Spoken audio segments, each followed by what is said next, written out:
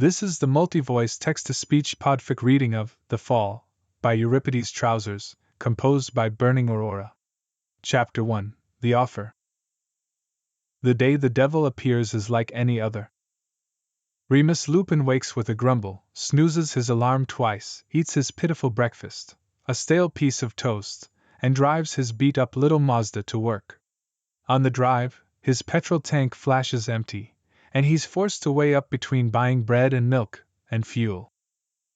He fills up, leaning against his car while he questions his career choices that have landed him with barely 50 pounds to his name, and the prospect of screaming 8-year-olds at 8 in the morning. However, he doesn't quite resent it so much when he enters the classroom, harried and running late, and 30 children chant cheerfully, "Good morning, Mr. Lupin," in perfect unison. In fact, he beams around at them all like they've told him he's won an all-expenses-paid holiday to Bora Bora. They've come so far since the start of the year when he first entered the classroom to a squalling cage match between Harry Potter and Draco Malfoy. Now, Harry clasps his hands together neatly, face attentive behind his round glasses, and Draco scowls down at his empty desk, sour about something but blissfully quiet. "No need for books today," Remus calls sunnily, mood instantly cheered by the sight of his students sitting patiently. "Get your hats, please, and line up by the door. We're going to learn about gravity." The day continues in this vein. His students soar on the swings and hang from the monkey bars, giggling as he calls on each of them to tell him exactly why they're being pulled back to the ground. They grasp the principles of gravity beautifully, and he's never been more proud. He eats lunch with Poppy and Minerva, the strict high school literature teacher and the school nurse. Poppy needles about his love life and he fobs her off with protests of, "Term's almost finished, I'm far too busy."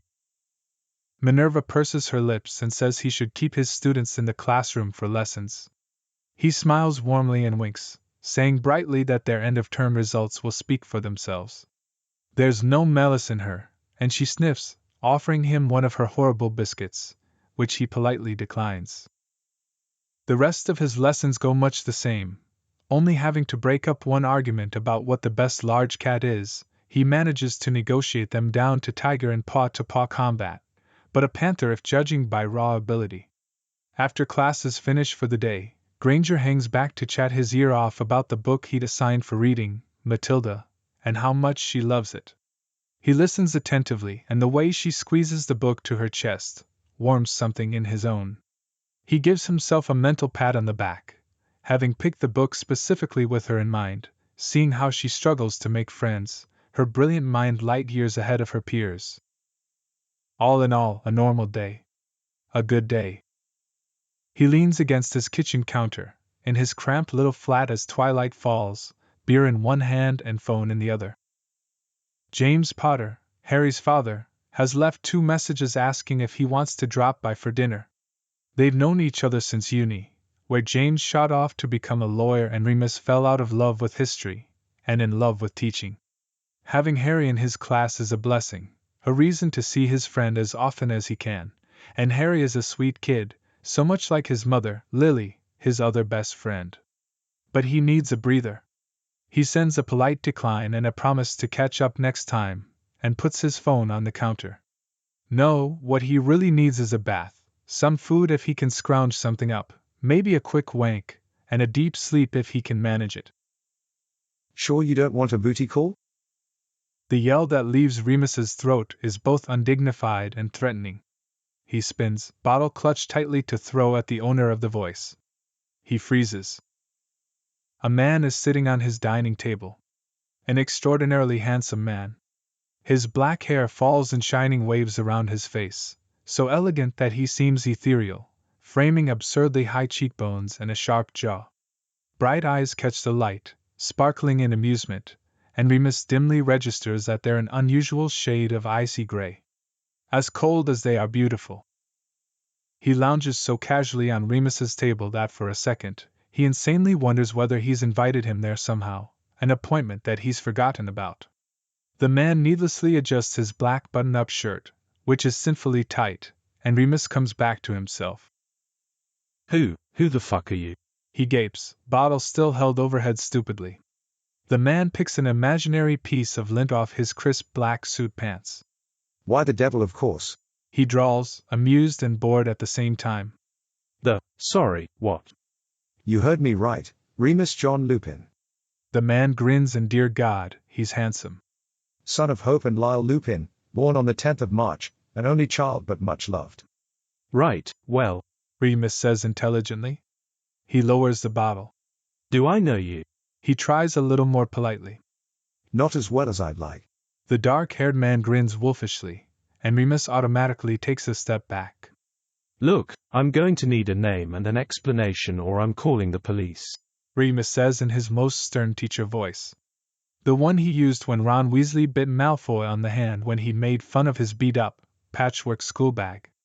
That voice had the class subdued, quiet and unbelievably obedient for a whole day. This stranger just smiles wider. I've given it to you. Well, my title anyway, the one mortals use for me. He drawls, crossing his legs and leaning back on his hands. You can call me Satan if you like. Lucifer if you're nasty, and I get the feeling you are. Remus grimaces. Please leave. He points at the door, which is locked now that he looks. He'd locked it behind himself when he came in. And the windows are locked too. Has this confused and possibly mentally ill man been in his home since this morning? Ice slips down his spine and he takes another step back, grip tightening on the bottle. Relax. So-called Satan waves a hand. I'm not here to murder you. I'm the devil. If I wanted you dead, you would be already. I mean it, leave. All right, you want proof? The man snorts, irritated, saying to himself in a quieter mutter. They always want proof. He claps his hands and the table he sits on is engulfed in flames. Remus shouts again and this time he does throw the bottle, which shatters in the flames at the man's feet, and he laughs. He sits in the center of the roaring flames, as comfortable as a cat in a patch of sun, and laughs, a harsh bark of laughter. Remus looks around for something to put out the flames, but they're already gone. He stares. His table is unscathed, not a scorch mark or burn to be seen, only the beer that drips down the legs and the bottle shattered beneath it. Enough proof? I have more. Satan offers politely. Remus shakes his head. Keeps shaking it, can't stop. This can't be real. Satan shimmers, wobbles. Strange thing for Satan to do, he thinks dimly. He raises a dark eyebrow. All right there, sunshine. The deep voice calls. Rather nice voice for Satan to have, Remus thinks stupidly. Although he's hard to see now, dark creeping in at the corners. Ugh, another fainter. Is the last thing Remus hears before the black swallows his vision and the floor races towards him. When he comes to, his dining table is blissfully bare. He sits up with a start. There's a puddle of beer and shards of the broken bottle scattered through the dining room. He rubs the side of his head. It aches, but there's no blood, no lump. He must have had a dizzy spell and fallen. The handsome burglar, or whatever he was, must have been a dream he had while he'd been unconscious. What an odd thing to dream, though, he thinks, creakily getting to his feet. The appearance of a handsome man in his dreams wasn't odd, but if his brain was going to conjure tall, dark men straight out of a GQ magazine, they were usually naked and smiling sweetly, not setting his dining table on fire. He cleans up the mess, pausing from sweeping to closely examine the table. He catches himself looking for burn marks and laughs at himself. No more beer tonight, he decides. No, a bath, maybe a bite, and then bed. He considers the previous edition of the Quick Wink. The man had been extremely attractive, but the fact that he called himself Satan was a bit of a turn-off. Remus isn't into that dark Satanist stuff. He dated a goth girl in uni for a few months, and the one time she tried to get him to do knife play had been too much for him. A bath he can do, though. He fills it to the brim and brings out his good Epsom salts for his muscles that ache from lying on the floor. Should he go to the doctor? No concussion though, so maybe it's alright, and adds just a dash of bubble bath gel. Ultimate relaxation. He groans as he sinks into the hot water, scalding and almost too hot, just like he likes it. The bubbles fizz and hiss as he leans back, and this day is almost salvaged. Ms. that sandalwood. He jumps, sending water and bubbles flying, and clutches at the rim of the basin as he slips, catching suds in his mouth and spluttering. The man from his fainting episode, or maybe not, because he's quite sure he's conscious now, is sitting on his toilet. The same dark shirt and pants as before, legs crossed, and leaning forward with his chin on his hand, gazing interestedly into the bubbles. Remus gathers them around himself, grinding out. How the hell do you keep getting in here? How the hell? Was that a pun? Satan grins. What do you want? Remus hisses, holding his knees to his chest, feeling far too vulnerable like this. Well, a great many things. Satan says seriously, as if he's really thinking about it. I want God to die a horrible death, a freshly made cinnamon scroll, and Liverpool to win the cup. But I'm just the king of hell, I can only do so much. Remus stares as the man's hand emerges from his pocket of his pants holding a cinnamon scroll.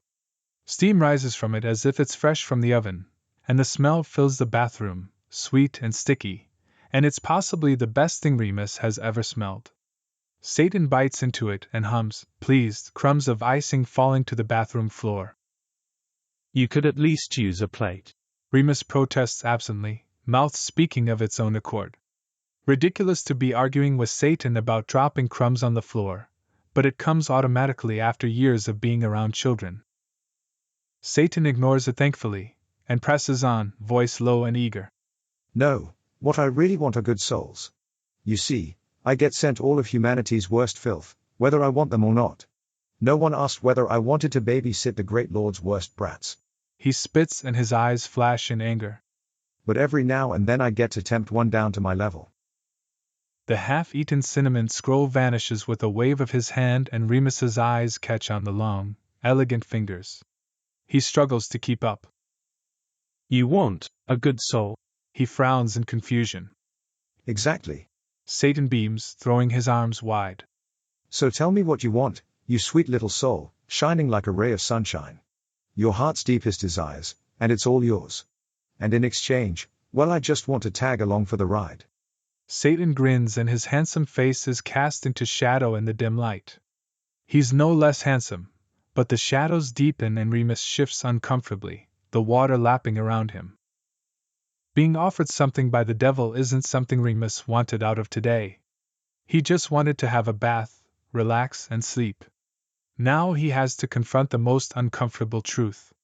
He's having a mental breakdown. He's not even stressed. Well, not more than usual, with the end of term approaching and overdue bills piling up. But that's nothing new.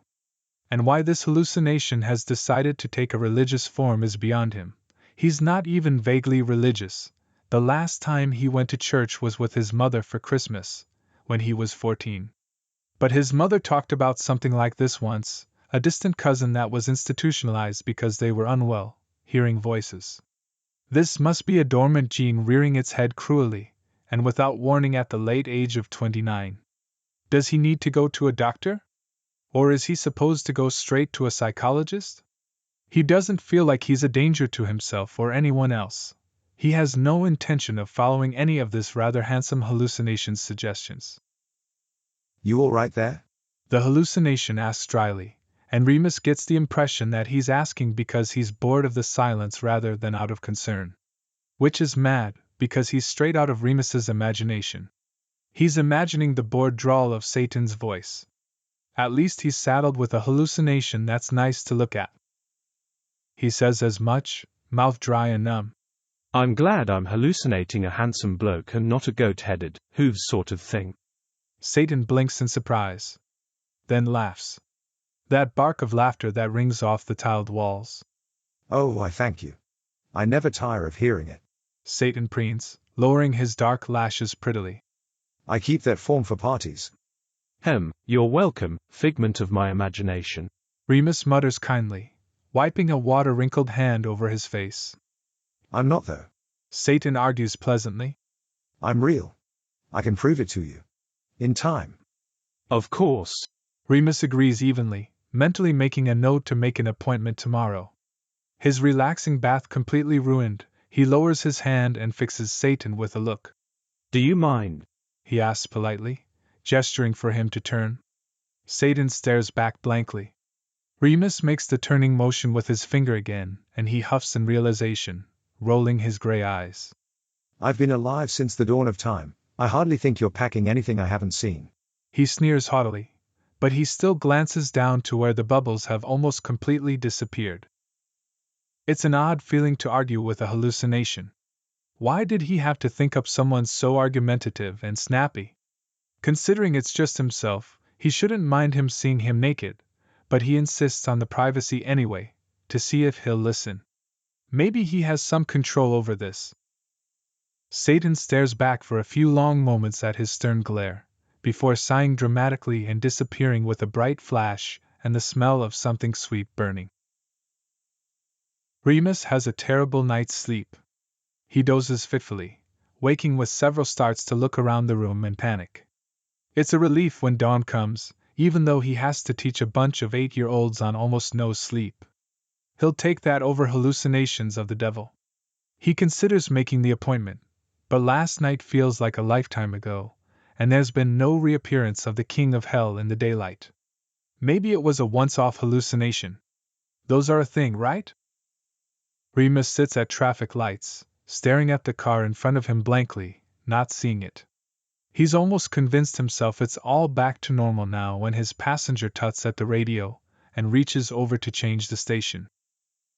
Remus is proud of the way he doesn't jump out of his seat, managing to keep his shock to cursing under his breath, gripping the wheel tightly. Really, doesn't everyone need rock to get them through the morning? Satan complains, twiddling with the dial. The radio hisses, and then catches on a gritty guitar solo, some rock song that Remus doesn't know. Megadeth. Satan exclaims gleefully. I know, it's predictable. But I like what I like. What? No Celine Dion. Remus mutters numbly, trying not to move his lips too much, so he doesn't have to face the fact that he's talking to himself. Never been a fan, no. Satan replies around a cigarette. Remus glances over irritably, frowning. No smoking in the car. He tuts. Satan stares back in wide-eyed disbelief, those big gray eyes almost taking on a kicked puppy look, and Remus has to mentally shake himself. This hallucination is good. Well, bad, very bad. But so realistic, he can smell the cigarette smoke as clearly as he can hear the beeping of horns. Oh, shit, sorry. Remus calls to the cars behind him and accelerates hastily. I mean it, put it out. He returns to the subject sternly, and his hellish passenger tips his head back against the car seat in dramatic protest. Come on, I can cure cancer if that's what. Out, now. Satan humps spectacularly. He could give one of Remus's 8-year-olds lessons on tantrums. But he vanishes the lit cigarette with a frosty wave of his fingers. Remus feels oddly satisfied, before he realizes he's only one against himself. And Satan doesn't help, prattling in his ear about how good smoking is, how relaxing it is, especially after sex. By the time he pulls into his parking spot at the school, he's tapping irritably on the steering wheel, jaw clenched, and craving a cigarette like he hasn't in years, not since uni when he managed to kick the habit. Are you going to follow me around all day? Remus grinds out, face falling as Satan opens the car door and steps out. He'd hoped he'd vanish as easily as the cigarette. Well, yes. Satan confirms, holding a newly lit cigarette to his lips. I told you, I'm here to do your bidding, sunshine. Name it. Go away. Except that. Then at least be quiet. I can't be talking to myself with the kids around. Remus hisses, looking around furtively, fully aware that he's arguing with blank air right now. Our kids. Satan wrinkles his nose, exhaling smoke. So boring. Couldn't you have a more interesting job? I like my job. Remus draws himself to his full height before stalking off towards his classroom, feeling oddly offended. Offended by himself. Mad. Crunching gravel follows him and Satan falls into stride beside him, long legs keeping up easily. What's to like about it? Screaming children, finger paint, that weird kid smell. Satan grumbles as if anyone is forcing him to tag along. Remus sighs. I'm a good teacher, and some of them need that, really need that. An image of little Eddie Ander's face swims in his mind's eye. He often comes to school in dirty, stained uniforms, shuffling his feet and brushing his greasy hair out of his eyes. Remus feels his face soften. Ah, Satan nods his head, pointing at his face as if it incriminates him. there it is, there's the good soul I'm after. You became a teacher to help children. The ones no one else looks after. Remus snaps his mouth shut around his reply. He wants to say something biting, but they're close to the buildings now, near the end of the driveway, and he can't risk being overheard cursing at himself. His silence doesn't seem to bother the devil. Now see, I can't understand why people still believe in God when things like that happen. He muses, putting the cigarette out on a clueless child's bag as they pass, while Remus stares in horror before looking away quickly. You know, abused kids and that. If God was really a good guy, wouldn't he intervene? Everyone'll have you believe it's my doing, but I hardly give a shit what you monkeys are up to. I don't go around telling perfectly good people to abuse kiddies. People are bad enough themselves to do it, and I'm there to punish them when they're done. But God, he's the one that lets it happen when he could smite them. How did I become the bad guy in this? Remus ignores his rambling, or tries to. He'll happily discuss theological morality, but it's pointless to do so with a figment of his own imagination. He walks into his classroom early, before any of the children have arrived, and walks around the room setting up for the morning. He changes the date and day on the board, concentrating hard on the calligraphy while Satan rattles off horrible facts about famine in faraway countries in his ear. Kids start to trail in with varying amounts of energy. As always, Harry makes a beeline for him, stopping just short of giving him a hug to grin up at him. Remus looks down fondly, relieved to be looking at something real and inarguably good and pure. But then Harry wrinkles his nose. You smell like outside the sports building, Mr. Lupin. Remus stares, bewildered. His eyes widen when Satan chuckles in his ear. Ah, the boy's not used to cigarettes, I take it. He murmurs, breath hot on Remus's neck. Give him 10 years and he'll be chain-smoking and doing lines off a bird named Tiffany. Remus turns his head sharply to find the handsome face perched on his shoulder. He does smell like smoke, but also fresh, like the ground just before it rains. A crackle of lightning thrown in, ozone rising in the air, just before a storm. He tears his gaze away to look back down at Harry, who looks in confusion between him and what must be the empty space he'd just been staring at. Right. Remus exhales sharply, trying for calm and failing. Well, find your seat, Harry. Class is about to start. Harry smiles and runs off to his seat, taking a detour to stop at Weasley's desk to whisper something in his ear. Remus watches them both giggle about something without really seeing them. Harry smelled the smoke. The smoke was real. But the man is not, as much as he looks it, wandering off to bend over the tables and scratch his chin boredly at the homework the children have laid on their tables. Is he smoking now? Is he hallucinating this man and smoking the cigarettes he sees the man holding? Is this another personality of his own that he sees represented by this gorgeous but haughty creature? Surely not. He can't ever imagine thinking the things that spout from this guy's mouth. God, he needs to make that appointment. He vows to do it in his break. He sinks down in his chair as he waits for the bell to start first period, and tries his best not to stare at the empty air where Satan saunters around the room. He makes his way over to Remus's desk and he frowns with concentration not to react when he slides onto the desk. He props a foot up on the arm of Remus's chair and Remus pointedly does not look at his long legs, or his tight shirt, or even tighter black pants. Satan cocks his head at him. He sees it out of the corner of his eye. You know, I can feel sin. He says casually, leaning back against the desk. Gets me all tingly under the horns. Remus chances a glance up at the face and offers the most withering glare he can muster. Satan continues unbothered. Like right now. You look at me and I can feel the lust rolling off you. Pretty sinful in a room full of kiddies if you ask. Remus jumps to his feet, calling out sharply. Everyone in your seats, please. The children scamper to obey, faces pinched in worry at the bite in his tone. He clears his throat guiltily, giving the briefest of scathing looks to the chuckling man on his desk. Well done, class. Now, roster. Anders. Remus is surprised that he manages to drown out the devil's inane chatter pretty easily. A learned skill of being a primary school teacher, which he's never been more grateful for. He runs through his lessons breezily, from English in the morning to science after morning break. The private school is prestigious but small, so they don't have teachers that specialize until high school, but it keeps it interesting, jumping between subjects. Although he hates maths and yearns to teach history properly, diving into the political climates of each decade and dissecting the resulting events.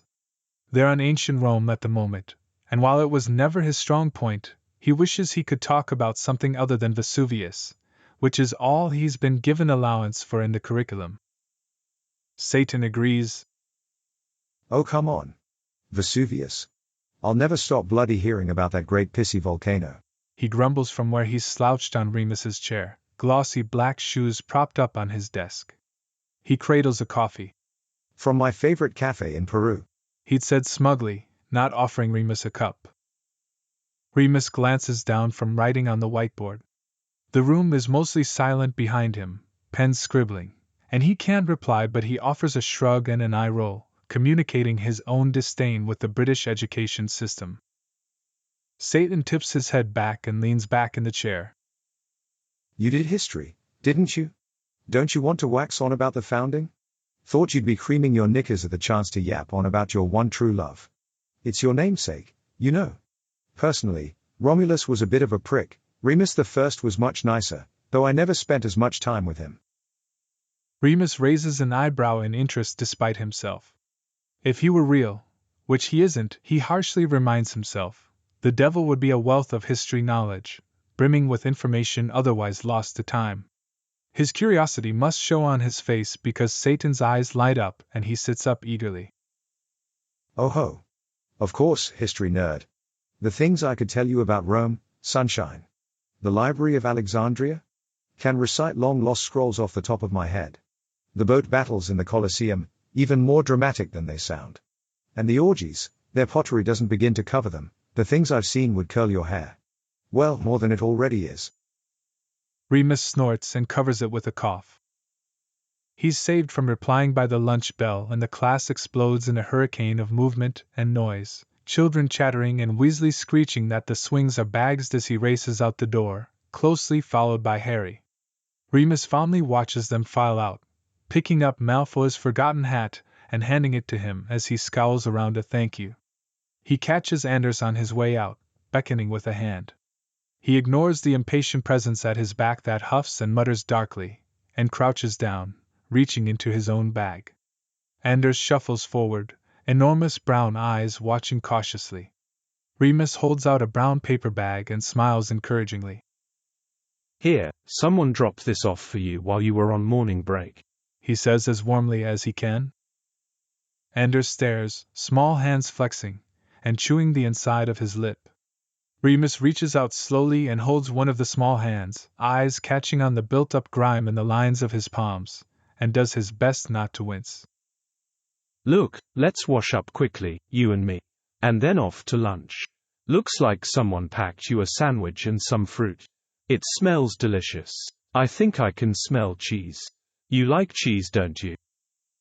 Of course there's cheese. Remus prepared it himself after seeing the way Anders devoured the last sandwich he'd brought him, under the guise of an anonymous relative. Anders nods, lips pursing like he's swallowing whatever he wants to say. Remus straightens, pulling him gently over to the sink in the corner where they wash up their paints on art day. He scrubs at the grime as gently as he can, and chatters about nothing in particular, slipping in a casual offer to wipe Anders' face. He nods again and Remus wipes over his sticky cheeks and face with a warm, damp cloth. He smooths the hair back from his face, and Anders smiles shyly, touching his own cheek. Remus swallows hard and holds out the brown paper bag again.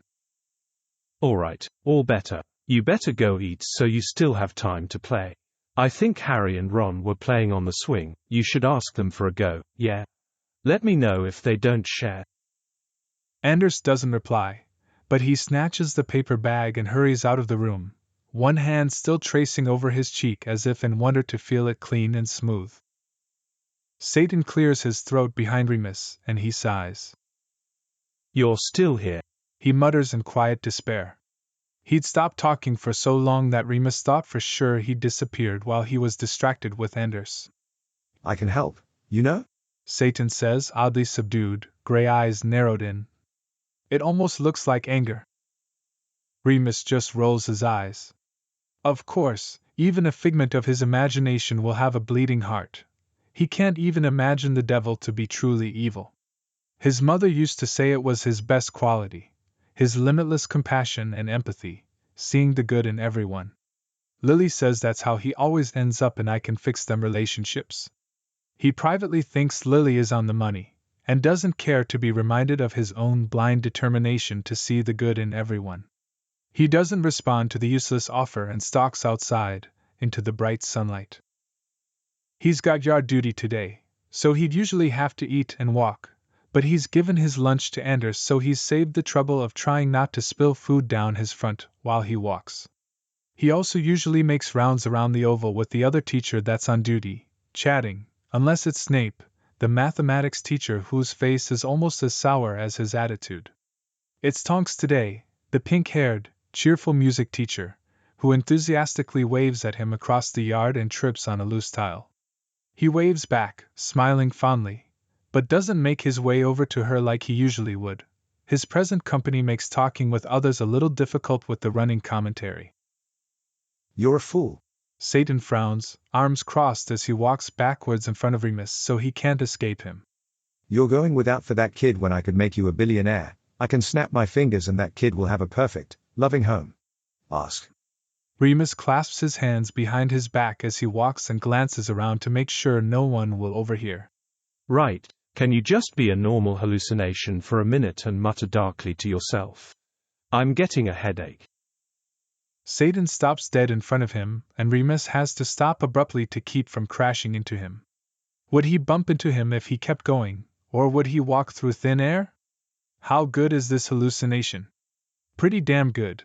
He can smell that smoky ozone scent this close, and he can feel huffs of hot breath on his nose as Satan exhales sharply, eyes narrowed in frustration.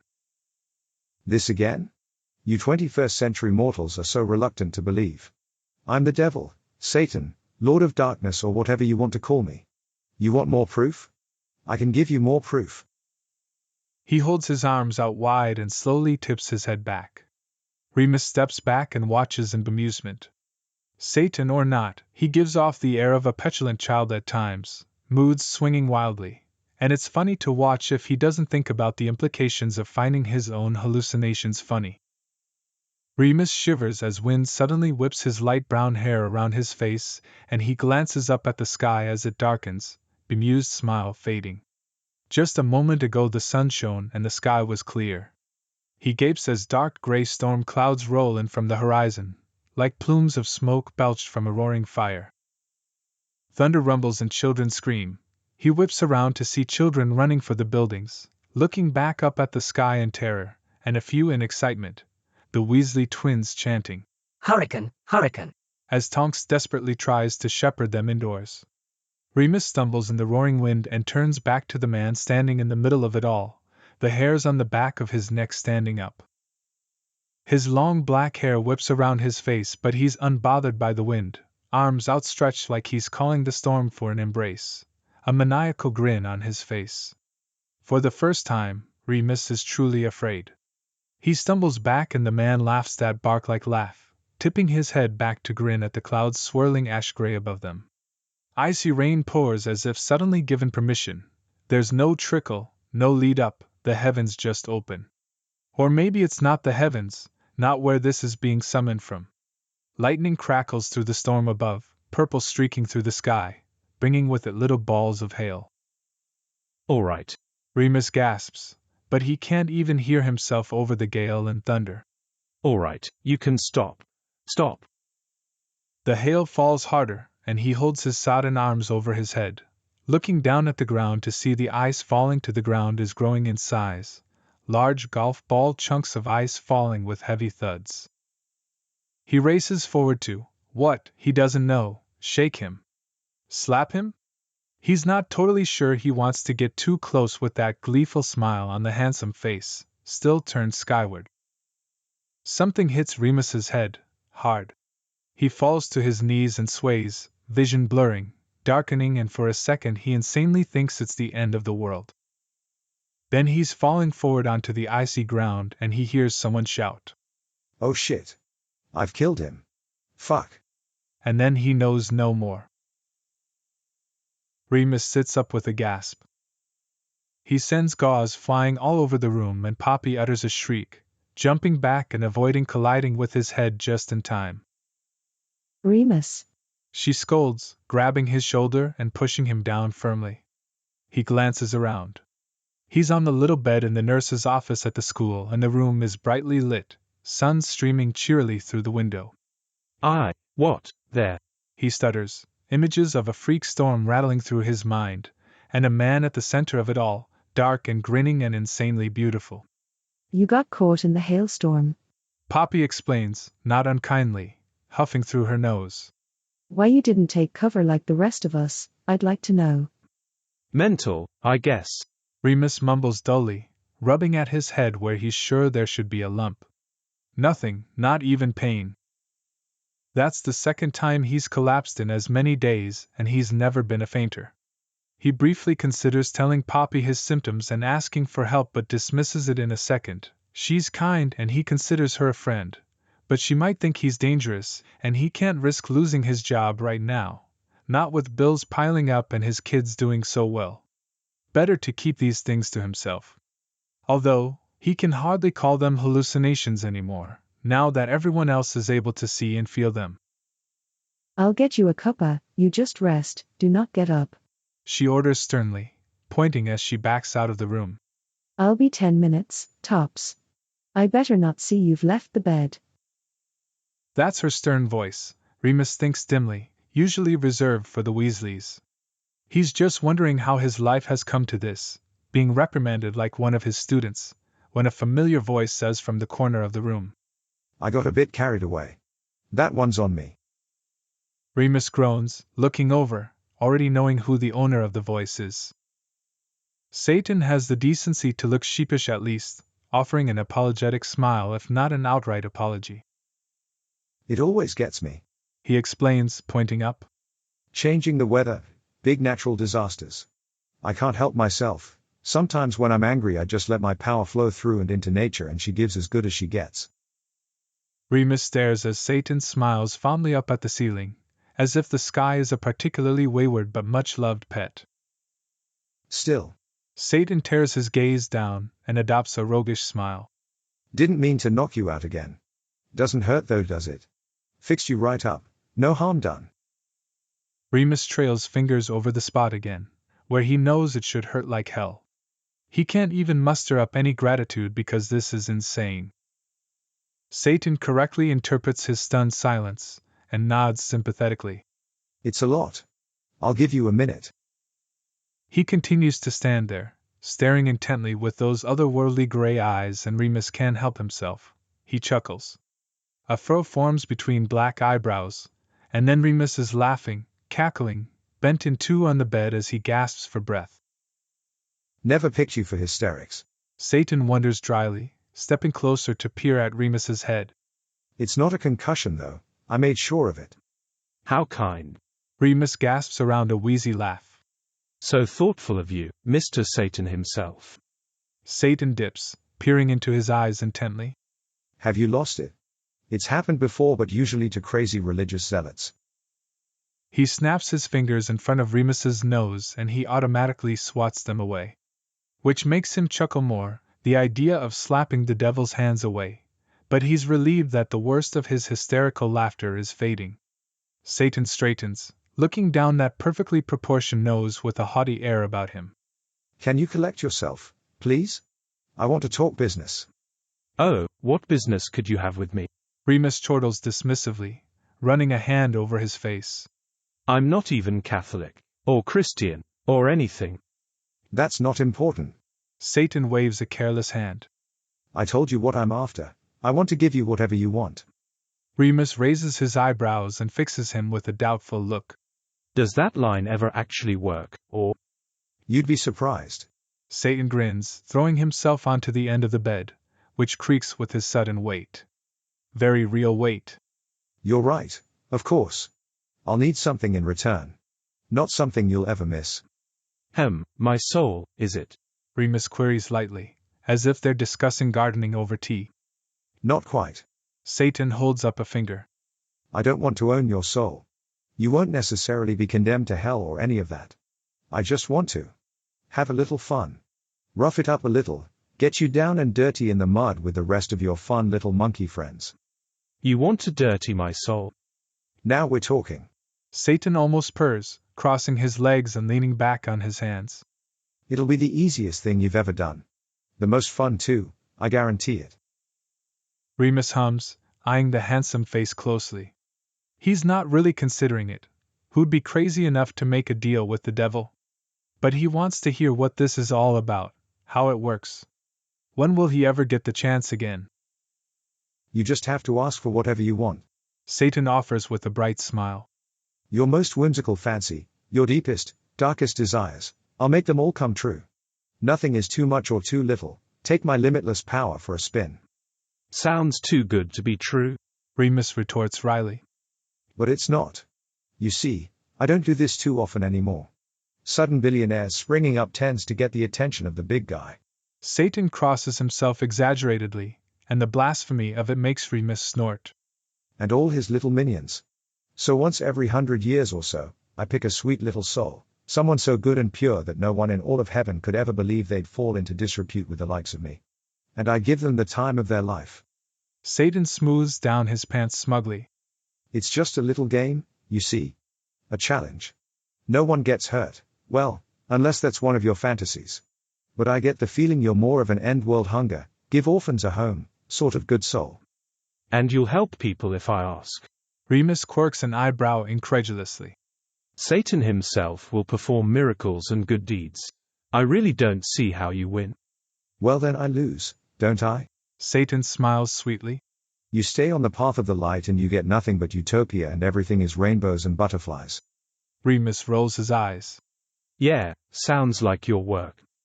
Now, it's all up to you. He insists earnestly. Your soul won't tarnish from a little selfishness here or there, but if you stray too far, and trust me, everyone does sooner or later, you'll find yourself on a highway to hell, so to speak. An unironic favorite of mine, by the way. Satan leans in, poking cruelly at the center of Remus's forehead. You just have to stay true to your wonderful, heavenly morals and you're safe. I'm none of those things. Remus protests a little desperately, shaking his head. I think you've got the wrong bloke. I'm not good or pure or any of that. He thinks of all the wrongs he's done, and they're innumerable. He tried drugs in uni, lies to his mother, and a great many other people. Now that he thinks about it, he's fucked people over in ways he's always regretted. He almost blurts out that he's fucking bi, for God's sake, he's fucked men many times and probably, hopefully, will again in the future. Isn't that supposed to be a sin, according to those who bleat about God, the devil and hell? One of the worst sins, right? He bites his lip just in time. I think I know my souls. Satan counters dryly, plucking at the frayed sleeve of Remus's old cardigan. You're as good as they come, Mr. Here, take my food, poor neglected child. No, I'm not hungry even though I spent all my money on stupid craft supplies for ungrateful kids and didn't buy food for myself. Remus gapes, jerking away, somehow offended, even though none of the things described are particularly shameful. It's the way the man says it, with a disdainful sneer and a roll of his eyes. Anyone would do that. That's what teachers do, he argues, managing to keep his voice even. Satan shrugs, an elegant roll of his broad shoulders that's terribly distracting. Say what you want, you're a good person, Remus Lupin. And I just want to show you a good time. What do you say? He grins in the sunlight and he shines from within, the way a diamond captures light and magnifies it tenfold. A beautiful, dazzling gem. Cold, hard, unfeeling. He's a siren's song. Ethereal and alluring, but the gorgeous face is a mask. And Remus won't answer the call. Not for all the gold in the world. Ender's face flashes in his mind's eye again, and he thinks of how hard he works to keep these kids happy and learning, how his car refuses to start most mornings in winter, how many times he's spent his dismal paycheck on helping friends through rehab, homelessness, or on their bills, while his own home is plunged into darkness once again, unable to pay the power bill. How he dropped his history major and changed to teaching because he wanted desperately, more than anything, to make a difference in children's most formative years, to be a good teacher. Piss off and bother someone else, he states calmly. Satan's sickly sweet smile drops, and in its place is an ugly look, a flash of hunger and anger, before it's quickly wiped away with a dismissive roll of gray eyes. I know when I'm beat, he announces to the room at large, leaping to his feet, arms swinging wide dramatically. Who knew the devil would be such a drama queen? He turns back to Remus and bows neatly, mischievous grin back on his face. It was lovely meeting you, even more lovely having you fall at my feet repeatedly. He drawls, grin widening. Until we meet again, sunshine. There's a bright flash like a camera going off, the smell of burning sugar, and he's gone. Remus stares dumbly at the place where the sparkling gray eyes and wide grin had been a moment ago. He gets an uneasy, rolling feeling in the pit of his stomach. Surely the devil doesn't give up that easily. Chapter 2: The Gift. Remus spends the next day in a numb daze.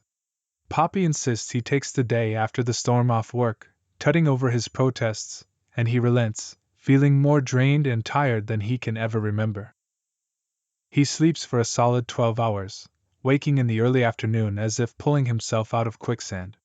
He shuffles around his flat, making tea, tidying reluctantly, and blinking in the soft sunlight, turning quickly at the slightest sound or movement, expecting a tall, dark-haired man to emerge from the shadows with a sly comment and a grin. He doesn't. Remus is relieved. Mostly. He feels like he should go to church or something. He should. Pray, right? Knowing that God might be real now. He makes another cup of tea. Theological questions firmly pushed to the back of his mind, he actually has time to take stock of his apartment, and grimaces at what he finds. There's barely enough food to scrounge together a sandwich, and the pipes under the kitchen sink are leaking again. He sighs at the murky puddle on the floor and sets off in search of his tools, a birthday gift from his father, predictably practical as always. He carefully tugs his toolbox from under a teetering stack of thick books in the broom cupboard, a dangerous game of Jenga that he always manages to win, and makes his way back to the kitchen, rubbing dust out of his eyes and vowing to make a start on properly organizing his flat, only 4 years after moving in. He blinks in confusion at his kitchen, freezing in the doorway.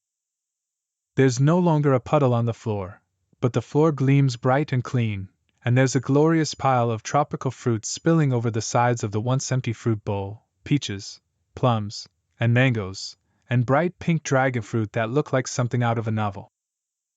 He blinks around at the rest of the kitchen and sees the fridge door ajar. He numbly pulls it open and stares at the overflowing abundance.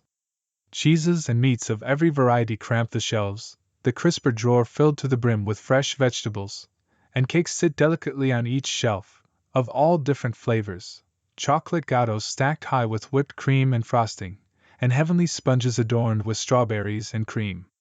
And there's beer, ice cold and his favorite brand, right next to the best red he's ever tasted, chilled to his tastes, even though it would make James gasp, scandalized. He gazes in wonder, toolbox hanging limply at his side. Hey, Satan, He calls calmly to the silent apartment. I think you forgot something. Hardly. A haughty voice sniffs from behind him. I don't forget anything. Remus turns to find Satan sitting on the countertop, in the same outfit as before, but he's added a leather jacket with silver studs on the collar, draping it elegantly over his shoulders. It shouldn't look so good. It should clash with the crisp lines of the expensive-looking button-up and pants. It doesn't. Remus averts his eyes and waves an arm at his sparkling clean kitchen, bursting at the seams with fresh food. I didn't ask for any of this. You can take it back. Consider it a gift. Satan encourages with a flick of his hair. A gift. An extension of goodwill. Remus doesn't miss the way he grins slyly around his words. An olive branch. Take it back. He replies tonelessly, pointedly keeping his eyes away from the pile of fruit at Satan's elbow, even though his mouth waters. You'd reject my heartfelt, no strings attached gift? Satan huffs, gray eyes narrowing, plucking a peach from the mountain of fruit. These are fresh from Italy. Nothing tastes as sweet as a peach ripened under the Italian sun. He examines the fruit closely, tongue darting out to wet his lips, and Remus is helplessly captivated, despite himself. Sweet, and soft, and perfectly ripe. They're still warm from the mid-morning sun. Here. He tosses it and Remus catches it automatically. He half expects it to turn into a snake, or a spider or something ghastly, but it remains a peach, sun-warmed and velvety in his palm. He swallows. I don't want any of it. He insists, throat tight. Satan blinks innocently. It's a gift. Do with it what you will. Remus swears he sees a wink before he has to look away from the blinding flash of the devil's departure. He doesn't eat the food. He wants to. He hungers to. It's like he's never known hunger before this, body racked by hunger pangs, and he returns frequently over the afternoon to the fridge, opening it to stare longingly, tracing the expensive-looking labels on the cheese, mouth-watering as he yearns to swipe just the tiniest morsel of frosting with his finger, and torturing himself by finding new and increasingly glorious treats every time he returns to the fridge. His stomach growls furiously when he tears himself away. There's no such thing as a gift from the devil, he tells himself firmly. After an afternoon of aimlessly wandering around his flat, stomach thundering, he finds his resolve. He packs the food carefully in bags, just as careful not to damage it as he is not to get any on his hands, knowing how easy it would be to lick frosting and cream from his fingers and be indebted, despite the devil's claim of no strings-attached gifts. He clenches his jaw against the tantalizing smells and piles the bags into his car. He drops it off at his closest homeless shelter. It's all packaged and unopened, so he hopes they'll accept it. He rushes back to his car in a sudden deluge of warm spring rain and throws himself in, slamming the door a bit harder than he means to. Chocolate. Remus jumps, banging his knuckle on his side window, and hisses in pain, clutching it. He glares at the man in his passenger seat, who stares back impassively. How the bastard manages to look perpetually bored even though he's the one doing the hounding is beyond him. What? He bites rather rudely. Chocolate. Satan repeats as if he's hard of hearing, holding out a slab of chocolate wrapped in foil, with a bite already taken out of the corner. Switzerland's finest. I went all the way back to the 1950s for this one. Very special recipe. Would you like a bite? Remus looks away pointedly. No, thank you. He says stiffly. This won't work, you can't tempt me. I'm not trying to tempt you. Satan smiles winningly. Not at the moment. I told you, they're gifts. Gray eyes glance back, bemused, at the shelter. Feed the homeless if you want. It's yours to give. But you should really eat something, you're starting to look a little pale. He waves the chocolate bar closer, and Remus turns his head away, breath fogging the window. I promise it won't lead you down the path of darkness. Satan chides, exasperated. It's just a peace offering. Pinky swear on it. Remus queries in a mock-serious tone. Satan chuckles, deep and throaty. I'm bound by promises. Oaths we call them. Immortals, I mean. It's a serious thing to break an oath where I'm from. Hell. The other one, sunshine. Satan drawls softly, gray eyes glancing skyward.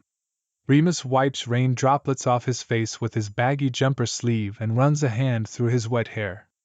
It still falls in his eyes. And you'll make an oath that you're not going to trap me in some contract for my soul with food. Satan hums distractedly, still looking skyward, as he makes a small X above his heart with his finger, where a heart is supposed to be anyway, and it glows brilliant, dazzling white for a moment before fading to nothing. Sure, consider it done. It's not a contract, anyway. I have no claim, I told you. I'm just here for the ride. Satan assures him calmly. Remus stares. He doesn't trust him. But he also doesn't see this going anywhere else. His lifetime is barely a blink of an eye to a being like this. He can't keep running, he might as well accept these gifts, the small ones, at least. The ones he can live with. He hesitantly reaches for the chocolate before pausing, pulling his hand back. Gray eyes watch the movement and flicker upwards irritably when he pulls back. It's just Cha. The peach. Remus runs a hand through his hair again, staring out the windscreen at the light drizzle and nervously tapping his foot. The one from Italy. He clarifies, voice clipped and tight. If he's going to accept a gift, then he's going to make it count. Satan silently holds out a warm, orange, sunset-colored peach as promised. It looks different from the one earlier, a dark green leaf still clinging to the stalk, as if a long-fingered hand has reached through space effortlessly to pluck it directly from the tree at Remus's request. He takes it, and it's as warm to the touch as the other. His mouth waters and he doesn't even hesitate. If God, or whoever is taking notes on his transgressions, wants to write him off as a sinner for eating a damn peach, then they can also jot this down. He doesn't give a fuck. He's hungry, and he's resisted hard enough. He just wants to taste temptation and not blanket himself in guilt and righteousness for a minute. He sinks his teeth into the peach, keeping his gaze away from the man next to him, and hums in surprise as nectar runs down his chin and hand, trickling down his wrist. The warm, sweet tang sings in his mouth and he grins around the bite. It's as sweet as promised. This doesn't feel like damnation. Feels a little more on the salvation side, honestly. He devours it quickly, before he can change his mind, and savors every bite. He licks the sticky juice from his fingers before remembering his passenger, and furtively glances over. The pleased smile gracing the handsome features is a little startling. Anything that can make the devil smile like that surely can't be good. And the look in his eyes isn't much better. Remus stiffens as the gray eyes, dark like ash in this light, flicker between his hand and his mouth like he can't decide which he wants to look at more. Satan cocks his head to the side, smile widening. See? He waves a hand. A gift. The hand waves again and the stickiness disappears from Remus's hands and face. Let me take you to dinner. He offers abruptly, tearing his gaze away and settling back in the car seat, as if getting comfortable for a long drive. No, Remus says firmly. Satan tuts impatiently and clicks his fingers, the engine roaring to life. Dinner, that's different. Remus fumbles, knocked off balance by the deeply satisfied and yet hungry look that had been on the devil's face as he watched him eat. Despite his protests, he's just as hungry as before the peach and his stomach aches for more. Rubbish. Satan scoffs dismissively. You think that was good? Let me show you the best thing I've ever tasted. This century, anyway. Remus shakes his head, gripping the wheel tightly. I can feed myself. I wasn't going to hand feed you, but if. You know what I mean. Remus snaps before taking a breath, reeling himself in. He says more calmly. Wouldn't that count as tarnishing my soul? Satan chuckles. No, sunshine. It's dinner. You'll have to wait until at least the third date for some tarnishing. He barely resists the urge to shove his shoulder, forgetting for a wild moment that it's the king of hell and not one of his friends, making a stupid comment. His hand twitches and gray eyes narrow knowingly, a smile lifting the corners of his mouth. But no means no, even I know that. You're so righteous. Satan sneers sarcastically. Give me a yell when you find out morality tastes exactly like nothing. He hisses the last word and vanishes with a flash, and this time it rocks the car, like he's put a little more flounce into his abrupt departure. Remus sighs, stomach grumbling in outrage. That peach really was divine. He spends the rest of the night daydreaming of what wondrous, sumptuous meal the devil was going to treat him to. The stale toast is dry in his mouth and he eats it anyway, annoyed at himself, longing for the soft, sweet flesh of the peach. What are we doing today? Remus glances over his shoulder at Satan, once again sitting on his dining table like he owns the place. I'm doing chores. Remus replies dryly. You are going to pester me, I'm guessing. How did you know? Satan crows cheerfully. Remus turns back to the broom cupboard, the contents of which have spilled out into the hallway. Old history books he couldn't part with, fishing gear, he doesn't fish, 3 different brooms, they're technically in the right place, he supposes, and an assortment of junk that he has to sort through. He secretly hopes Satan whisks him away from this mess, before he catches the thought and mentally reprimands himself. You're in a good mood, Remus says brightly without looking up. Tantrum's done for the day already. It's bold. But thus far, the devil spends most of his time pestering him to accept gifts and favors, so it's hard to be scared of him with no lightning and hail in sight. Satan glowers, nostrils flaring in a very human-like sign of anger. I'm the king of hell, I don't have tantrums, I have justified fits of rage. And just so you know, I've been around the world twice before you even rolled out of bed. Stropping your way around the globe, throwing hail at people, is it? Remus calls over his shoulder, picking up a dusty old Pope Halloween costume that his ex, Fabian, must have left behind. He ignores the spluttering behind him and grins. Hey, look, it's your best friend. He hears a snap and the costume promptly bursts into flames. He swears and drops it, blowing on his fingers which smart, burning. Oofs. The devil grins. The fire continues to burn, white cloth curling into black on the floor, and Remus glares at the culprit, hands on his hips. Clean up after yourself, please, he orders sternly, pointing at the pile of flames, and is startlingly reminded of the other day when Weasley had left his paints everywhere, dripping onto the classroom carpet, and he'd uttered these exact words in the same tone. Satan quirks an eyebrow and grins. All right, but it counts as granting a wish. Cheeky shit. Remus sighs, picking up a pot plant and upending it over the flames, damp dirt smothering them. He stamps it down, and smoke curls feebly from the pile of dirt and ashes. Satan looks disappointed.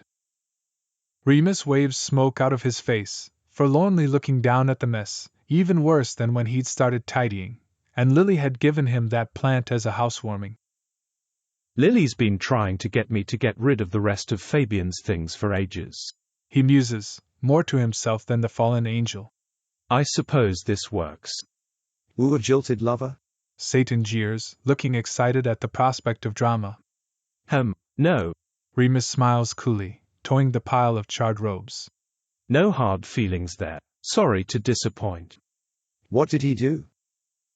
Remus grabs the brush and shovel and starts sweeping away the mess, while his unhelpful companion leans back on his hands, watching. None of your business, Remus says serenely. He probably knows already. He seems to know everything and is terribly smug about it, but Remus doesn't fancy getting into it. He cheat? Remus grits his teeth and keeps sweeping. That's not it. Satan leans forward, tapping his chin thoughtfully. He did something, though. Nice bloke like you doesn't quit on someone for the hell of it. Ha, hell of it. Remus stands, gripping the dustpan tightly and stares down into the black ashes, eyes widening. The smoldering costume sends a light bulb off in his head. On second thought, chores can wait, he announces brightly, dumping the ashes into the bin. Excellent. Satan perks up eagerly. You want revenge on your ex? I can make him impotent. Or I can make everything he eats taste like ash. I could even just appear in my other form and scare the living shit out of him. What's the burning need? Sunshine. Actually, Remus smiles. I don't think you'll want to join me for this. No? Satan deflates, eyes widening with that kicked puppy look again. I'm going to church. Do they still do exorcisms? We don't do that sort of thing, sir. But I can have a priest speak with you if you're troubled. Remus sighs, smiling politely at the concerned nun who regards him with wide eyes. That's all right, thank you for your time.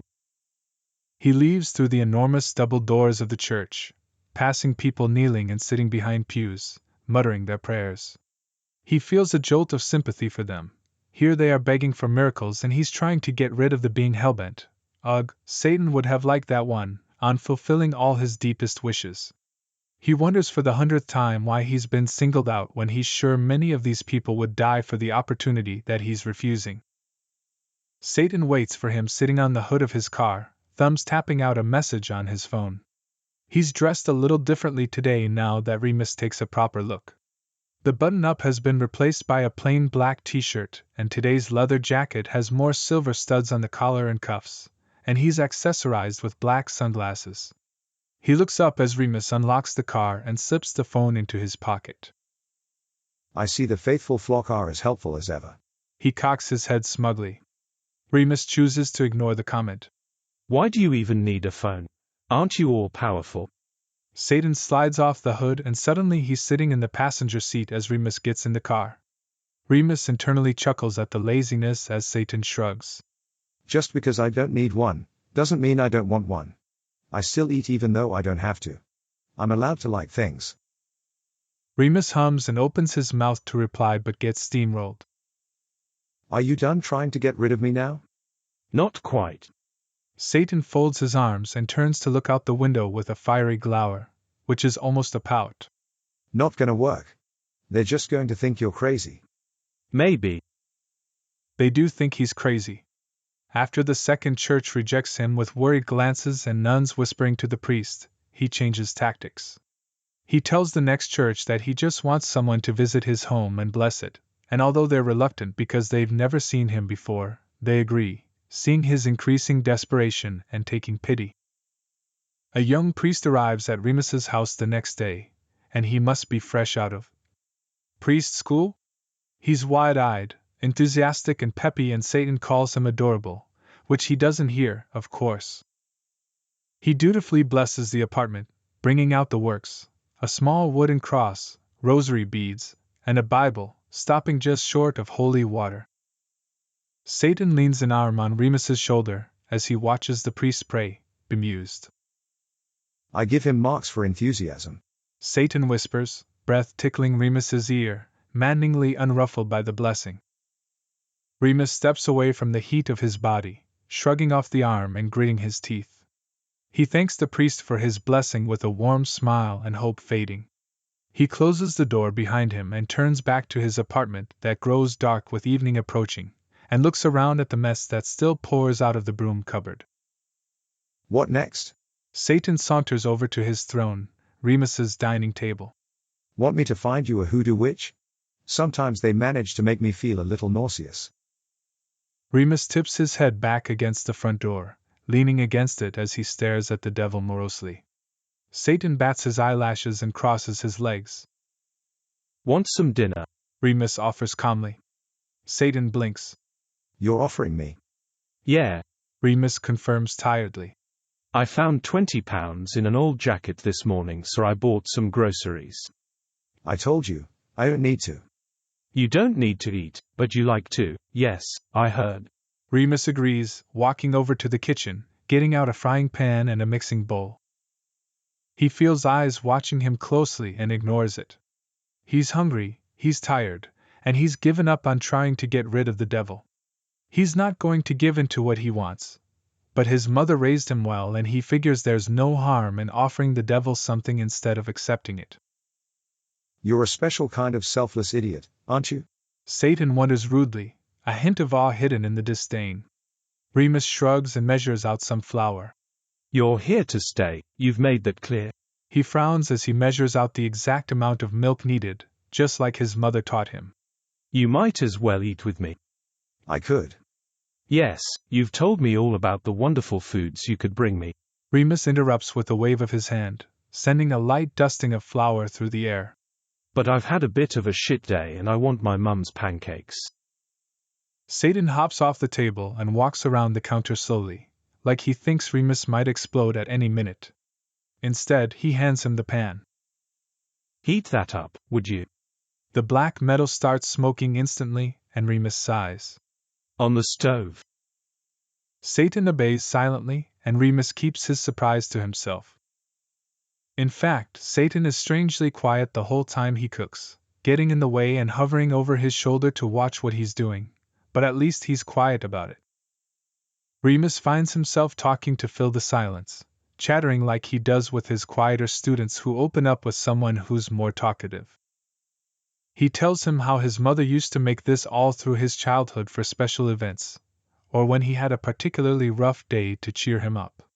His family had always been poor, much worse off than he is now, so having this was a treat, and he suspects she squirreled away the ingredients for days when he was particularly upset or had something to celebrate. He pours the batter into the frying pan and the sweet, familiar smell brings a smile to his face. He rolls his shoulders and feels some of the tension fall away. He desperately wishes he could talk to her. It smells good, Satan says quietly, sniffing over his shoulder. It might be the first nice thing he's said that isn't loaded with innuendo or ulterior motives, thick and sweet like honey. Remus smiles and elbows him gently in the stomach to get him to step back so he can reach for the spatula. When he turns back to the pan, he's back at his shoulder, like there's a retractable string holding them together. It's oddly endearing, if a little annoying to keep bumping into him. He's a very curious person, no demon, underneath the mask of boredom.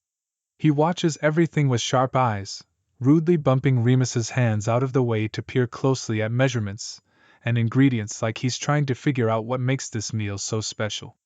Remus doesn't bother to explain that he won't find the answer in the amount of flour or sugar, or even the delicate sprinkle of cinnamon. When he sets the large stack of pancakes in the middle of the table, he finds it already set neatly, a large jug of maple syrup and a bowl of neatly sliced strawberries and bananas in the center, between 2 bottles of beer. He raises his eyebrows. Another gift? He queries softly. Satan shrugs carelessly, but he answers with a tap on his own chest, and the X suddenly glows brightly before fading again, as if it lurks just beneath the skin. The pancakes are delicious, exactly how he remembers them, and he can't help smiling around each mouthful, memories rolling over him in waves with every bite, his dinner guests forgotten as he's pulled into their orbit. His mother makes them on his 10th birthday as his father hands him his present with a warm but apologetic smile, a kite that has a patch darned in one of the wings. He grins widely anyway and begs to go fly it after breakfast. When he's 12, his mother makes pancakes on his first morning of school. He's been homeschooled up to now because they live remotely and they couldn't afford to move.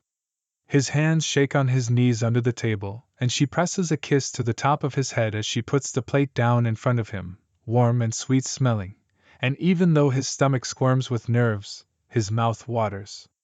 She makes them again when he fails his first exam, sitting at the table with his head in his hands, his teacher's words playing on a loop in his head. Not everyone's cut out for university, kid. Maybe you should think about a trade. His mum puts the plate down and sternly tells him that he can do whatever he puts his mind to and there's no such thing as a bad student, only bad teachers. He swallows, throat tight, and blinks hard. He should visit her grave soon. Not bad. Satan mutters quietly around a mouthful of pancakes. Remus lifts his head, pulled out of the deep well of memories. Thanks. He smiles softly. Old family recipe. He looks back down at his plate and feels intense eyes on him again. Why did you offer me some?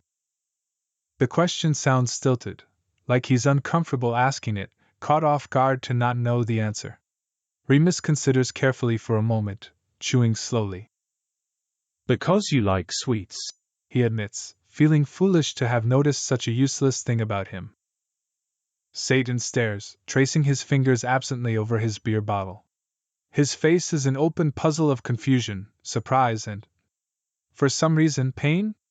Remus raises his eyebrows in surprise without realizing, and suddenly the open door on Satan's face slams shut, gray eyes narrowing back into the haughty glare that could freeze molten lava. It's no wonder your life is the state it's in, you're so giving it's terminal at this point. I'm the devil. His voice snaps sharply around the last words like he's trying to make Remus see reason. Remus ignores the insult and silently offers him the bowl of brightly colored strawberries and fragrant banana. Gray eyes narrow into slits, and the frown deepens. Remus shrugs and piles half on his own plate. Good though, isn't it? He nods at the stack of pancakes on the devil's plate, drowned in syrup and half demolished. He doesn't get a direct reply, but he does get a detailed report on where he can find the best waffles in London, and then a ridiculous story about the invention of macarons, which he directly tells Satan is bollocks, to declarations of outrage. As if I'd lie about that. Which makes Remus burst into laughter. The king of lies has limits, after all. By the time night has well and truly fallen, the plate in front of the devil is empty, just a few crumbs left submerged in sticky syrup, and Remus rests a chin on his hand, feeling warm and far more at peace with the world than when he'd started his day. Enough about desserts already. Go on, tell me about Rome. Chapter 3, The Wish. Mr. Lupin. Remus jerks out of his daze with a start. He looks around at 30 pairs of wide eyes staring at him, and a few giggles bubble up from the group. He'd been lost in thought, thinking about last night and the journey through time Satan had taken him on, as his eager and extremely biased but knowledgeable tour guide. It was the most interesting conversation he'd ever had, intriguing stories about ancient Rome. The Library of Alexandria was actually arson. Although his tour guide hastily insisted it wasn't his influence, and then it flowed into the Romans' trading relationship with the ancient Brits and Vikings, and Remus was hungry for information, asking questions with each morsel of knowledge dropped. Satan was fit to burst with history on the Silk Road, laughing at the comparisons between the advanced ancient civilization of the Zhou dynasty and Britain during the Iron Age, who, as he put it, still hadn't figured out how to wash their own asses, and Emperor Zhao was up to his neck in bureaucracy and philosophy. I got whiplash going between them. Remus blinks, gaze falling on Granger, whose hand is still raised hesitantly. He quickly gets to his feet and marches over to crouch beside her desk, mentally reprimanding himself for daydreaming. Yes, Miss Granger. I'm finished. She pushes her neatly filled out worksheet towards him and narrows her eyes as she closely examines his face. She lowers her voice to a whisper. Are you all right, Mr. Lupin? You look. Ah, yes, of course, I'm splendid. He fixes a smile on his face to cover his internal, furious scolding for losing his focus. Excellent work. Can you please continue reading from page? We're on page 83 of the textbook. I've finished that chapter. She interrupts, which he should correct her on, but she's so eager to learn that he can only smile fondly. Well, that's splendid. Why don't you do some quiet free reading while the others finish up? She almost bounces in her seat with glee at the prospect of more reading, and gets a book out of her desk drawer. He glances back on the way back to his desk with her worksheet in hand and sees her nose deep in the book, Matilda, rereading it again, and he smiles to himself. The rest of the class glumly return to their worksheet or stare off into space, and a few like Malfoy and Weasley scowl at the back of Granger's head. Her intelligence incites quite a bit of jealousy and teasing, but it's lessened over the year as he encourages and praises all of their individual strengths. But he must find a way to get the kids to open up to her. She's a thoughtful and kind child, and she deserves friends who appreciate her. His interest is caught for a moment on what to do about the Granger situation, but then he looks back down at the marking on his desk, and for the first time in his career, he has zero interest in it. He wants to continue the stroll through history that he'd had to cut short last night, when he'd realized it was 3 a.m. In fact, he doesn't want to do anything else. He fiddles with his pen and flicks through the papers, but his mind stubbornly drifts back to the previous night, wondering how far back Satan's knowledge goes and if he can think up a good enough excuse to get him to hang around to talk more. Now all I want to do is walk through a museum with you, while you smugly prattle on about how everyone is actually wrong and it actually happened this way. Satan, you clever bastard. You rang? He jumps about a foot in the air and cracks his neck, looking over quickly to his right. Satan leans his hip against the window frame, effortlessly graceful and grinning at his fright. Remus clears his throat from the scream that had lodged there but thankfully hadn't escaped, and glances around at little curious faces watching him again. He coughs to cover his shock and says in a carefully even voice, Back to work, please. 10 minutes of quiet work left. Satan saunters over and slides onto the corner of his desk, carelessly pushing aside a stack of papers. Remus hastily grabs them before they fall and makes room for him even as he glares. You want to go to a museum, huh? Easy enough, we can go right now. The devil smiles brightly, his face inviting and warm, like Remus has offered him the sweetest, most delectable treat on earth. If Satan exists, then so must heaven and angels, but before this moment he hasn't spared them a thought.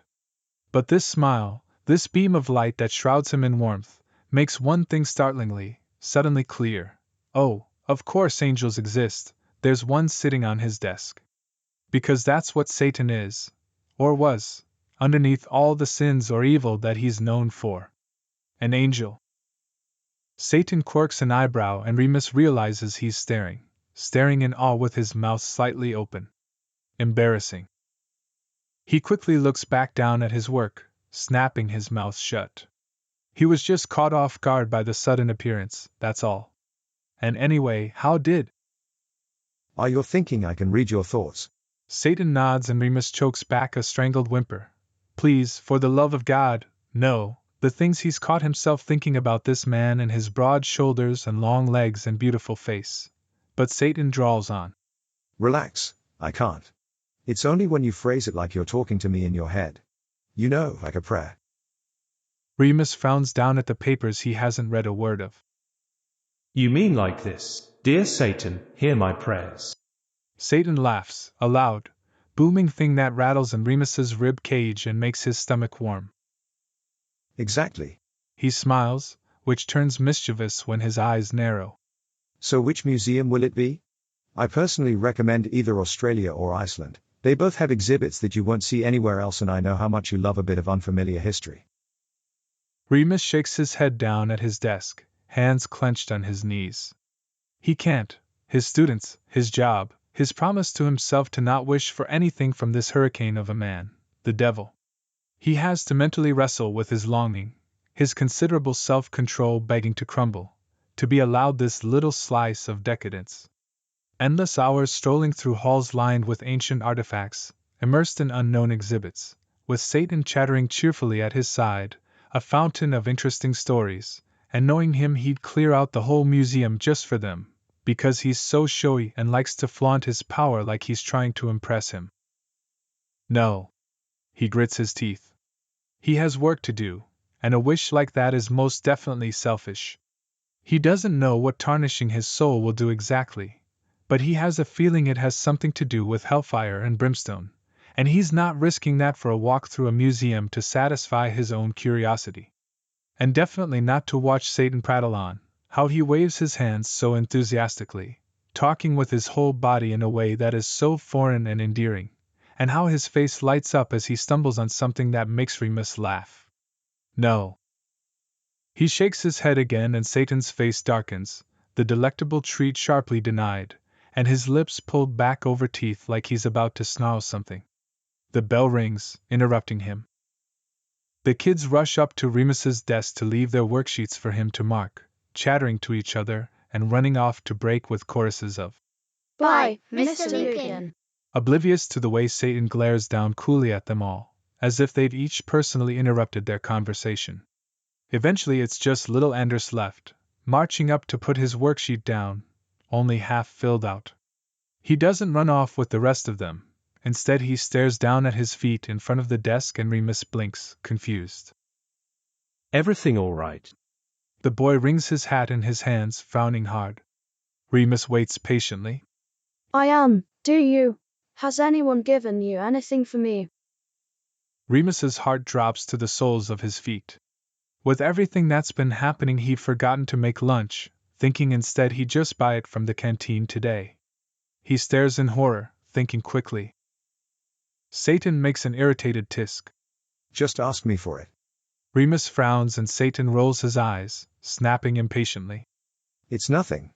It's tiny, just a trifle of a thing. It'll hardly show a speck on your little glowing son of a soul. His heart thuds, his mouth goes dry and Anders is still frowning down at his shoes, hands flexing faster. All right, okay, yes. You hear me, Satan? You have to ask for it. Remus puts all the outrage he can muster into a glare and Satan spreads his hands, as if to show he has no tricks waiting. It's the rules. You have to phrase it as a request. You can pray it so he doesn't hear. Anders shuffles his feet in the dead silence, mumbling. It's okay. I didn't want it anyway. I was just seeing. No, wait. Remus begs, resistance crumbling as those big brown eyes turn towards him. Fine, Satan, please cover up my stupid mistake and make a lunch that I can give to Eddie Anders. Something with cheese. Immediately after the last word has left his thoughts, Satan wordlessly reaches down and taps on one of the drawers on his desk. Remus hastily opens it to find a paper bag, identical to the ones he usually brings. He hands it over with a relieved smile. Sorry, I almost forgot. Here you are. Anders grabs it quickly, eyes hungry, and Remus's stomach twists. Is this his first meal today? A small smile flits across the boy's features, and it would be heartwarming if his face wasn't grubby again, like he hasn't washed properly since Remus last washed his face and hands in the classroom's sink. Then he's running out the door, clutching the bag like a precious treasure to be coveted. Remus stares after him, heart neatly cleaved in two and bleeding pity. Wasn't so bad, right? Satan sounds pleased, for once oblivious to Remus's turmoil. And that's such a nice, typical you first wish. It should hardly count as something to mark your soul over, but that's God for you. If there's even a hint of asking for yourself, it's somehow not good anymore. Bastard. Anyway, I made it a damn good one. Best lunch that kid'll ever have, what? His eyes widen as Remus gets to his feet to stare him right in the eye, at level height with the taller man sitting on his desk. I need you to tell me everything. He insists firmly, determination setting like stone in his chest. Everything about the wishes. So you get to choose how it happens unless I am clear on the specifics. Satan groans, head in his hands. He's taken Remus's spot behind his desk while Remus paces in front of the desk and needles him about every tiny detail of how this works. And as the questions follow each other in circles, Satan has slowly slumped down over the table. Remus has no sympathy for him. He's not going to get caught out by some loophole or trick. The one piece of advice James has given him from law school is, read your contract and don't skip the fine print. For the 12th time, yes. Satan grumbles through gritted teeth. Have I stumbled into a new level of hell that I didn't know about? I think I'll call it semantics, where you have to argue grammar and wording with a neurotic primary school teacher. Remus ignores him, pacing and thinking hard. But what if I'm going to ask for something that I don't know will have negative consequences? Will you know? Will you tell me? He rounds on the devil like he's already tricked him and ran away cackling. Satan glares from between his fingers. That's at my discretion. Comes the muffled grumble. What happens if you can't grant a wish? Remus continues. Will it still count as a wish if I've already asked? No. Satan throws himself back into the chair, rubbing a hand over his face. Only if I grant it. Further to that, what can't you do? Remus cocks his head curiously, surprised that he hasn't thought to ask yet. He supposes he hasn't seriously considered doing this before now.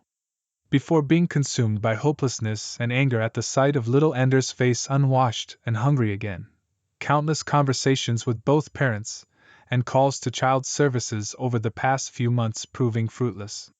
The question seems to rankle because Satan's eyes darken and he snarls. Not much. Remus sighs at the thought of having to tiptoe around the devil's sizable ego. He dismisses it with a wave of his hand. Elaborate, please. He requests politely, leaving no room for arguments with his firm tone. He gets 8-year-olds to pay attention to math with that tone. Satan doesn't stand a chance. He watches Satan's tongue dart out to lick his lips, and the flash of white teeth as he sinks canines into his lower lip in one fluid motion. It's a feral animal biting back an attack, and Remus vaguely thinks he should be far more afraid than he is. But he calmly folds his arms and waits patiently for a response. I can't change the past. Satan bites out finally, glowering. Not because I'm incapable, but because it'll just create another reality. It's pointless, so I don't, not that I can't. And I don't bring back the dead. Again, I technically can, but not in the way anyone wants. Not in the way. They're never the same. He interrupts impatiently, flicking black hair back. I can create a new body and pull the spirit back from hell or purgatory. Heaven is another story, obviously, but there's always a disconnect. They're not the person they were. Never a happy customer with that wish. I don't recommend it. Right. Remus nods, frowning deeply in thought. As far as he understands, if he words this just right, the devil will have to fulfill his request exactly as asked. He's always had an eye for detail, and this isn't exactly asking for the dead to be brought back to life, so it seems relatively safe. Worth any risk to himself, anyway. All right.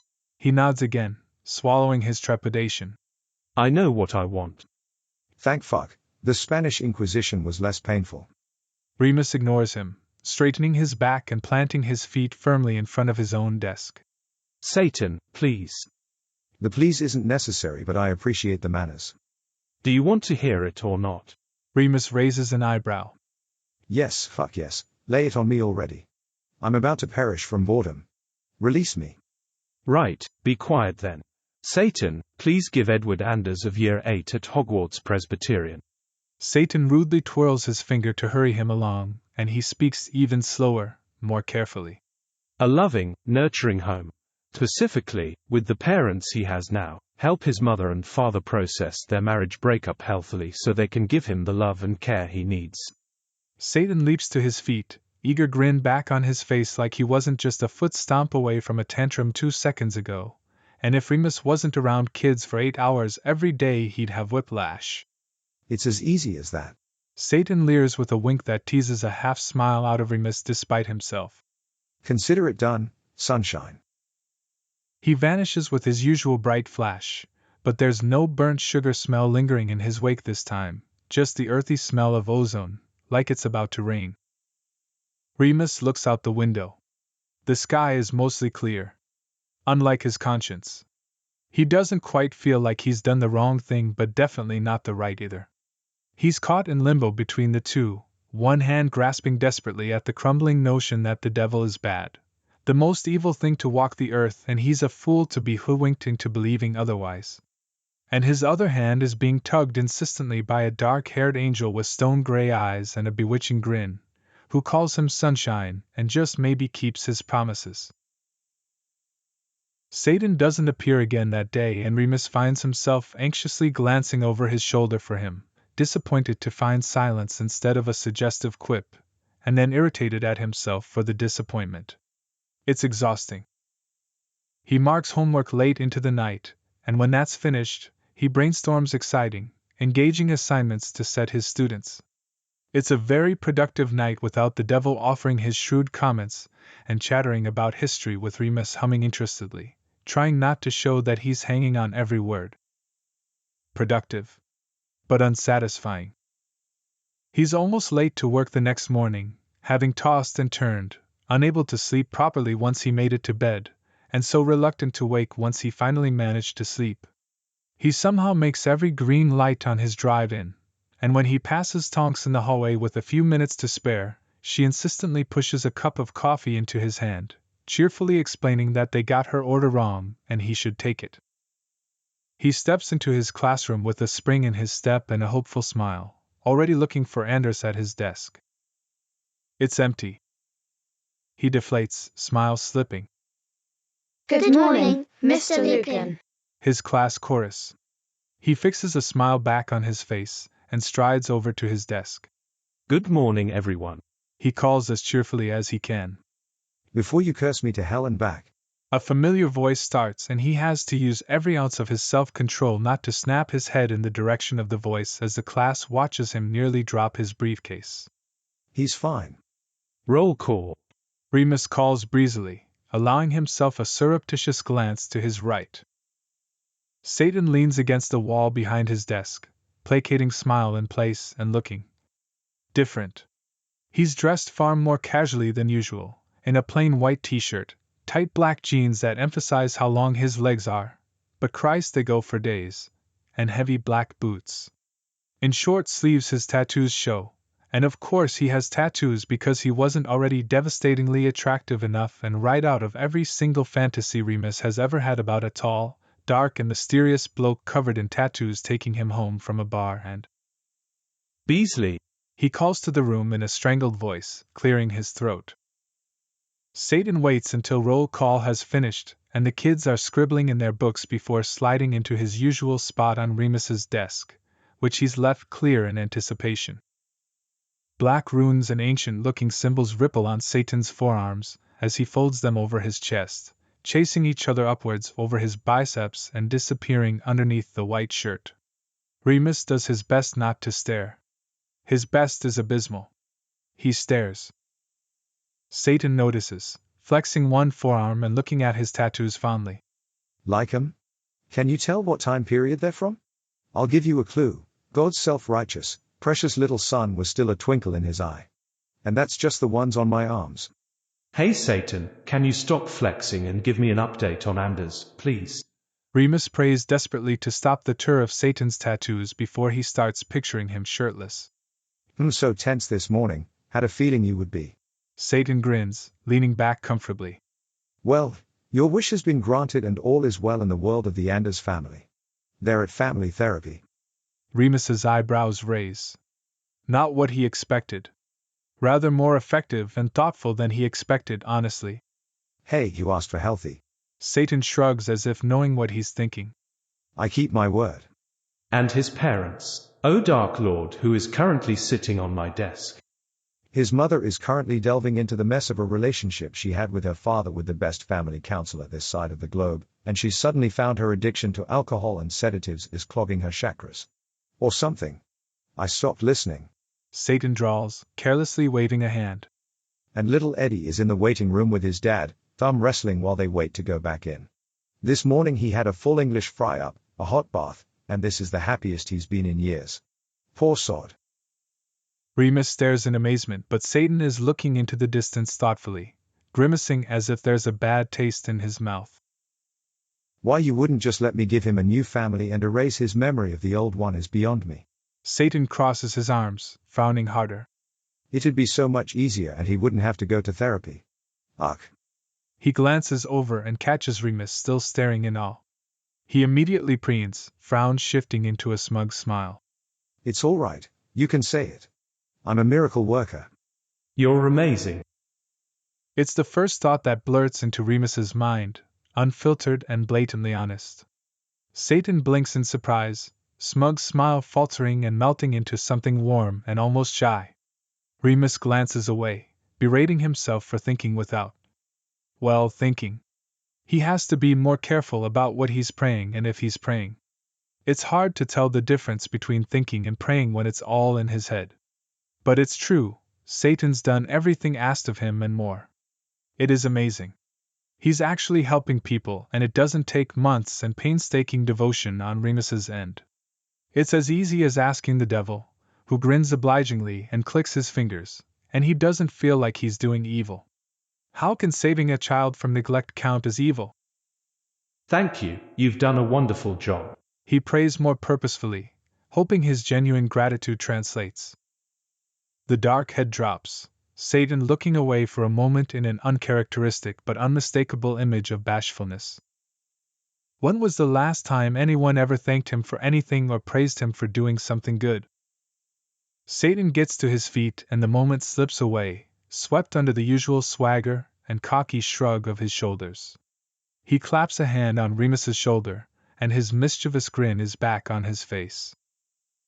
I've got to go. Regimes to crumble, important ears to whisper into. Send me a prayer if you need me. His eyes soften as they meet Remus's. Or for anything. You're a lot more fun than politics. The warm, heavy hand is gone in a flash with the rest of him, and ozone lingers in the air. Remus tastes it on his tongue. He swallows. Rain pours that evening, a sticky early summer downpour that coats the school grounds in a silvery, shimmering light as evening falls. Remus has said goodbye to the kids hours ago, and is just finishing marking the worksheets when he hears the hushed sound of rainfall. He sighs. He doesn't mind the rain as long as he doesn't get soaked, but he lent his umbrella to one of the kids a few weeks back and they haven't brought it back yet. He considers staying a little longer, finding some more work to do, There's always more work to do for a teacher, but he's tired, hungry, and desperately wants to curl up on his couch. Maybe text Lily and James and ask to catch up. It's been weeks since he's seen either of them with everything that's been going on. He locks the classroom and stands under the patio, watching the rain fall. It's peaceful. The school grounds are deserted and the only sound is the hiss of rain and the gurgle of the gutter trying to keep up. He deeply inhales the smell that rises from the warm ground, the fresh smell of summer rain, the ground quenched but calling for more. He used to love the smell of rain. He still does, but it reminds him of something else now. The sound of an umbrella popping open to his right startles him, and he spins. As if summoned by the mere reminder, Satan lifts an enormous black umbrella over his head, stepping closer so they're both underneath it. Weren't you supposed to finish ages ago? He mutters casually around a cigarette, which lights with a wave of his hand. Remus shrugs, struggling to stifle a smile. Always work to do. He gestures at the heavy clouds smothering the sky. This you. Not everything's divine intervention. Satan answers cryptically, but he ruins the air of mystery with a smirk. Well, not divine. Undivine. Anyway, where's your car? Remus blinks, jerking his head at the car park. Where else would it be? Satan bumps his shoulder and starts walking, leaving him to follow, and he stumbles after him after a moment, hiding his surprise by ducking his head under the umbrella. The patter of raindrops hitting the fabric hides the crunch of their shoes on the gravel, and it's a satisfying, peaceful sound. Their arms brush, even though the umbrella is large enough to cover them both, and Remus searches for something to say. Productive day, he ventures politely. Comes the unimpressed reply. Politicians are bloody dull. Obsessed with power and fucking their staff. Ugh, next. I thought that'd be right up your alley. Scene 1, seen them all. Thousands of years of politics and nothing's changed. I mean, Twitter is new, but it's essentially the same shit. If it's so boring you could always change it up. Remus suggests carefully. You could make some positive change. You have the power to do it. The umbrella wobbles as Satan somehow rolls his eyes with his entire body, huffing smoke through his nose. I may grant your sweet, lovely wishes, but that's not who I am. Don't get it twisted. A breeze curves the trajectory of the rain, and Remus grimaces as his jumper sleeve slowly dampens and 1/4 pant leg seeps through with cool water. He dresses for winter even in summer because of the cool classroom, and there's nothing worse than wool and corduroy in the warm rain, sticking and clinging to skin, and his body is hyper-aware of every cloying inch. Satan wordlessly holds the umbrella out for him to take and he grabs it automatically, looking over in surprise to find the devil with no shelter, getting soaked. Oh, that's all right, don't you want? I like the rain. The devil grins, interrupting his protests and blowing smoke into the humid air. The smell of cigarettes mixes with the rain, and it shouldn't smell so good, but the version of Remus that used to smoke between uni classes, smoking his way through a pack every few days, laughing and drinking with James at the uni tavern, is clawing his way out of his chest to inhale the air deeply. He can't help staring. Again. As soon as he looks away, his gaze inevitably sneaks back to him. He's just such a force of nature. The rain quickly soaks Satan's clothes, which cling and hug his body, every smooth curve and hard line visible, but he doesn't seem bothered. He flicks back his hair, which sticks to his face and drips water down his neck, but miraculously his cigarette is still lit and perfectly dry. He must really like the rain if he's choosing to get wet. Satan glances over and catches him staring. Remus fumbles, looking for something to say, but Satan saves him the trouble. He really is fine, if you're worried about it, he says, almost reproachfully, completely misinterpreting the staring. I know what everyone thinks of me, but I don't go out of my way to mess with kids. He pauses, and then adds with a shrug and a sheepish grin. Well, I was a different devil back in the day. Look, Old Testament God was a total prick, murdered millions and everyone forgets about that. They're all you are the love and the light. Save me, Father, yada yada. This is New Testament me. I can't be bothered being a total asshole these days. Remus hasn't read a word of the Bible, but he knows, of course, of the great flood that supposedly wiped out the world's population, and how God turned a city and inhabitants to stone, and the great many other things where people died in the book that priests cradle as evidence of God's love. Like a talisman against a man that stands next to him, who doesn't quite fit the picture of an evil monster that it paints him as. Remus nods. I know, I trust you.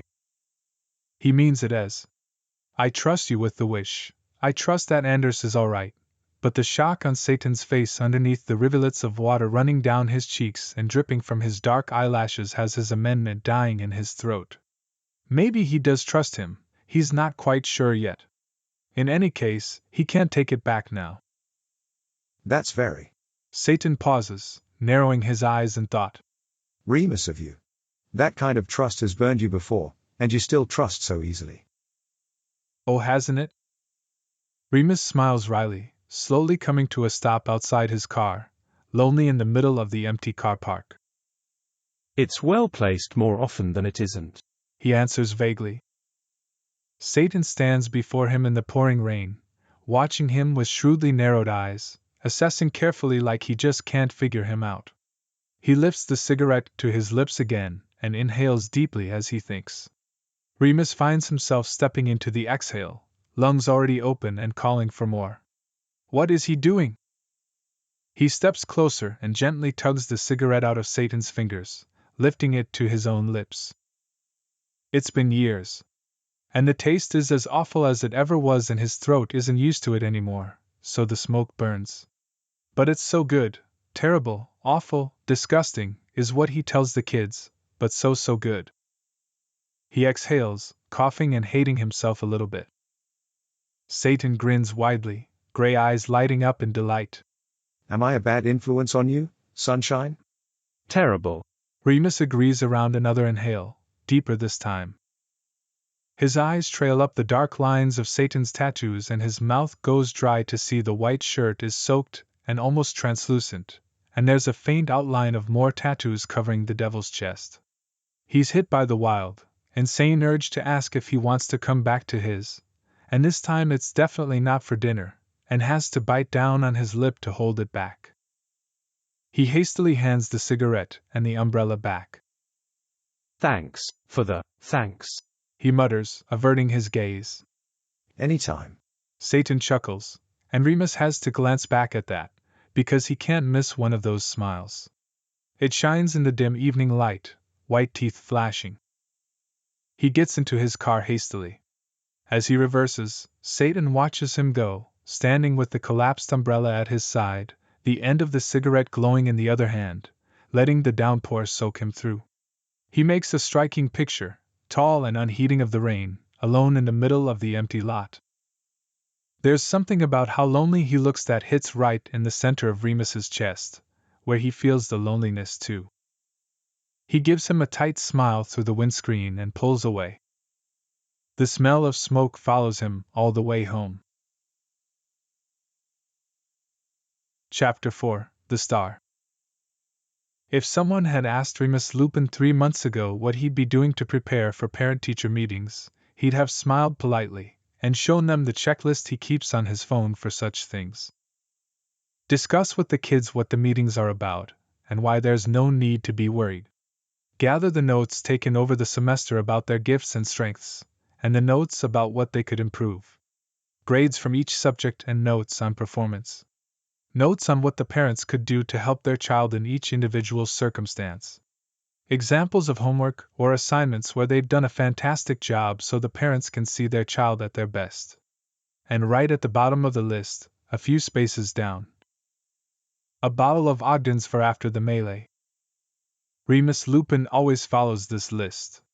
For the 3 years he's been teaching at this school, and for the 7 years he's been teaching total, this is his preparation. No teachers like these meetings as they inevitably devolve into defensiveness on both sides, and parents who are perfectly lovely any other day, suddenly become ferocious, snarling monsters on parent-teacher nights. Remus doesn't particularly like these meetings either, but he prepares as much as he can and always comes ready with mountains of praise for the kids, which softens the parents. He doesn't feel the same dread and anxiety that he hears in Tonks and Flitwick's voices when they discuss them with groans and pleas to be violently ill to delay them. He feels genuine pride and excitement to wax on about the kids' achievements, improvements, and tell the parents exactly how wonderful their kids are, even if they're a bit of a challenge sometimes. The part that he loathes is the feedback given by the parents on the teacher's performance at the end of this night. A little form that the parents fill out after the meeting that goes straight to the principal, Dumbledore's desk for him to read the next morning. Even with all of Remus's praise for their children, parents get caught up in being told there are ways they can improve to help their kids, and there's always a little bite to their reviews of the teachers. This is the part that warrants the bottle of Ogden's at the end of the night. However, at the end of this semester, and the night before the all-important parent-teacher meetings, Remus isn't poring over his list of things to prepare. Instead, he finds himself at the movies. With the devil. Watching Insidious of all things. Fucking behind you. Satan hisses at the screen. I can't with this. Remus, they're so stupid. Be quiet. Remus whispers, voice shaking in a barely suppressed chuckle. The cinema isn't busy, but there's an older couple a few rows down who keep glancing back at Satan's hissed complaints and suggestions. Why he's chosen to be visible and audible for this particular occasion is beyond Remus. How he got roped into seeing a movie, this movie specifically, when he's never really liked horror, is also beyond him. It had started earlier that evening with an argument, a calm discussion on Remus's end, and heated bickering on Satan's, on why the devil has such a bad reputation. Remus reasoned that he must have done plenty of awful things in his time, while Satan crossly protested that false media portrayals of him had made him out to be a child-eating monster, and he's never eaten a child before, thank you very much, children are disgusting. They ended up on the subject of movies and Satan's vendetta against Rosemary's Baby in particular, as if I would do that, accompanied by a shudder. And then they'd bickered all the way to the theater, where Remus blinked and looked around to find himself holding a bucket of popcorn and Satan leading him past the ticketing staff with no tickets, and just a wave of his hand. See? Satan whispers furiously in his ear as the characters monologue about the demon's evil intentions. This shit gives me a bad image. I stopped possessing people after the plague. And I am not ugly. The red-faced demon appears over the character's shoulder, and Remus jumps despite himself. He glares at Satan's titter. Christ, you look rough in this. Remus nods at the screen, shaking off his shock. I was going through a phase. Satan reclines further in the chair, ankles hooking over the seat in front of him and long arms spilling over into Remus's chair. The mystery of how Remus got roped into this is solved when he feels the heavy heat of Satan's firm arm pressed against his through the leather jacket and Remus's wool jumper. Oh, of course. The ridiculous, blasphemous crush he has on the devil. That's why he's sitting in a cinema the night before his busiest day of the year, watching a movie he's not even slightly interested in. Right. He pops some popcorn into his mouth, fingers searching for something to do more than he wants to eat, and frowns at the screen. This is ridiculous. By far the worst case of I can fix him he's ever had.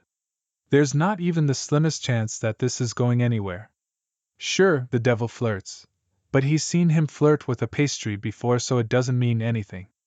Indulging himself by spending time with him, growing to actually like the devil, with all his endearing quirks and rare glimpses of thoughtfulness, is definitely going to come back and bite him in the arse. Probably when Satan flounces off to his next soul conquest, and Remus will be left searching through crowds for his dark hair and gray eyes, forever wanting what he can have. He should pull his arm away. He doesn't. They stay leaning against each other until the devil laughs way too loud at the scene where the demon is sharpening long black nails on a sander, his bark carrying through the theater. He leans over, black hair tickling Remus's cheek as he mutters in his ear. Manicures in hell. You take what you can get. Remus snorts loudly despite himself, and the older couple glance back again, glaring. Satan eyes them thoughtfully before leaning back, chuckling in a smugly self-satisfied way. He stretches his arms over the back of the seats either side of him, one of those being Remus's. The move is so familiar, How many times has Remus been on a date where he's pulled this exact move, that he automatically leans into it? Satan smells fresh tonight, still the undercurrent of storm but topped with something cool and crisp. His heart skips about 4 beats, and he fixes his gaze firmly on the screen. The devil seems unaffected, muttering under his breath something about Bad publicity. A hand slips off the chair and drapes over Remus's shoulder. He hopes the devil attributes his racing pulse to the horror movie. He's focusing so hard on the screen that it takes him a few moments to realize Satan is glaring at the older couple again, eyes hard and challenging. The arm around Remus's shoulders tightens. The man and woman stare wide-eyed, looking scandalized, and turn back around to face the screen. Remus sighs, brushing the hand off his shoulder. He feels like a fool for thinking, for hoping. Satan chuckles and the arm drapes back over the chair. It's a relief when the movie ends and he pointedly doesn't watch Satan stand and stretch, although why he'd be stiff after squirming and throwing his limbs about the whole time is yet another mystery. They make their way down the stairs and Remus turns at the bottom to tell Satan he thinks that he deserves a BAFTA for his performance. Whether he means in the movie or in front of the old couple, he's not sure. He finds Satan doing an excellent impression of the red-faced demon's most famous scene, leering inches over his shoulder. Geez fuck. Satan laughs his usual bark-like laugh. Language, Mr. Lupin. What would your precious kiddies think? Fuck off. Remus doubles down, elbowing him in the stomach to get him to back up. By the time they've made it out the front of the building, Satan is muttering deranged things in his ear in a low, gravelly voice clearly meant to be a demon. Come here, pretty boy, the devil wants to eat your soul. Remus can't help himself. He laughs, shoving Satan back again and ends up stumbling on an uneven brick. Satan grabs his elbow, steadying him. You're so stupid. Remus chuckles, pushing at a leather-clad shoulder. Satan's smile beams in the low light outside the cinema, the soft glow of the fluorescent signs paling in comparison. Remus sways into the grip, and there's something bold and suggestive on his tongue, loosened by that 1000-watt smile and the tight grip on his arm and the fact that he wanted that stupid fake arm stretch move to be real. Remus? The words die in his throat as he spins at the familiar voice. James and Lily stand behind him, arms linked, twin smiles of surprise on their faces. Remus gapes, struck by an odd wave of guilt, skin crawling. The hand leaves his arm and his friend's eyes flicker to the man behind him. Oh right, they can see him. They can see him? Hey. He fumbles, overwhelmingly aware of the warm presence against his back. Who's your friend? James grins, eyes glinting mischievously behind his round glasses as he zones in on Remus's discomfort. Lily's grip tightens on his arm, probably a warning to behave, but her grin holds just as much mischief. Oh, of course. He fixes a smile onto his face. This is He falters, the word Satan in his mind, but he can't say that. And fuck, they're looking right at him. He's not prepared to have anyone actually interact with Satan. He has no story prepared. Sirius. Nice to meet you. The devil's voice rumbles behind him, cool and calm, and he reaches around Remus to shake their hands. Sirius. Remus chances a glance at his face, full of questions, but he just smiles politely, unruffled and not a hair out of place. Lily and James. Lily says after a beat with a little grin, probably at Remus missing his cue to introduce them because he's so busy staring at Satan and trying to wrap his mind around where Sirius came from. It makes him so much more real and solid, and he seems so human. We're old friends from uni. James adds pleasantly, nudging Lily gently with his elbow, forever conspiring together. But we can catch up later. Didn't mean to interrupt your date. Oh, no, it's not. Remus explains hastily, mouth going dry. We're just friends. Friends. Satan's, or is it Sirius's, smile widens minutely, like he can sense Remus's discomfort and thinks it's funny. Not for lack of trying on my part. Sirius offers smoothly with a slick grin. Arsehole. Remus's face burns, but he keeps his expression neutral. Date night. He queries pleasantly before James can find an inappropriate reply to Satan's comment. Ahem. Lily nods, eyes crinkling at the corners as she smiles. Making the most of the sitter. Sweet tea. James interrupts, face lighting up as he eyes Satan's AC/DC shirt underneath the leather jacket. Satan glances down, pulling the jacket aside so it can be seen clearly. Thanks. This album changed my fucking life. They're best, right? James nods enthusiastically, pointing. I have the record signed in mint condition. Nice. Satan sidesteps Remus to get closer to James. You know they almost didn't make it? Last minute change to the lineup and it caused this big fight. Lily unlinks from James to step closer to Remus and whispers. Nicely done. He's gorgeous. Remus barely holds back a tut, nudging her with his shoulder, insisting. We're friends. He rolls the word around in his mouth, wondering when that happened. Sure. She smiles cheekily and God, he's missed her. Why hasn't he made time to talk to her? Where'd you meet anyway? Remus thinks quickly, glancing at Sirius and James chatting away like they've been friends for years. You know what I'm like. I like to feed strays. It's a half-truth and she swallows it easily, sighing in fond despair. What am I going to do with you? Save me from myself. He mutters without thinking, feeling the most inconvenient flare of jealousy as Satan, Sirius, laughs at something James says and shoves his shoulder. Lily doesn't miss a beat, clever green eyes narrowing at Satan's easy demeanor and leather jacket. He's not. Like Fabian, right? Remus. No. Remus says immediately, voice tightening. He just looks like trouble. I mean, he kind of is trouble but not. Look, we're just friends anyway. Her narrowed eyes turn on him and he swallows, feeling caught. He's nice. I swear. It's neither the truth nor a lie. It's complicated. Satan just used him to make some stupid point, but Remus can't reconcile that absolute dick move with the guy who also spent his evening trying to make Remus laugh, and walked him to his car in the rain, and pretends that he plays no part in the coffees that miraculously appear on Remus's desk when he hits the midday slump during work. He's complicated. Lily's eyes bore into his and he's struck by a memory of Harry narrowing his eyes and wrinkling his nose at the smell of cigarette smoke. Bullshit detectors, the both of them. I just know your type, is all. She says carefully. His type. Tattoo-rocking, passionate firecrackers who act stupid to make him laugh. She's not wrong. She seems to realize she's not getting more out of him right now and purses her lips for a moment, then turns back to her husband. All right, we better head back, busy day tomorrow. She announces, interrupting whatever hilarious story James had been telling. Remus's jaw tightens. Oh yeah. James grins, oblivious. Parent-teacher meeting. Still so weird to sit across from you all professional, and pretend like we didn't used to skip class to smoke weed in the back of my car. Satan bursts out laughing, looking absolutely delighted, and Remus levels James with a look. Best don't mention that in your teacher review. Wouldn't dream of it. James's brown eyes twinkle as he scoops Remus into a tight hug. See you tomorrow, Mr. Lupin. Come over soon.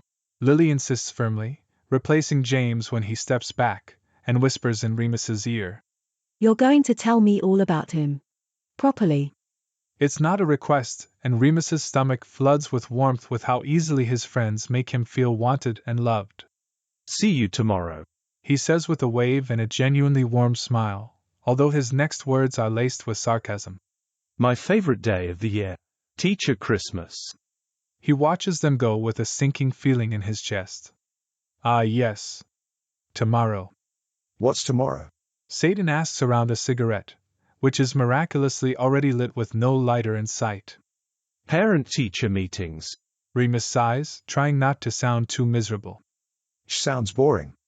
Yes, I suppose it would be to you. Remus agrees, thinking of his list and how only half of the points have been checked off. He's off his game this year. Want me to smite some snobby parents? Satan offers with a grin, and it shouldn't make Remus smile. But it does, of course. No, lovely of you to offer though. That's me, lovely through and through. Remus raises an eyebrow and turns to head back down the street to his apartment, shoving his hands into his pockets. Heavy boots fall into step with him, and he fleetingly wishes they could just keep this going until they pass his apartment, walking and talking well into the night, avoiding the topic of tomorrow. He slows to a stroll and Satan, Sirius, follows his lead. Your friends are nice. Sirius offers casually, and Remus narrows his eyes at his boots. They are. He agrees, leaving it open and waiting for what he's actually trying to say. Nothing else comes and they walk in silence for a few minutes, Remus wondering what's going unsaid. He decides to drop it to satisfy another curiosity. So, Sirius, huh? Remus invites, trying not to let on how curious he is. It's an unusual name. He must have chosen it for a reason, but he's never heard it used as a term for the devil. Sirius shrugs, although now Remus can recognize his indifferent shrugs from his. I pretend not to care, but I do. Shrugs. Oh God, he's got it bad. It's an old nickname. Sirius says would be casually, exhaling smoke. Always preferred it to Lucifer. God named me Lucifer. His mouth twists, and he stops to crush the cigarette viciously with the heel of his boot. Remus stops too, watching him tip his head back to look at the clear night sky where the moon hangs half full among the stars. He points up at the stars and Remus's eyes follow his finger with a frown, confused. Sirius huffs impatiently and steps closer, all heat and height and fresh earth, soaked by the rain.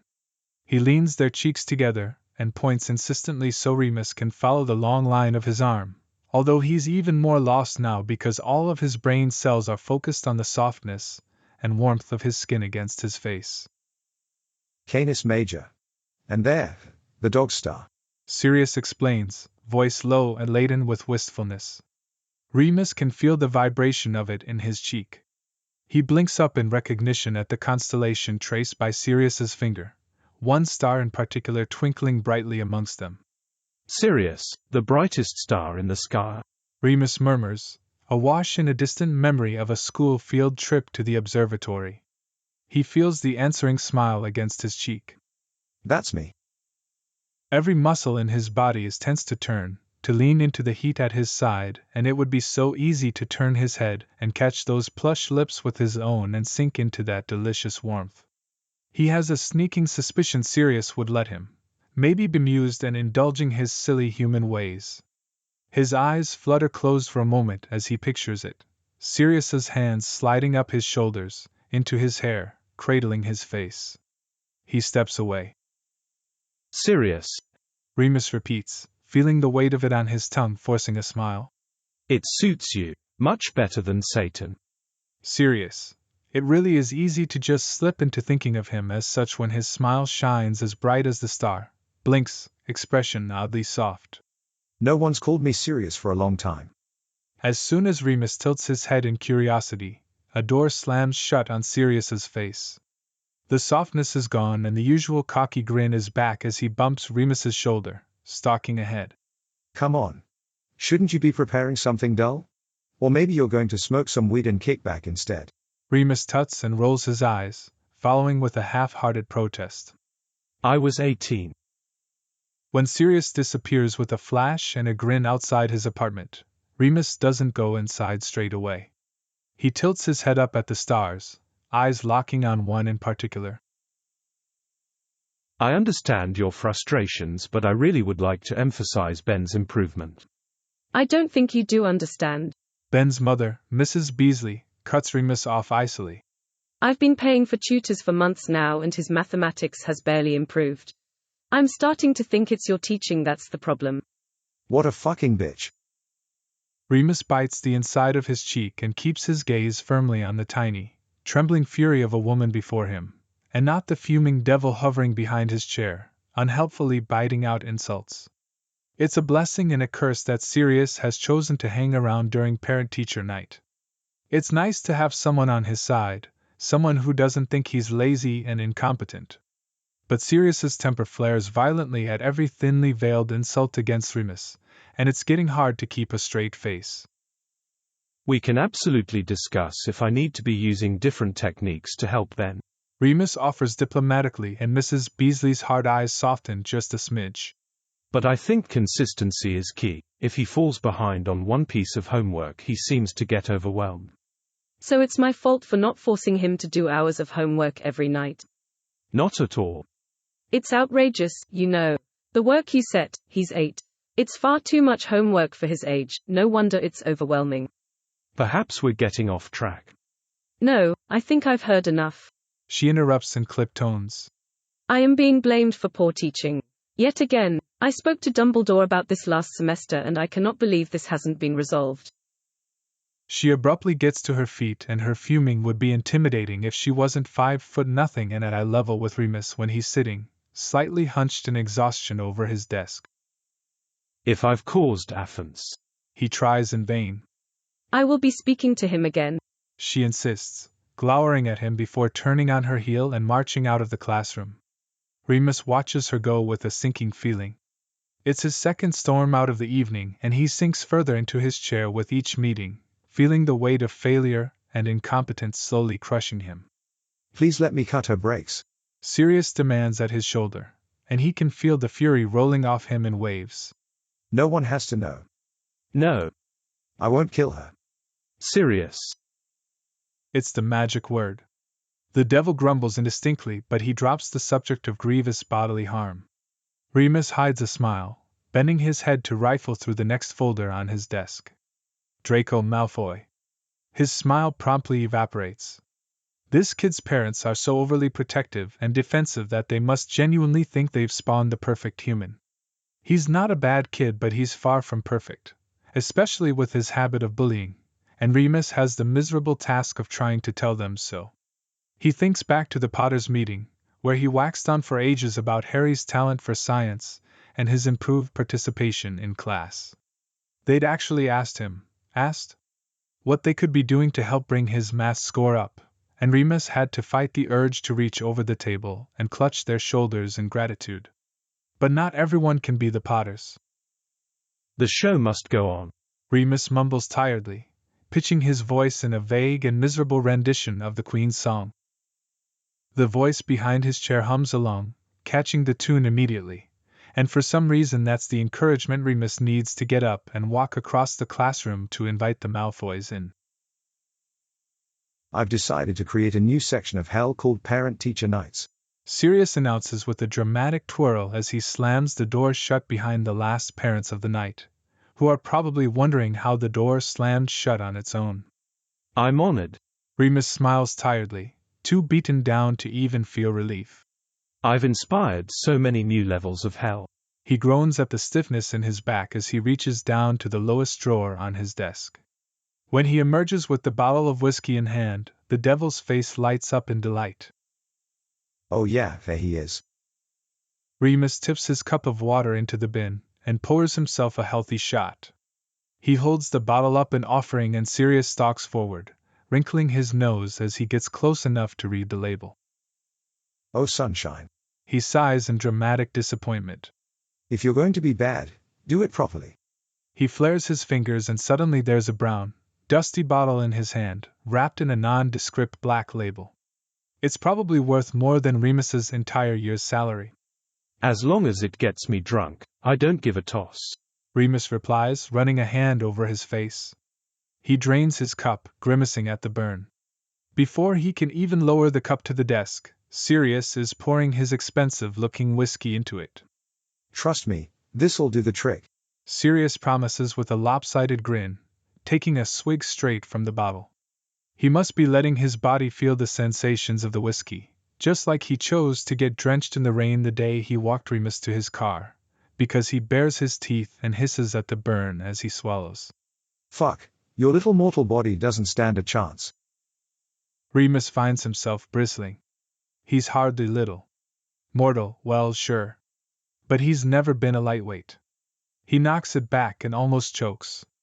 It burns like fire, but it's somehow smooth on the way down, warming his entire chest and stomach as it sinks into his body. It almost has a smoky aftertaste, and he licks his lips appreciatively. Probably should have mentioned it's a sipping whiskey, Sirius muses, pouring more into Remus's cup. Would have done it anyway. Remus wheezes, rubbing his chest in wonder at the scalding heat beneath his ribs. Remus is not a lightweight. He feels like he needs to emphasize that point. And he does, repeatedly, telling the devil that he's not drunk and he used to drink James under the table for God's sake. Sirius nods along, an elegant eyebrow raised and drawling. Sure, sunshine. Which should sound condescending, but it feels like affection and fondness, and Remus is convinced it's not the whiskey making the room spin.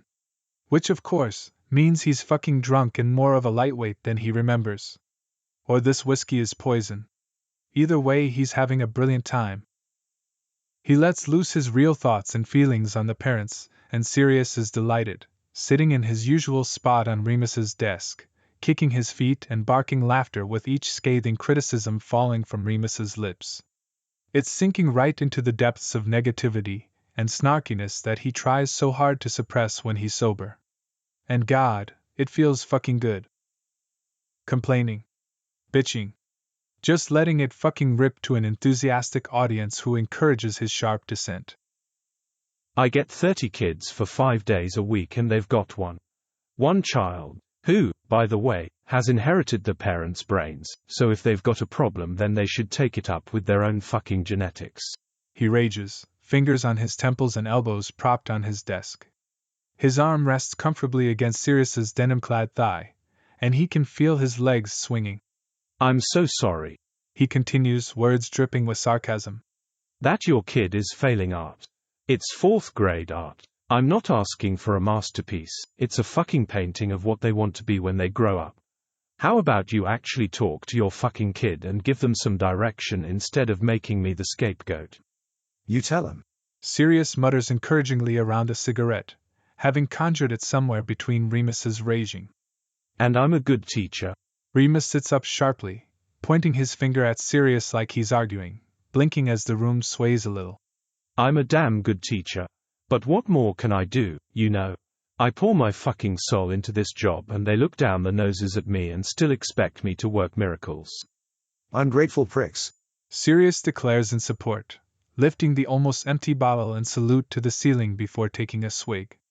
Remus watches, blinking hard at Sirius swaying on the desk. Is he letting himself get drunk too? What a life! He can choose to get drunk or not, choose to get drenched in the rain or keep himself dry with just a thought. He can choose to feel. Or not. Something tells him that Sirius chooses the latter unless the feeling is anger. The classroom pitches forward and Remus grins around a surprised. Whoa! Letting his head fall into his hands. Don't vomit on your desk. Sirius mumbles, a heavy hand clumsily petting through Remus's tawny waves. You'll be right ticked off later if you do. Remus smiles into the darkness behind his eyelids, floating dreamily, lost in the sensation of the hand stroking through his hair. Sirius's hand. Sober Remus would be appalled. Current Remus leans into the touch. Won't. He murmurs. I'm not a lightweight. Told you. That you did. Remus's head tips to the right, and his forehead rests against something firm and warm. Sirius's thigh. The hand in his hair falters. You good? He nods, pulling on his last reserves of dignity to draw himself upright, rubbing a hand over his face. Get it together, Lupin. Sorry, that's good whiskey, he offers sheepishly.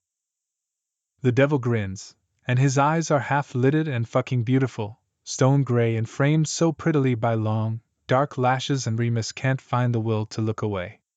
Sirius cocks his head at the staring, but Remus is still consumed by indignation at the parents, his blood bubbling in his veins, and he's overtaken by a kind of recklessness he hasn't felt in years. His mouth moves of its own accord, brain not consulted. Did you choose this face? He blinks in surprise at the bluntness of his own question, fumbling to fix it. I mean, did you design this form? It's hardly better, but Sirius doesn't seem to mind. He arches an eyebrow and smiles knowingly. This is the form God gave me to visit the humans. I've made a few modifications over the years. He nods at his arms where his tattoos are hidden beneath the leather jacket. But my face is the same. Why mess with perfection? Remus hums in agreement, relieved for the excuse to stare at his face, drinking in each flutter of lashes and twitch of his smile. His lips are the perfect shade of pink against his pale skin. It's a very nice face. Remus admits, chuckling at himself as his words slur. I kind of thought you did it on purpose. Sirius leans forward, black hair sweeping his shoulders. On purpose? Remus's heart hammers in his chest, and he knows that means he's in dangerous territory. His body knows it even if his brain is a sluggish mess and his mouth just keeps blabbing. You know, my type, to soften me up.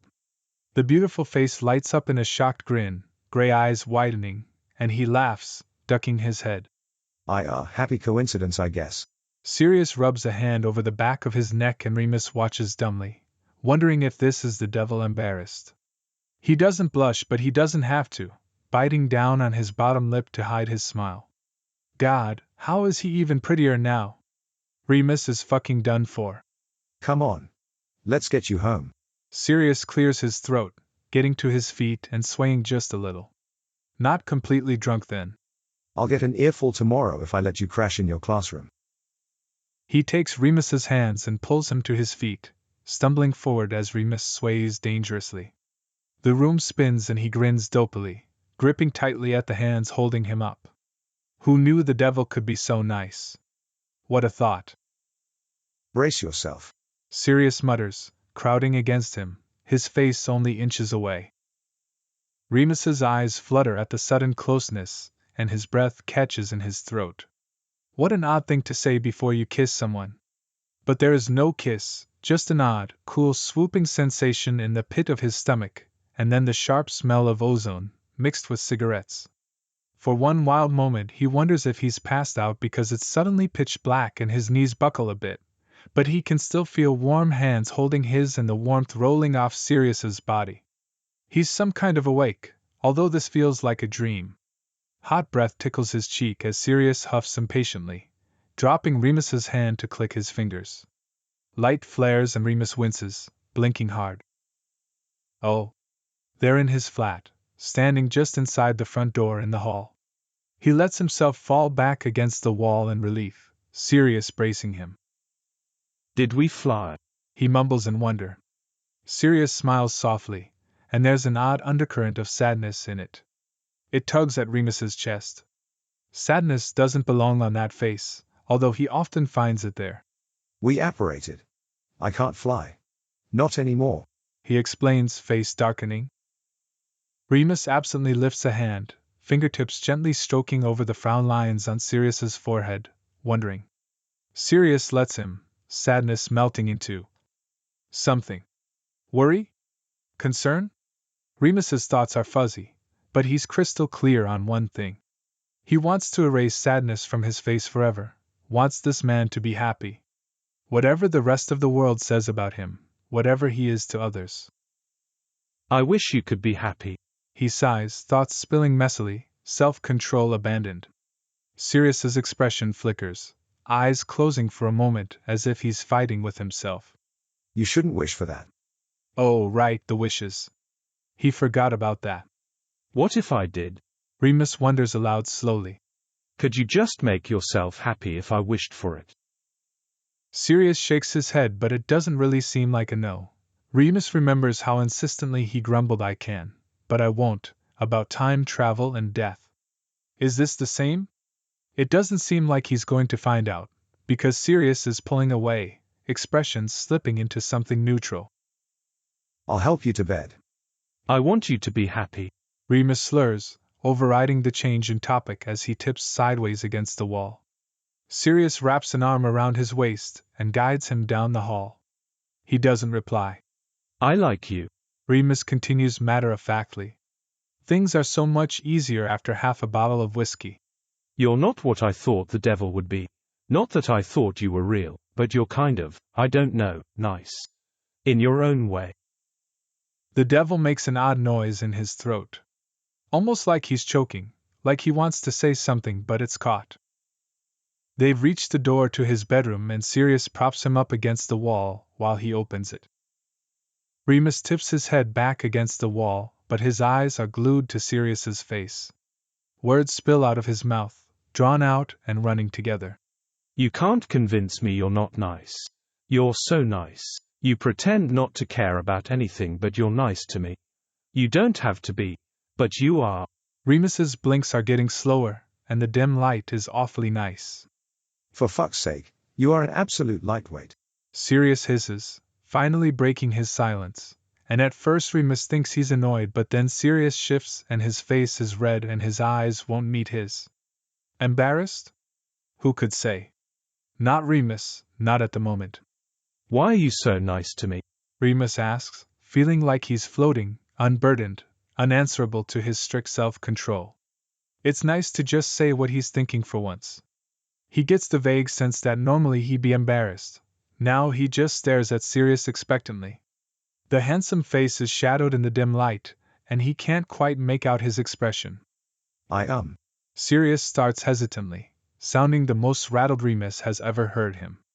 The smooth-talking, flirty salesman is gone, and in his place is the man who keeps conjuring little miracles to make his days better, more interesting, more fun. The man who gets embarrassed to be genuinely thanked for doing good, who reacts to heartfelt compliments like he's never heard them before. I guess. Sirius swallows, trying again. I guess I like you too. Remus blinks blearily. Oh. But, why? I'm not special. Fuck off. I'm not. I'm not even the nicest person I know. Sunshine. Yeah. Remus exclaims, leaning forward in emphasis as his mind catches on that word again, the one that makes his cheeks glow and heart flutter. Sunshine. You call me that, 'cause of my soul, right? I guess. But I'm not a sinless saint, my soul isn't anything special. I do things that aren't right, I'm lazy, I lie, I let people down all the time, I run away from my problems, and sometimes I stare at men's and women's asses, even though I know I shouldn't. I'm just a regular, boring, sinning old human. Why do you? Because. You're so stupidly selfless. Sirius snaps, hands slamming on the wall either side of Remus's shoulders. I've offered you the world, and so far all you've done is help some little neglected kid that other people wouldn't bat an eye at, not with a genie in their pocket. You don't know. I'm the devil. Sirius snarls, frustrated for a reason that's completely beyond Remus. I've been doing this for millennia. I know humans, I know their weaknesses. And you refuse to look after yourself for the sake of others. It's almost lethal at this point. Sirius waves a hand around the apartment. Remus vaguely wonders if he should be offended. Right. Remus blinks, a little dazed, not quite sure he's understanding. You're. Sirius pauses, the tense lines of his shoulders softening, sighing. Fucking hell, you're even nice to me. And you shouldn't be. No one's nice to me, not really, not unless they want something. Something in Remus's chest crumbles. That's sad. I don't want your pity. It's not pity. He reaches up to brush the back of his fingers against Sirius's cheek. Wants him to feel something gentle and soft. He feels so human. A human with a fever maybe, the skin burning hot beneath his hand, but a human with a racing pulse and eyelashes fluttering as Remus's thumb brushes underneath his eye. I like you. I'd still like you if you couldn't do anything for me at all. Remus says simply, truthfully. Sirius shakes his head, in denial, or disbelief, or what, Remus isn't sure. He spreads his hand across the smooth jaw to catch him, bringing him to a stop, even as he sways himself.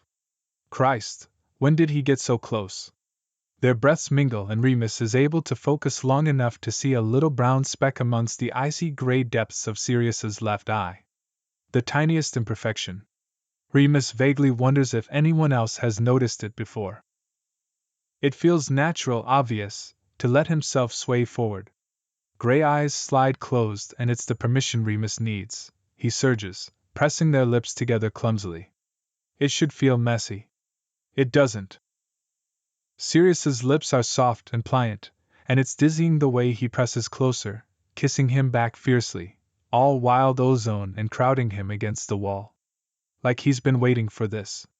Wanting this, unleashed now that Remus has made the first move.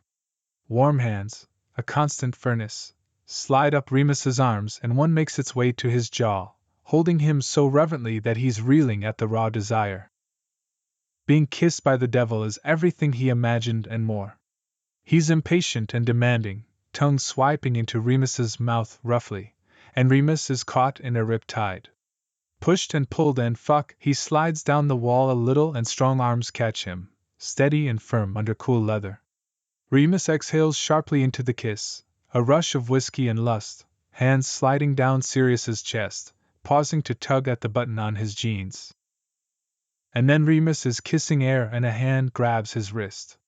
His eyes flutter open. Sirius falters, leaning back as emotions quickly chase each other across his face. Fuck, you're drunk. You don't want. Remus hears himself say, and he distantly balks at the disappointment in his own voice. You're drunk. Sirius repeats, softer, a small rueful smile on his face. He lets go of his wrist, but his eyes linger on Remus's lips, like he's trying to memorize how they look after he's kissed them. You'll regret this tomorrow. Shows what you know. Remus argues, words slurring a little, thinking of all the times he's wanted to do just this when he's been completely sober. But the devil never pulled away in his daydreams. Can't you just click your fingers and make me sober then? Remus grins at his own stroke of brilliance, leaning into the warm hand that still cradles his jaw. A thumb strokes his cheek for one heart-stopping second before the warmth is gone. Not a good idea. Sirius steps back, pulling him by the hands into the bedroom. It's cold now, like it's suddenly dropped a few degrees. He has to mentally grapple with himself not to step closer, back into the warmth of the devil. His face is closed off and his jaw is tight, so Remus collapses on the bed and curls in on himself for warmth. He rubs his hands over his face, hiding in the wonderful darkness behind his eyelids even as the darkness somehow spins. His stomach lurches unpleasantly, and he has a feeling it has something to do with confessions and not the whiskey. Soft fingers brush his hair back from his forehead, and that's a little encouraging, although it feels far too much like pity for his liking. There's the thunk of something placed on his bedside table, and the fingers withdraw. Something soft is drawn up around his shoulders. A blanket? It's a relief from the cold, and he tugs it higher. Remus hums contentedly, sinking into the darkness, giving into the spinning feeling of falling even with something solid beneath him. It almost feels unnatural how easily he's falling into the grip of sleep, held softly but firmly, falling. Sleep well, sunshine, says a soft, deep voice, and what a wonderful sound to fall asleep to. The first thing he sees when he squints in the late morning sunlight is a glass of water. He blinks. It reflects light around the room in dazzling beams like a diamond, and it's possibly the most appealing glass of water he's ever seen. Mouth as dry as desert sand and throat prickling, he reaches for it and drains it in one go. He sits up, expecting his head to be splitting and for his stomach to lurch with the evidence of his bad decisions, but he feels almost normal. He frowns at the empty glass in his hand. Almost. His memory is a little hazy as it should be with how much he drank, that much he remembers, just a few shots away from finishing the bottle of whiskey between him and Satan. Sirius. He left the glass there. Remus distantly remembers hearing it being placed onto the table. When he'd put him to bed. Christ. How embarrassing, having to be helped to bed by the devil. But there's more. Sirius was holding him against the wall, hands braced on either side of Remus's head, caging him in. He remembers an overwhelming feeling of affection, and then he fucking didn't. But he did. He kissed the devil. And the devil kissed him back. Remus groans, pressing the heel of his palms into his eyes, as if he can push the memories back into the darkness, take them back, forget again and return to the blissful ignorance of a minute ago. No such luck. He thinks quickly, mind racing to coordinate damage control. What exactly did he say before the kiss, and how can he explain it away? I like you. For fuck's sake. You pretend not to care about anything, but you're nice to me. Oh sweet Jesus, no. Why are you so nice to me? Remus lifts his head sharply, gaze landing on nothing. Sirius's hesitant reply whispers from the darkness of vague memories. I guess I like you too. Oh. Well. That's something. He bites at his knuckle, worrying the skin between his teeth. The devil definitely kissed him back. His memory is hazy, but he distinctly remembers being pressed into the wall, Sirius's hands running up his arms, Sirius's tongue swiping into his mouth. He swings his legs out of bed. He needs coffee. And food. And a clear head. Needs to take his time to carefully sift through these memories and figure out what he's going to say next time he sees Sirius, how he's going to navigate this. There's no chance for him to descend into his maze of thoughts, because when he walks out of the bathroom a few minutes later, Sirius is sprawled on the couch. He glances over, eyes dipping down Remus's legs and then back up to his face. Remus smooths his hair out of his face. Hello, he tries croakily. Is what he gets in return. Remus drops his head, shutting his eyes tight to drum up some courage. I got a bit carried away last night. Sorry. When he looks up, Sirius has turned away, gaze fixed on the television. Some reality show is playing, a girl is shouting drunkenly and 3 people around her are exchanging glances. Right. It's fine. Sirius answers tonelessly, stretching his legs out on Remus's couch. But wait, that's not his couch. Remus shuffles forward, frowning.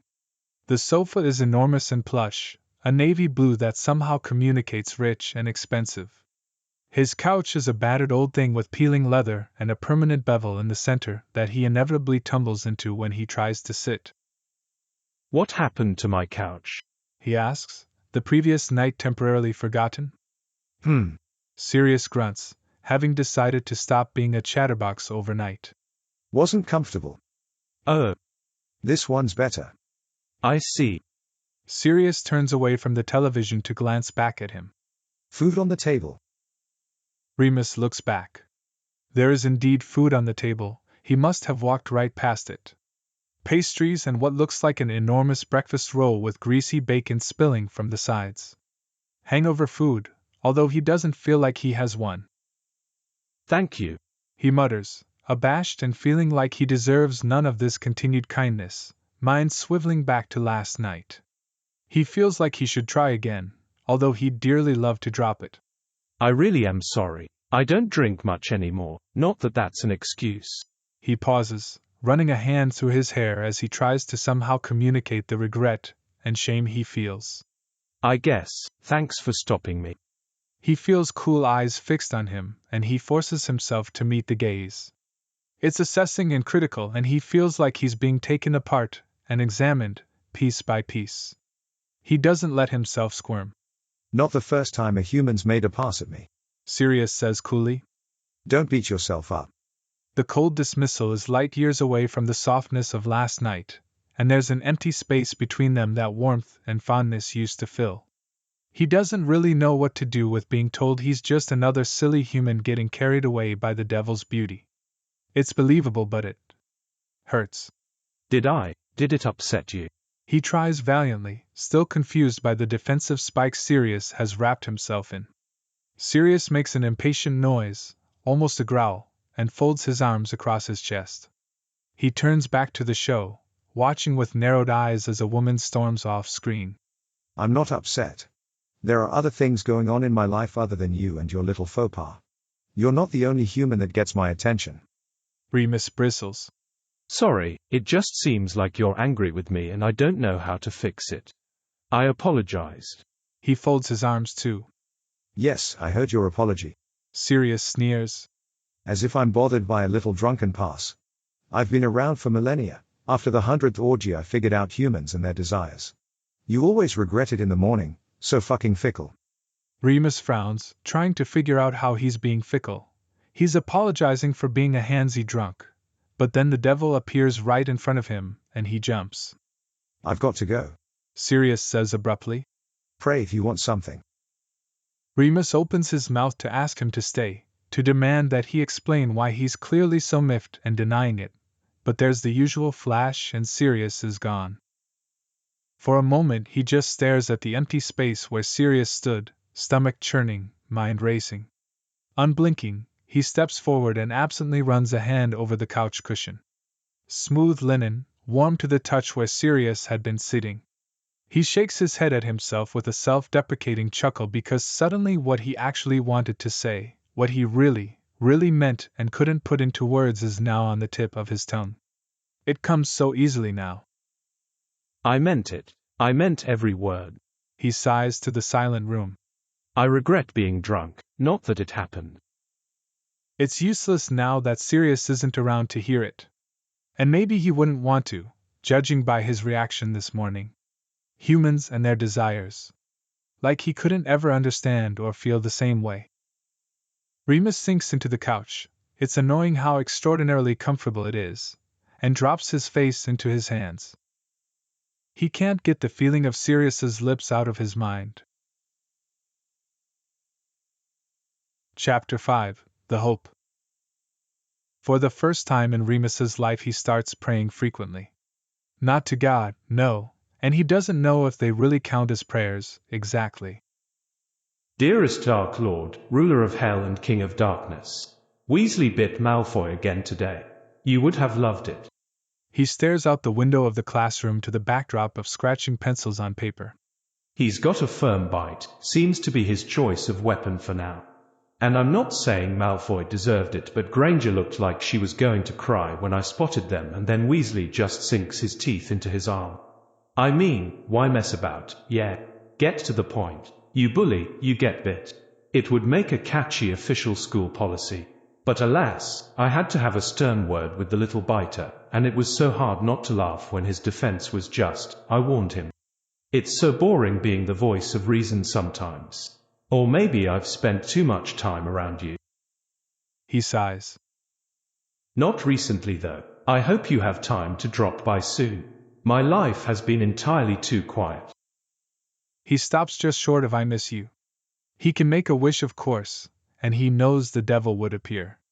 But he's been thinking about that night, the one where he made an awful fool of himself and scared away the man he's trying to wrestle back. He keeps returning to something Sirius said, the words that broke something in him. No one's nice to me, not really, not unless they want something. He's decided that he's not going to ask anything from Sirius, not even to get him to come back. He wants Sirius to realize that he was being truthful. He doesn't want anything from him. Well, that's not strictly true. He'll amend that too. He wants his company, his laugh, his stupidly loud bark of a laugh that turns heads, the snarky comments he makes about, well, everything, the way he's always eating something, despite his protests of not having to eat. He walks around constantly munching on something sweet and getting in Remus's way. Remus still leaves room for him when he turns around, pausing so he doesn't bump into someone who's no longer there. Remus's prayers go unanswered. His life goes back to normal. Or whatever it was before the devil.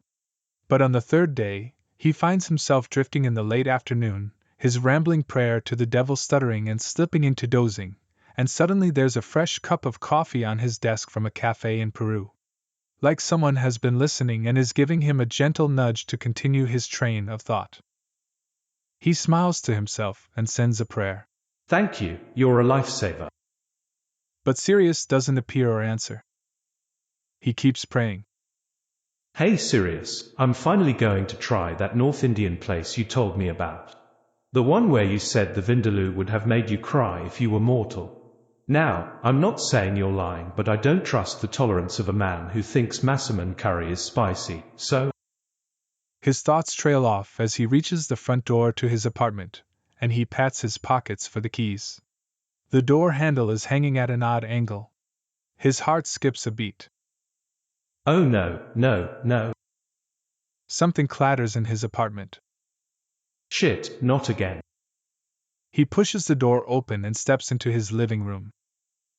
The entire contents of his living room are strewn over the floor. Books fly open, pages crushed, scattered all over the room, his records covering the floor, every drawer in the room pulled out and emptied, and he can see cutlery among the mess, so that means his kitchen looks the same. Even the broom cupboard has been ransacked, the miscellaneous mess that he never actually sorted, scattered among his belongings. Remus looks around with a familiar feeling of dread settling into his stomach. He doesn't need to see who's responsible for this, he already knows.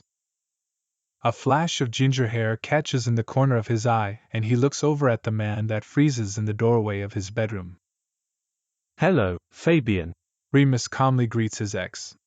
Remus. Fabian shifts uncomfortably, sliding a hand into his back pocket, and glancing around the room like he's looking for an escape.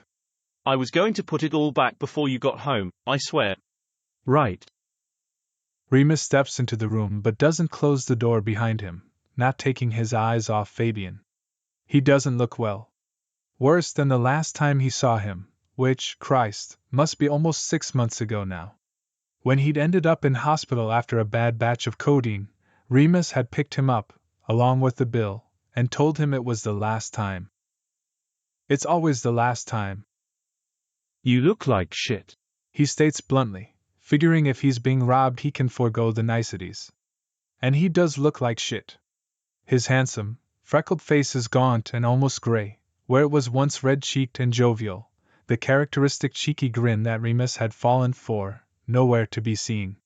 He's thinner than Remus now, and his clothes are crumpled and stretched, like they're tired of being lived in.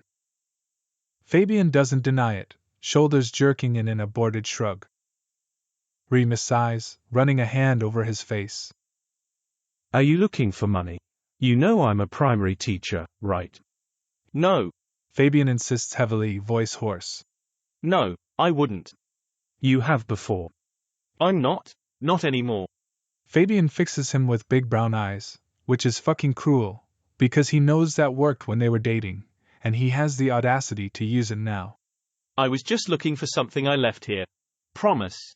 Little brown box, you seen it? What's in it? Some things I want to sell. Of course, it's not in any of the books. Remus can't keep the sarcasm out of his voice, and he waves a hand at the books all over the floor. Fabian's awkward grin trembles. But Remus isn't going to cave, not this time. He clenches his fists, biting back the concern on the tip of his tongue.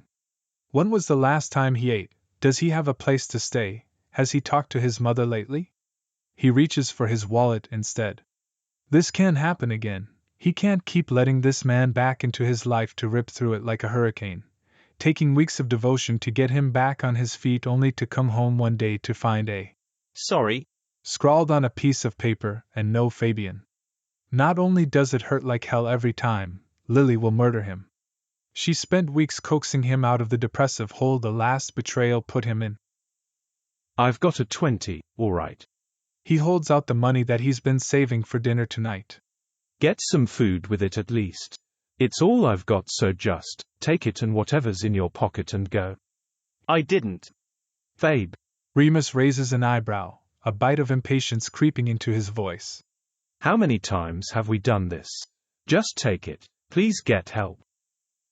Fabian looks ashamed for a brief moment, before hunger steals over his face and the man Remus thought he loved all those months ago is nowhere to be found, swallowed by addiction and greed.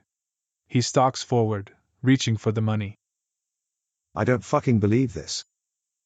They both jump at the snarl that comes from the corner of the room.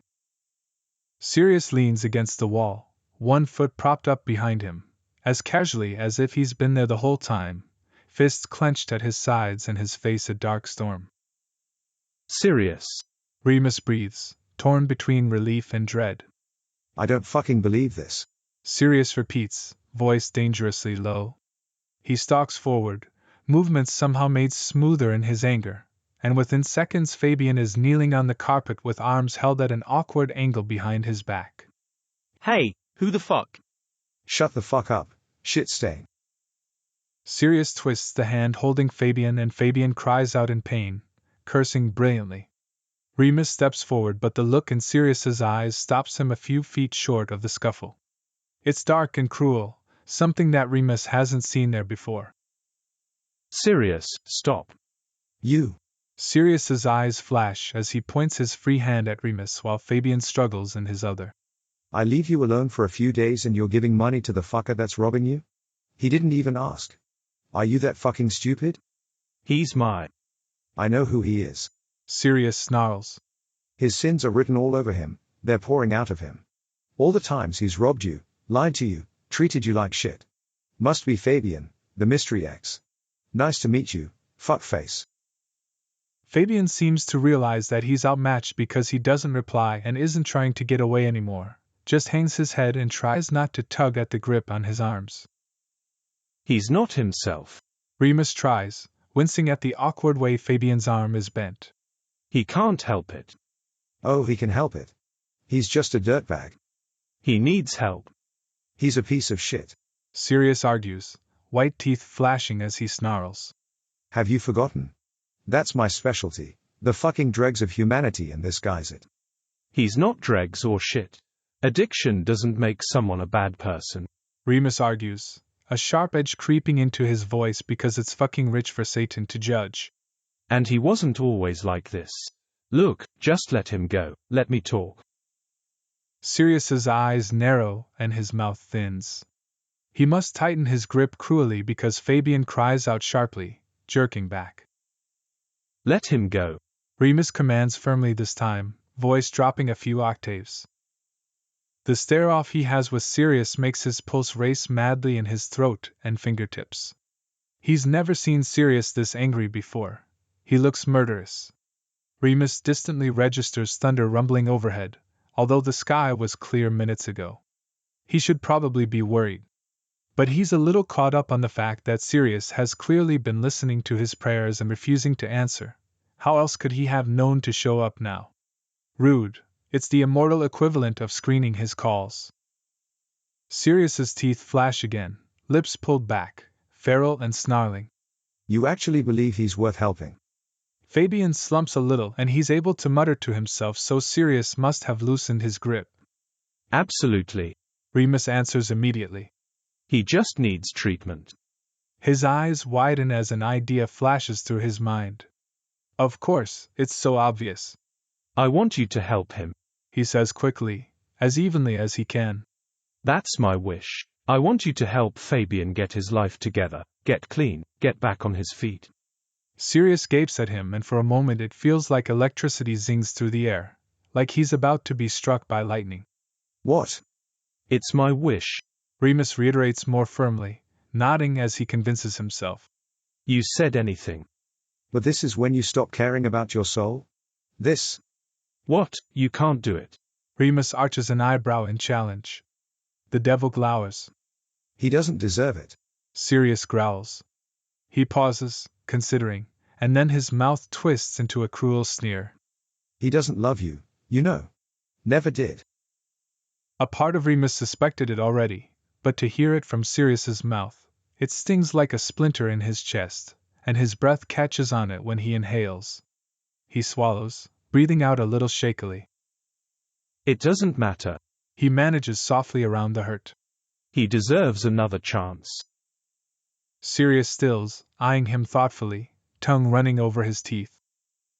Remus takes the thoughtful silence as acceptance, and rushes over to crouch beside Fabian and explain, to convince him to accept the help, because Christ knows it's taken him weeks to get him to go to rehab before. I know this is a lot. He starts gently, well aware of Sirius's cold glare. But Sirius can help you. I promise. Remus, what the fuck is happening? You're friends with this psycho? Fabian mutters through gritted teeth, eyes enormous in his thin face. Yeah, I guess I am. I trust him, and I need you to trust me. I don't need his permission. Sirius hisses and Remus shoots him a look, still only directly addressing Fabian. Please let him help you, let me help you. Fabe, you know your mum misses you. Your sister, your nephews. Remus thinks of little Ron Weasley in his class, Fabian's nephew. That was how they met. Fabian had taken Ron to the school fete where Remus had to do his part as a teacher and host a stall. James hadn't stopped with the innuendos about Remus giving out tickets for clowns swallowing balls, and Remus was ready to pack it in after only a few hours of manning the stall, sweltering in the late summer humidity, and wishing he volunteered for the dunking game instead. But then a red-haired man built like a powerlifter approached his stall, dragged over by a giggling Ron and Harry, with money already in his fist even as he protested, fondly telling his nephew he should pick a better game. You afraid of clowns, Mr. Weasley? Remus asked lightly, feigning offense. Pruitt actually. Fabian. I'm his uncle. And I'm Remus, his teacher. Although today I'm a waste of tertiary education, selling tickets at a fair. Good morning, Ron, Harry. Hi, Mr. Lupin. I like your clown nose. Makes you look silly. Thank you, Ron. Fabian chuckled, handing over money for 2 games, eyes raking over Remus's face, despite the giant red nose Tonks had insisted he wear, and he admittedly agreed only because she was the one that asked. So you're Mr. Lupin. My sister Molly said I should take a walk by your stall. Said I'd think you're cute. Remus was very thankful that Ron was focused on his game, with Harry as his second pair of eyes, because he was sure he never lived down the blush creeping up his neck. Oh, Molly's sweet. Shame about her eyesight. He replied dismissively in a slightly strangled voice. I don't know. Fabian shrugged with a devastatingly cheeky smirk. Can't tell with the clown nose on. Maybe I can get a proper look over dinner. Wow. Was it too smooth? It was too smooth. Remus couldn't help laughing, the hardest he'd laughed all day, and Fabian was all easy smiles and confident charm. He ended up spending a small fortune on a stupid clown game to keep his nephew occupied, while he asked about Remus's job and the kids, and fuck, he was just sweet. Funny. And his nephew adored him, swinging off his arm and calling him Uncle Fabe. Emotions flicker over Fabian's face, as if he's been reliving the same memory, and his jaw clenches. Make him let me go. Remus looks up and Sirius rolls his eyes. He raises his eyebrows pointedly and Sirius growls something unintelligible, shoving Fabian forward as he releases his arms. Remus shuffles back to give him room, and Fabian rubs his wrists, glaring at the floor. Please trust me, Fabe. For all the times, for everything. Remus tries again, not wanting to push, but he can feel Sirius's impatience rising and he knows he's on the clock against an angry outburst. What if I'm not ready? Fabian mumbles so only Remus can hear, not knowing that Sirius can too, of course, and Sirius rolls his eyes even harder. Remus hurriedly reassures him. I won't force you. You know I won't, but this is the best chance you'll ever get, I promise you that. Sirius here is a powerful guy, he's got a lot of influence. He can get you into the best place and it won't cost you anything. Fabian narrows his eyes, glancing between Remus and the black boots which shift impatiently. And he'll do all of that for me. I know you see the good in everyone, Remus, but he's going to chuck me in a river the first chance he gets. Remus looks up to see Sirius has a contemplative expression, and then he makes a jerky shrugging movement. He won't, Remus says firmly, locking eyes with icy gray. Because I trust him. Fabian sighs. His hands are shaking. Look, it's real nice of you. But I've got people to see, someone's looking for me and... It's a clean slate, Fabe. Remus presses a little desperately, grasping at Sirius's sleeve as he moves to make his way towards the front door. An empty threat because he's never needed to use a door, but he tugs at him to stay anyway, directing at his ex. You'll never get another chance like this. And if you don't take it... He pauses, steeling himself. Then I never want to see you again. Not for anything. This is all I can do for you. Fabian's eyes dart between Remus's hand holding onto Sirius's sleeve and the glower on Sirius's face. Realization dawns on his face. Oh, you and him? We're good friends. Remus corrects quickly, feeling Sirius stiffen. Fabian raises his eyebrows and chuckles ruefully. You've got a type. Christ. Alright, yeah. Okay. Fabian breathes, looking away. Can I have some time to just... No. Sirius interrupts curtly. Do I look like a taxi service? We're not making stops. Sirius leans down, claps a hand on Fabian's shoulder, and shoots Remus a dangerously sweet smile. Wish granted. Wait. Both Fabian and Sirius disappear with a flash. Remus doesn't move, his protest dying in his throat as he stares blankly at the space where he still sees that dangerous smile. Lighting flashes in the sky, illuminating the mess of the room, and thunder follows immediately, crackling and sharp. Fuck. He didn't set the specific terms of the wish. It all happened too fast. Sirius didn't give him time to think, and seeing Fabian after so long rattled him. He glances out the window. Hopefully he hasn't left a loophole big enough for the devil to find a way to kill his ex. Sirius doesn't stay away for long this time. He appears the next morning while Remus is anxiously spinning through the possibilities of what's happened to Fabian. He's suddenly there, the long lines of him leaning against the fridge when Remus turns to get milk for his tea. He's proud of the way he doesn't even jump anymore. You're an idiot. Sirius greets him snarkily. Good morning, Sirius. Remus scans his face. He almost looks tired, and his hair has been pulled up into a messy bun. Well, artfully messy.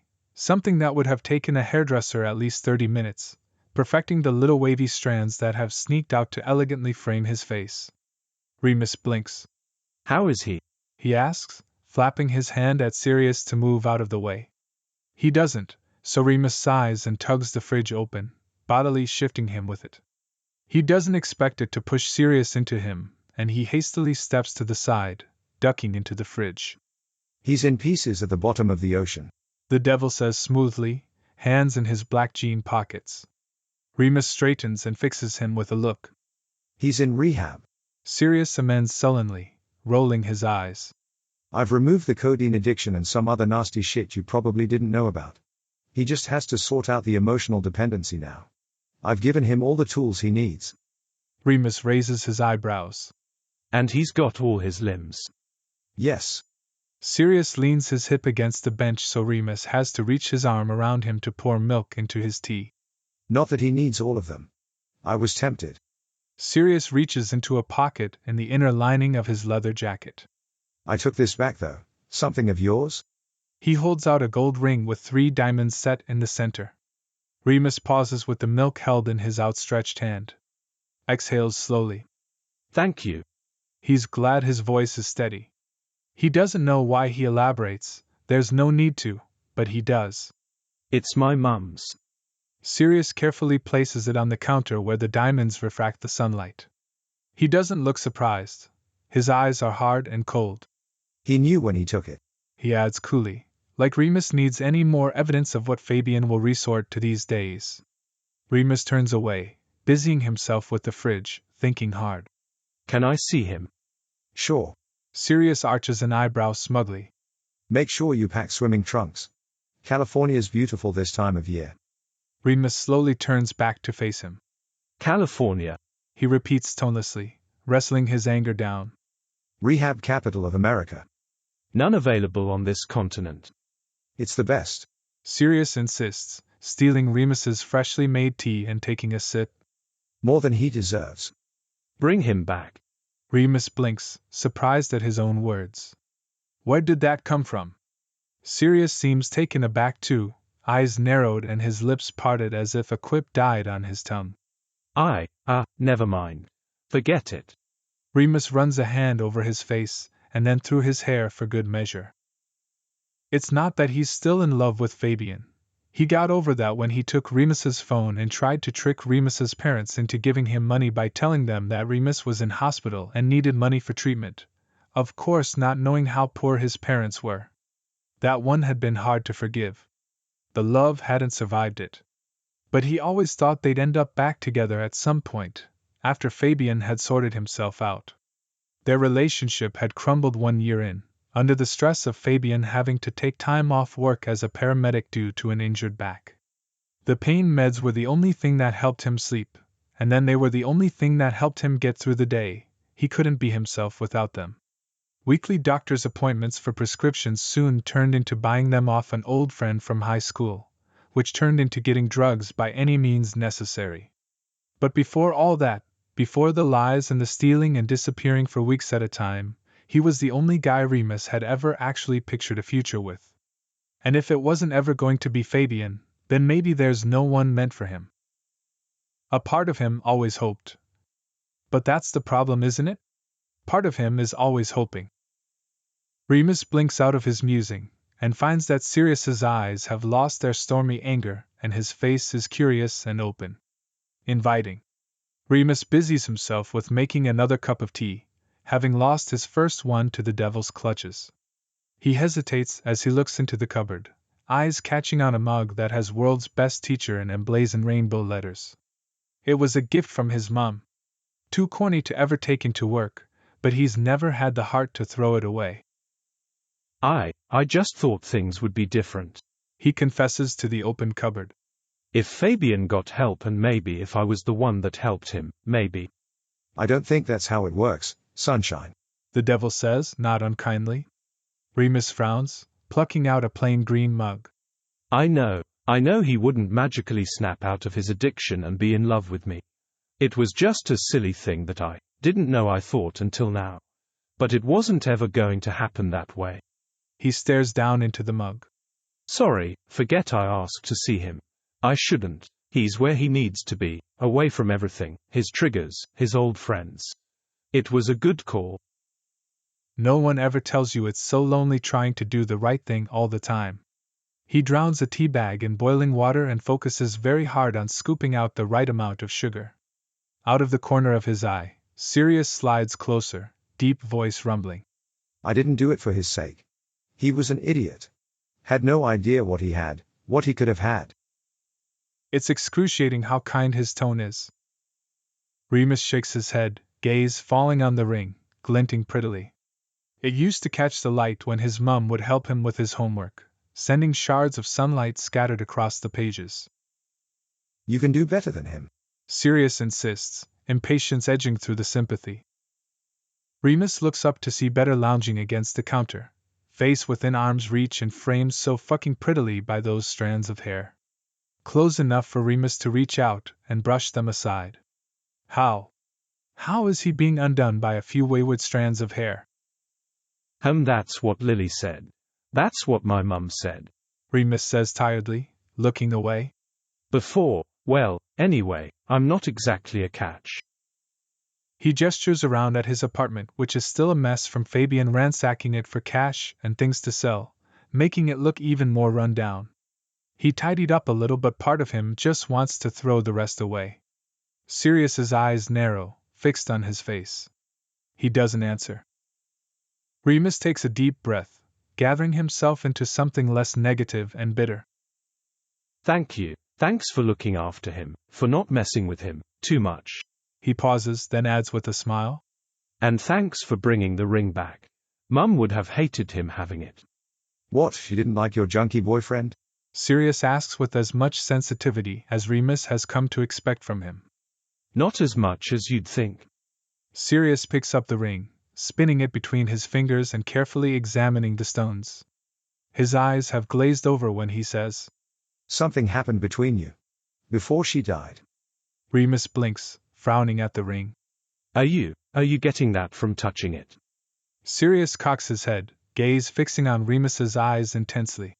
No, I'm not a medium on a TV show. I know, because even though you're a good liar, I'm better. What did he do? Nothing. Remus lies, fists clenching on the bench. Sirius arches an eyebrow. It wasn't him. Remus admits bitterly after a long pause. It was me. She was worried about me. She tried to tell me to be careful of him and Hands gently lift his clenched fist and pry the stiff fingers open. He can tell Sirius is still listening carefully even though he's fiddling with the ring, absently sliding it onto each of Remus's fingers. The easiness of the touch somehow makes the words flow smoothly. I told her it was none of her business. Remus continues quietly. I thought I could help him and I didn't want to hear otherwise. I ignored her calls. She passed away a few weeks after that argument. Sirius pauses, turning the ring around on Remus's pinky finger, which is the only one it fits. You feel guilty? Sirius murmurs thoughtfully. Yes. That's typical. Excuse me. The self-flagellation is so you didn't kill your mum by disagreeing with her about your idiot boyfriend. I ignored her calls. She called me before she got into the accident, an hour before she. It's not your fault, Sirius says flippantly, like he knows anything about taking ownership for wrongs committed. I should have fucking.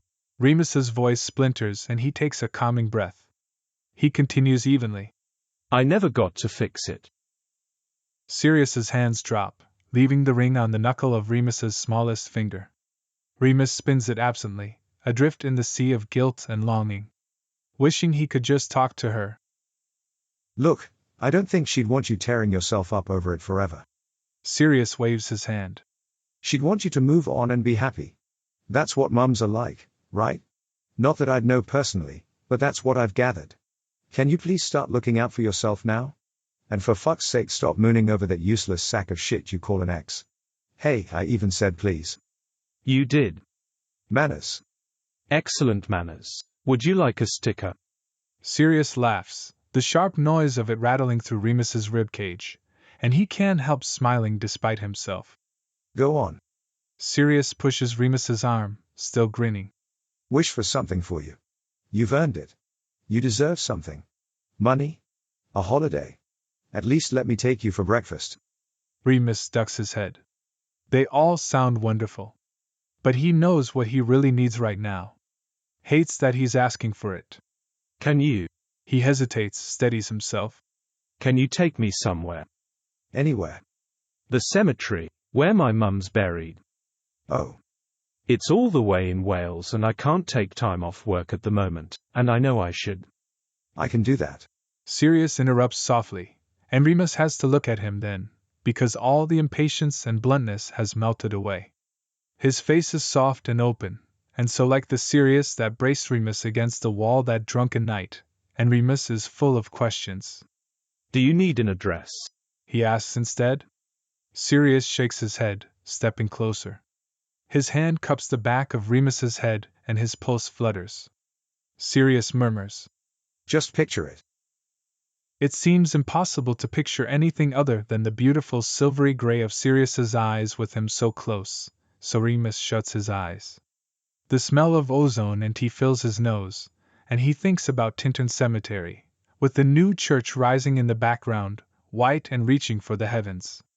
Over the hill, the old church ruins are scattered beyond the headstones of hundreds of graves, dotted around the grass. Vines crawl along the barbed wire fence and bluebells bloom between the graves, little droplets of color bobbing in the breeze on the day that his mum was buried. He vaguely wonders if Sirius can see this memory, before he experiences the familiar cold, lurching feeling in his stomach and his knees buckle, even though his feet haven't quite left the floor. He opens his eyes. The bluebells are nowhere to be found, but everything else is the same. He blinks in the late morning light and turns, Sirius's hand dropping from his head, as he marvels at the rolling hills and the old church that have replaced his flat. This is it, he says in wonder. Of course it is. The devil tuts. Remus frowns at the church so close. Thought you couldn't set foot on hallowed ground. Sirius rolls up a sleeve and taps a tattoo on his forearm that's shaped like a U in the middle of a pentagram. That's what this is for. Remus hums, but his reply dies in his throat when his gaze catches on the ruins of the old church, the crumbling bricks just visible over the hill. He starts walking, as if in a trance, weaving through crumbling headstones and newer ones that gleam, dark and glossy in the sunlight. But he knows the one he's looking for. He hasn't been back here since she was first buried, but he knows the way. That day has been burned into his mind, down to the last bluebell. He slows as he reaches the edge of the cemetery, and gingerly squats in front of a small, light gray tombstone. Unassuming, although it's been maintained beautifully, with drooping carnations placed in a glass jar in front of it. His dad, probably. And there's another thing he feels guilty about. He swallows, brushing a stray leaf off the tombstone and pausing, hesitating with the words on the tip of his tongue now that he's here. I'm sorry I didn't visit enough. I'm sorry I got swept up with life and didn't call. I'm sorry I stopped calling completely when you said Fabian was bad news and I didn't want to disappoint you by not leaving him. I'm sorry I'm here now that I need something. I've been avoiding you for so long because I felt so guilty, but now I need to talk to you and it's finally hit me that I can't, not ever again, and it's like you've died all over again. I'm sorry I didn't pick up the last time you called. I chose him and it was the wrong decision. I'm sorry, I'm sorry, I'm sorry. He covers his face with one hand, leaning on the stone with the other. It's hot under his palm, warmed by the sun, and it's the oddest sort of comfort. Like there's still something alive here where she waits for him. He misses her like an ache in his chest, so acutely now after seeing Fabian again, after everything that happened with Sirius, which has been confusing in so many ways. He wants to ask her about it all. She was always his moral compass, the one who taught him to be kind and compassionate. And he doesn't know what to do. Is he putting his trust in the wrong person again? He mumbles the quietest of apologies to the stone, well aware that Sirius can hear every word clearly if he wants to, even though he's standing a few rows back. But it feels private enough anyway. He lifts his head once he can no longer bear hearing the apologies reverberate back at him off the hardness of the stone. He stares blankly over the crumbling ruins. It doesn't feel any better. The guilt still claws at his insides and there's no sense of absolution, no closure, like he'd hoped. None of it matters because she didn't get to hear any of it. He never got to tell her he's sorry. Sirius. Footsteps crunch from his left, and he looks to see Sirius weaving between the graves, hands in his pockets, and looking unusually somber. You all right? Sirius takes care not to stand on her grave, and his hand flinches towards Remus's head, like he wants to touch his hair. Remus considers his next words carefully, twisting blades of grass between his fingers. I know you can't, you won't. But is there any way? He lifts his head to search the gray eyes. There must be a way. I just want to tell her something. Sirius stills, mouth turned down at the corners. There isn't. I'm sorry, sunshine. Remus nods, already knowing that would be the answer. He regretted it as soon as he asked. He drops his head, tracing the engraved words with his eyes. Hope Lupin. Adoring mother and wife. Equally adored. His father had chosen it. He hadn't been much help at the time with Fabian's issues going on as well. He blinks as his hair is brushed out of his eyes and he leans into the touch. It's so gentle. This is Sirius before the drunken kiss, before everything got so tense and bitter. He sighs, getting to his feet. The hand falls away. You can stay as long as you like. Sirius offers. It wasn't, it's enough. Thank you. Sirius transports them back in a blink of an eye, and Remus reels to be standing back in the exact spot in his kitchen, like it was all a dream. He looks down at his hands, some of his fingers stained green from the grass. I wish I could. Sirius says bitterly, breaking him out of his trance. I knew, you told me before. Remus shrugs, reaching for his cup. It's still warm somehow. But I would. Sirius insists earnestly. He hasn't stepped back after apparating, and his boots knock into Remus's shoes when he shifts. You know I would, if it would help. I know, I shouldn't have asked. Remus reassures him gently. Sirius doesn't look reassured. His eyes narrow and dart around frantically like he's searching for a solution. Another piece of Remus's heart breaks off. He thinks about what Sirius said again. No one's nice to me, not unless they want something. His guilt doubles. Hey. Remus reaches for him, bracketing his face with his hands, making Sirius look him right in the eye. I shouldn't have asked it of you. I'm sorry, please forget it. Sirius looks like he wants to snap back with something, defensive and snarling like an animal that expects to be hurt. So Remus keeps talking in the same soft voice. I never wanted you to come back because I needed something. I hoped you'd come back because you wanted to. I never intended to ask for this. I meant it. I like you, not what you can do for me. Sirius's face twists, and Remus doesn't recognize the emotion at first. It's so foreign on his face. It's uncertainty. I wanted to come back so many times. Sirius mutters quietly, frowning at Remus's shirt buttons. Emboldened, Remus admits. I missed you. Sirius freezes, wide eyes startled, not quite a deer caught in headlights, more like a dog who's heard a snatch of his favorite word and can't quite believe his good fortune. Remus throws caution to the wind and runs his thumb across his chin. He feels the jaw clench beneath his palm. I apologized because I was drunk. Remus murmurs, drifting closer, encouraged that Sirius allows him to. Not because it happened. Sirius's eyes are flickering between Remus's, like he's trying to catch him out in a deception, desperately looking for something to distrust. Remus stills, considering. He almost stops there, but his heart is in tatters from seeing Fabian again and all the shit that comes with that, and from visiting his mum's grave, which confirmed his fears that he'll never outrun the guilt. What's one more hurt? What else does he have to lose? I like you, he insists with a sad smile. It's ridiculous and pathetic because you're a galaxy in a human body and I'm just an ant. I know humans fall at your feet all the time and I'm just another one. He seeks out the little brown speck in the silvery gray. You don't have to reciprocate, but I want you to know anyway. I don't want you to think I was using you or I don't care about you. His heart thuds heavily as he clutches onto the last of his courage, batting away his inner demons that cry he's not good enough for Sirius, not interesting enough, not attractive enough. Sirius came back when he needed help, without him having to ask. So Remus will make a fool of himself a little longer for the smallest, slimmest of chances that Sirius feels a fraction of what he does. Sirius's expression twists, like he's fighting himself. I'm not. I don't deserve you. What? You're so fucking righteous. Sirius snaps, like Remus is unreasonable for doing normal, nice things. I can't live up to that. You won't think I'm so great after you get to know me. The real me. This isn't the real you. It's... Sirius mouths silently, searching for words. I don't know what this is. Who I am when I'm with you. You make me want to be. I don't know, better.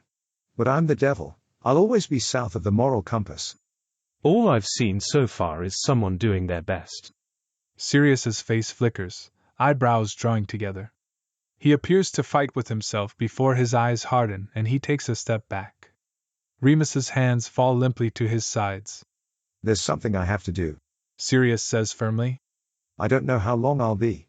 But I'll be back. Remus nods, not understanding at all, but nevertheless certain he's fucked up again. Sirius pauses, eyeing his slumped shoulders. He makes a cross over his own heart, and it glows white-hot through the leather jacket. I promise, I'll be back. His eyes are wide and earnest, and Remus believes him. Keep praying. It helps. Your voice in my head, it helps. And then he's gone again.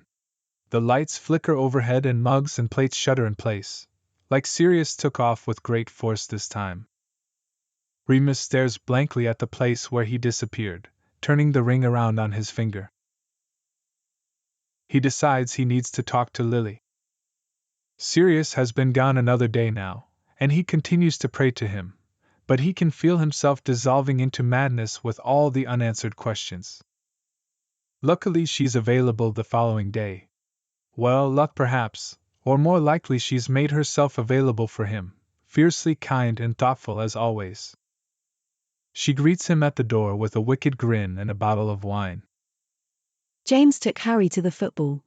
You've got 3 hours to tell me everything. Games don't go for 3 hours. Remus points out as he toes his shoes off in the hall. They go for ice cream after and discuss the game blow by blow. She rolls her eyes and wanders off to the kitchen, long red hair waving behind her. Kick by kick. Whatever. Get cracking. Tell me all about Sirius Black. It's easier than he thought it would be.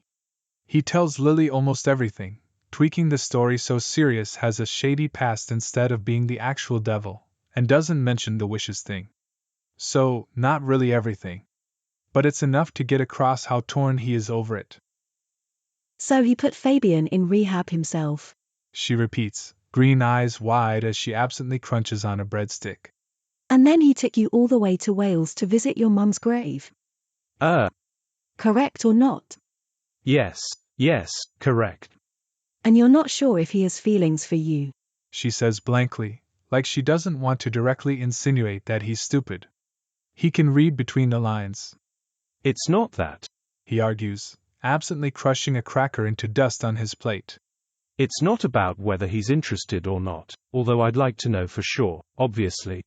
I've put trust in the wrong people before. Am I doing it again? She chews slowly, thinking carefully. He can always count on her to tell him the truth. The brutal truth sometimes. But it's refreshing and what he needs right now. I can't tell you that. She says simply and he deflates. She touches his arm. But I can tell you, anyone that does that and asks for nothing in return, really genuinely cares about you. You haven't said exactly what he's done in the past and that's between you two, but you feel like you can trust him, knowing what you do, right? Remus nods, but it turns into a shake of his head. But I trusted Fabe. I've trusted a lot of people I shouldn't have. I'm not a good judge of character. Yes, you are. Lily points at him. You just don't listen to your instincts. I remember you saying you wanted to trust Fabian, not that you actually trusted him. Come on, you're good with people. What are your instincts telling you on this? Remus thinks hard, sipping the wine. It tastes expensive, but Lily had just shrugged when he asked what it was. Probably one from James's collection that he'll miss dearly. Either Lily nor Remus share his love for the finer things and he's forever bemoaning that he's the cultured one. Lily clicks her fingers. No thinking, just instincts, Lupin. First answer that comes to your head, do you trust him? Yes. Was that so hard? He huffs in exasperation, but he can't help his smile.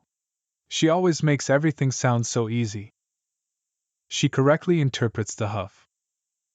Look, I'm not saying blindly trust him now. Just trust yourself. Lily pauses to sip her wine, eyes narrowed over the rim of her glass as Remus frowns down at the cracker, reduced to dust. I can't get over him dragging Fabian off to rehab by force. Wait, tell me that bit again. She grins, leaning forward eagerly. Remus chuckles. I thought you'd like that. And he got your mum's ring back too. And not that it should matter, but he paid for rehab, he's obviously swimming in it. Dreamboat. Remus sighs. Under the table, his thumb touches his pinky finger, feeling for the ring and finding only skin. He took it off not long after Sirius left. Do you think Mum would have liked him? He tries to ask casually, but the waver in her smile tells him he failed. She puts her glass down carefully. At first, maybe not. She replies thoughtfully. But after hearing all this, she would. He nods, wishing he hadn't asked. It's so childish, so vulnerable and unlike him, and he doesn't feel the reassurance he'd hoped for. The guilt claws its way back into his stomach. He smoothly changes direction. She liked you. I think I broke her heart when I told her we were just friends. Lily smiles knowingly but goes along with it. And I ended up with James of all people. Settled, I suppose. My heart will always belong to you. She laments dramatically. Careful, it'll get pawned off the next time one of my exes robs me. Remus jokes with a half-smile. Lily snorts, absently rolling the cork from the wine bottle towards him. I don't think that'll be a problem with your new scary boyfriend hanging around. She grins at his look, amending. Sorry, not boyfriend. Friend that hangs around all the time who you kissed once and have feelings for. Such a mouthful. Sure I can't just say boyfriend. I'm sure. He rolls the cork back to her. Harry's been asking if you're going to get a boyfriend. She adds casually, and Remus almost chokes. He says you're always staring into space during reading time. Lily continues with a smirk. I think he thinks you're lonely. Takes after his father there, clueless even when it's right under his nose. What did you tell him? That you'll tell us if you want us to know. And that maybe you like someone. She pokes his arm and he feels like he's the one in middle school. Oh God. Relax, I think he just wanted to know if you got a boyfriend, would he come over and play football? I think he's trying to assemble a team. So far he's got his dad, Ron's brothers, and he says if he really can't find anyone else, me. Just wrote you off altogether, I guess. The guy who doesn't even exist gets picked over me. It's school sports all over again. They laugh together and the space left by Sirius is obscured by the bright, shining sun that's Lily. He starts to come back to himself piece by piece as they talk, and he feels loose and calm again when James and Harry crash through the hallway, chattering loudly. Harry greets him cheerfully, giving him a tight hug that he only allows when they're not at school, and Remus is surprised to find himself holding back just as tightly. He's missed being his uncle instead of just his teacher since he got caught up in the chaotic whirlwind that's Sirius. He vows to fix that. Harry recounts the game for Lily and Remus, reenacting the best parts with additions from James, who beams with pride as he watches his son dart around a chair, pretending it's a Puddlemere player. They dutifully gasp and boo at all the right parts of the reenactment, and by the time the last goal is scored against Puddlemere's goalie, James, Harry's cheeks are bright red and his voice is an excited screech. Remus stays for dinner and catches up with James while he helps him cook, Lily wrangling an excitable Harry for a bath. After dinner, Harry drags Remus around his room, showing him new toys that he got since he was last here, and pointing out his science assignments that Remus had given him full marks for, stuck to the wall proudly. By the time Remus leaves, his heart is full again, and he's only thought of Sirius a dozen times. It's a start. Chapter 6: The Storm. Sirius ducks behind a boulder, breathing hard and clutching at the wound in his side. Pine tree branches tremble in the breeze and birds chatter crossly with each other, fighting over territory in the peaceful, beautiful forest. The human whose heaven this belongs to whistles contentedly as she strolls through the trees, touching her hands to the trunks adoringly. He's too exhausted to even try to hide, and she freezes to see him squatting before the boulder, panting and bleeding. Ah, are you? He shakes his head desperately, holding a finger to his lips. Voices drift beyond the trees, from the direction he came from. He has to keep moving. Jumping between human personal heavens keeps the angels confused, but they can follow the trail his power leaves behind, like waves created by a ship cutting through a current. He doesn't have his full powers here, surrounded by everything divine and angelic, so he can't heal himself completely, and using his power sends off a big blaring beacon to any angels in the vicinity. Here I am, backed by unpopular demand on a crazy suicide mission, alone and unarmed. Come have a crack. The human cocks her head, eyes flickering over his injuries. She nods her head in the direction behind her. He blinks. She nods again more insistently. He's taken aback by her kindness but recovers quickly, taking off running. Human kindness, that's how he got himself into this mess. He gathers his power, focusing on picturing where he's going next, rolling hills and countryside. There's some sheep milling around. Surely this is it now, surely this must be Hope Lupin's heaven. She lived in Wales, right? He jumps into the darkness and lands heavily in tall grass, surrounded by sheep. They startle, bleating frantically and scatter, and he needlessly pants at them to fuck off. An old man hammers at a fence post at the far end of the paddock, grumbling at the sheep to shut up and not noticing Sirius standing in his all-black outfit that looks so out of place among all the green. This isn't it either. He kneels in the grass for a moment to catch his breath and think. He's been searching for days. Countless heavens, running constantly, looking for hope. He must have been through half of Wales' past residents by now. Half of heaven's angel population too, fighting his way out of ambushes with the little power he's got, wishing he were facing them on Earth where they've got equal footing and they'd be no fucking match for him. Not that he particularly wants to kill them. They were his brothers and sisters once, after all. Before the fall. Before humans were brought into existence and everything went to shit.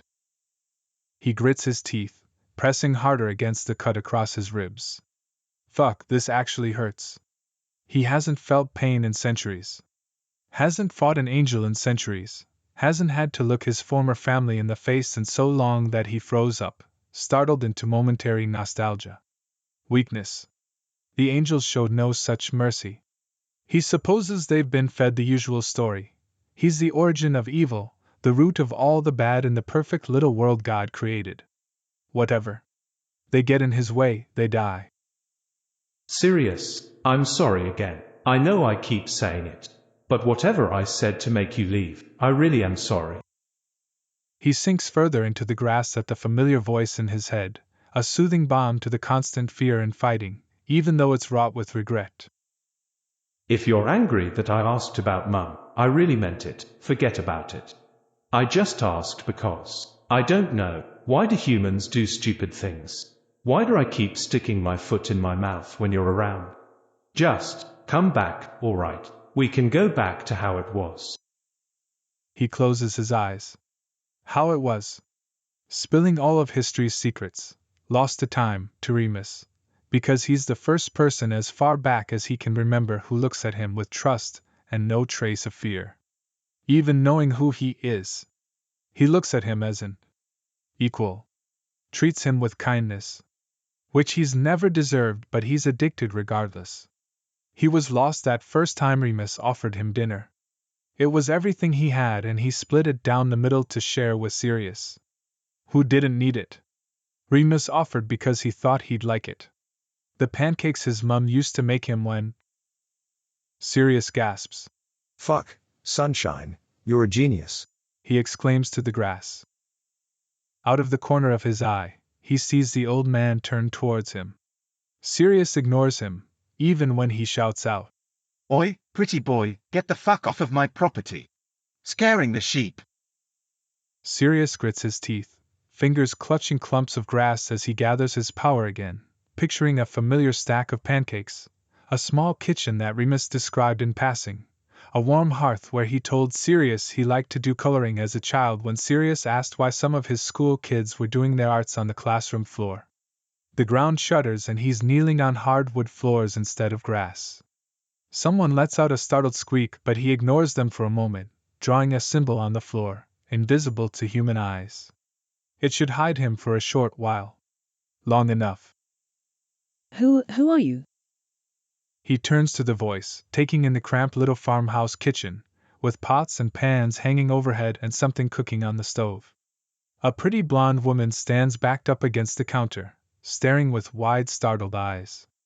They're blue, not the familiar light shade of brown that melt into honey when the sunlight catches them just right. But the alarmed look on her face is a perfect picture of Remus when Sirius had first appeared that day, sitting on his dining table. He grins in relief. Hi, Hope. I've been looking everywhere for you. And you are? My name's Sirius, Ma, Dus said I could help him on the lower paddock if I... Sirius freezes as a child hurtles through the door and into the kitchen. The child slows and double takes to see a tall, dark-haired man bleeding through his clothes, standing next to the dining table. Familiar light brown eyes look up at him as the boy steps back slowly, towards his mother. Hi, hello. He says politely, although his eyes quickly scan Sirius's ripped clothes and blood stains. Sirius stares. He can't be more than 6 or 7.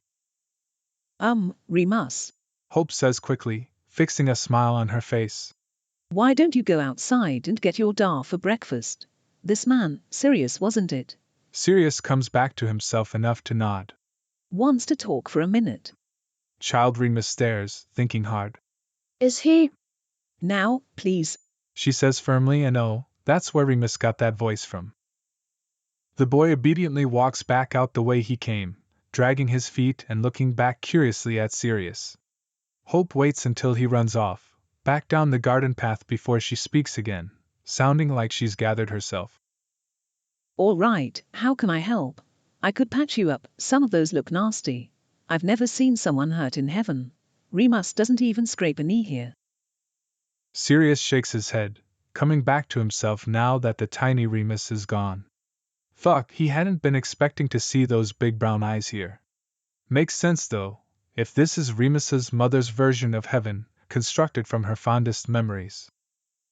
The urgency of the situation resurfaces, and he has a feeling she has the same eye for detail as her son, so he needs to talk fast. I have a message for you. I don't have much time, so don't interrupt. So my son has made a deal with the devil.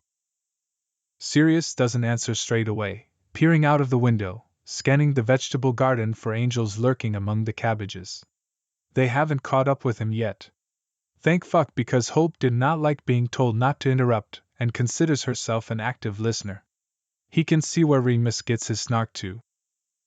Essentially. He replies distractedly. But it's not as bad as it sounds. How do I? It's just a defiance of heaven and God thing.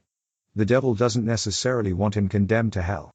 He glances over his shoulder to see a shrewd and calculating look on her face. All right, Nancy Drew.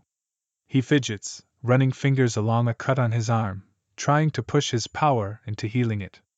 The area feels warm for a moment, but the skin and muscle don't knit back together like they should, making him grimace. I told you, stop touching it. Hope tuts. You're going to give yourself an infection. Why you won't let me? And I told you. Sirius grumbles back. I don't get infections, He pauses, catching himself. Demons don't get infections. Hope sips her tea and raises an eyebrow. Oh yes, tell me again. You're a demon. Right hand of the devil, sent to bring you a message from your son and to take one back. He snaps impatiently, just like her infuriating son, always with the million questions. A demonic messenger. Now will you please? What I don't understand Hope says pleasantly, ignoring Sirius's glower. is why you are risking your life for this. Clearly you are not welcome here among the angels that roam heaven. I see them from time to time, walking through the garden, surly lot. Why would the devil send just you to complete this task? A little risky, no? He grits his teeth, narrowly resisting the urge to set the room on fire. Because my life is inconsequential. Quit nitpicking and write, woman.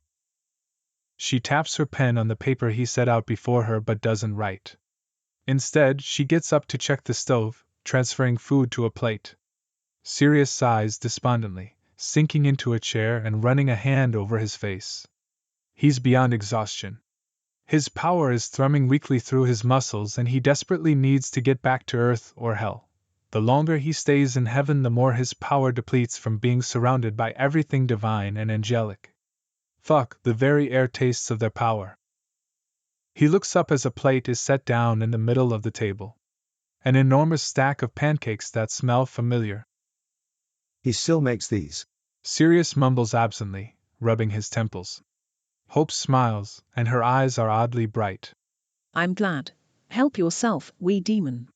He glares at the nickname, and impatiently points at the paper. Today.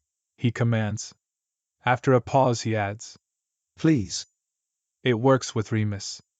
She bites her lip, which doesn't quite hide the smile, and thankfully, finally, picks up the pen to start writing. I can hear him sometimes, she says conversationally as she writes. And Lyle too. But I didn't hear him tell me what you've just told me. How guilty he feels. Divine fate. Sirius mumbles with distaste when she trails off, discreetly pulling the plate towards himself. The power that controls everything. It decides what gets through and what doesn't. Don't ask me how it decides, that's how you get kicked out of heaven. She glances up, eyeing him thoughtfully. Is that what happened to the devil? He pauses with a rolled-up pancake on the way to his mouth and mutters tonelessly. So I've heard. She hums and continues writing. He chews slowly and closes his eyes as the familiar sweetness of the pancake soothes his nerves. It's exactly the same as Remus made. His eye for detail comes in useful sometimes. Hope stops writing again after about a minute of silence to ask. This devil, he's responsible for tempting Eve to eat the apple in the Garden of Eden, correct? The first sin. That much I remember. Sirius bristles, sneering. The first sin, opening humans' eyes to God's lies. What a horrific thing to do. And it was a peach, not an apple. Not that the Bible got much right, anyway. But who gets tempted by an apple? The wholemeal bread of the fruit world. Rather silly thing to do if God is all-seeing. Or this particular God is, I guess is more accurate from what you've told me. He's what did you say? An entity that exists on the same wavelength as other gods, the gods of the major religions existing as separate beings sharing the same power source. All right. She blinks, then waves her hand airily and continues. So if the devil knew God would find out, why would he do such a thing? For shits and giggles, I don't know. Sirius snaps. Perhaps. She frowns, tapping her pen on the paper. I can't help but feel like there's more to it. Sirius grinds his teeth, rolling the last of the sweet flavor around his mouth. He decides to elaborate to get her to stop talking and keep writing. Well, from what I've heard on the devil's side of things, it's like this. This dear old dad has a loving family who obey his every command because they love him and he told them he created them for the sole purpose to obey. To be honest, they've probably got Stockholm Syndrome. She hums in acknowledgement as her pen scratches over the paper. Sirius's gaze drifts out the window, into the garden. And then the dad decides they're not enough, he can make something better. He goes off and makes another family. Humans, he calls them. Doesn't abandon his old kids though, no. He makes them the watchers, protectors and servants of the new kids. Tells them the humans are better in every way, even though they would disobey him in a heartbeat, with just the slightest push. And God doesn't believe his former favorite son when he tells him this. Says they're perfect. So the son proves him wrong and holy fucking hell, does dad hate to be proved wrong. Sirius shudders and tears his eyes away from the garden to find Hope folding up the paper and looking at him thoughtfully. Sounds like an awful father, she says quietly. If the devil is to be believed. Sirius answers dryly. But he's the king of lies, right? And yet my son doesn't believe he's a liar. From what you've told me, he's starting to trust the devil. He watches her slide the letter into an envelope, and he stands to take it. Hope holds his gaze as he reaches for it and says deliberately, He's put his trust in the wrong people before, but I think he's learned what he needed to from it. He won't make the same mistake twice. He's not sure if she's implying that Remus doesn't really trust him, or if maybe she's the same brand of foolish as Remus is and has decided to give the devil benefit of the doubt. He straightens, sliding the letter carefully into a pocket in the lining of his jacket. He holds her gaze, trying to figure it out. I think he'd better be going, she says quickly, demeanor shifting to concern, eyes snapping to the window. Sirius glances back and sees two frowning angels at the end of the garden path, approaching the cottage. He doesn't recognize them from this distance, and he's not sticking around to find out. He turns back to Hope, wanting to say something, to admit who he is and that yes, her son inexplicably trusts him and maybe he shouldn't because he's been a hurricane of apathetic chaos for so long he doesn't know if he can actually be good anymore. And he's terribly tempted to tell her that he wants to help Remus and make his life easier, and give him everything he's ever wanted. He stopped trying to tempt him into condemning himself a long time ago. Remus deserves the world, but he doesn't know if he should be the one to give it to him, if he trusts himself not to be an arsehole. But he wants to try. Instead, he just gapes wordlessly at her, the words caught in his throat. Her eyes flicker over his hesitation, and she smiles knowingly. Look after him for me, wee demon. Treat him right. Go on now, I'll tell them you went the other way. He exhales sharply and nods, tearing off out the back door. He runs as fast as this form will take him. He has no wings to spread out and fly, so there's no use transforming into his angelic form, but the awful scars on his back still tingle with phantom sensation. His mind still reaches for his wings when his adrenaline is pumping, and he's desperate enough to imagine that the feathers start to spread, that he can feel the wand pooling in the muscle they were torn from. His feet pound the uneven pavement, and he focuses his power on his little corner of hell, the place where he's safe and can recharge. But then movement catches his eye. There, walking up from a paddock down the hill, Child Remus is waving his arms above his head, chattering at the side of a tall man who stoops to hear him. The man looks up at the sound of approaching footsteps and Sirius almost trips. It's Remus.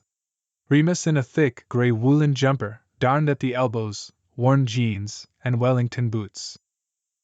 Duh, that's the man.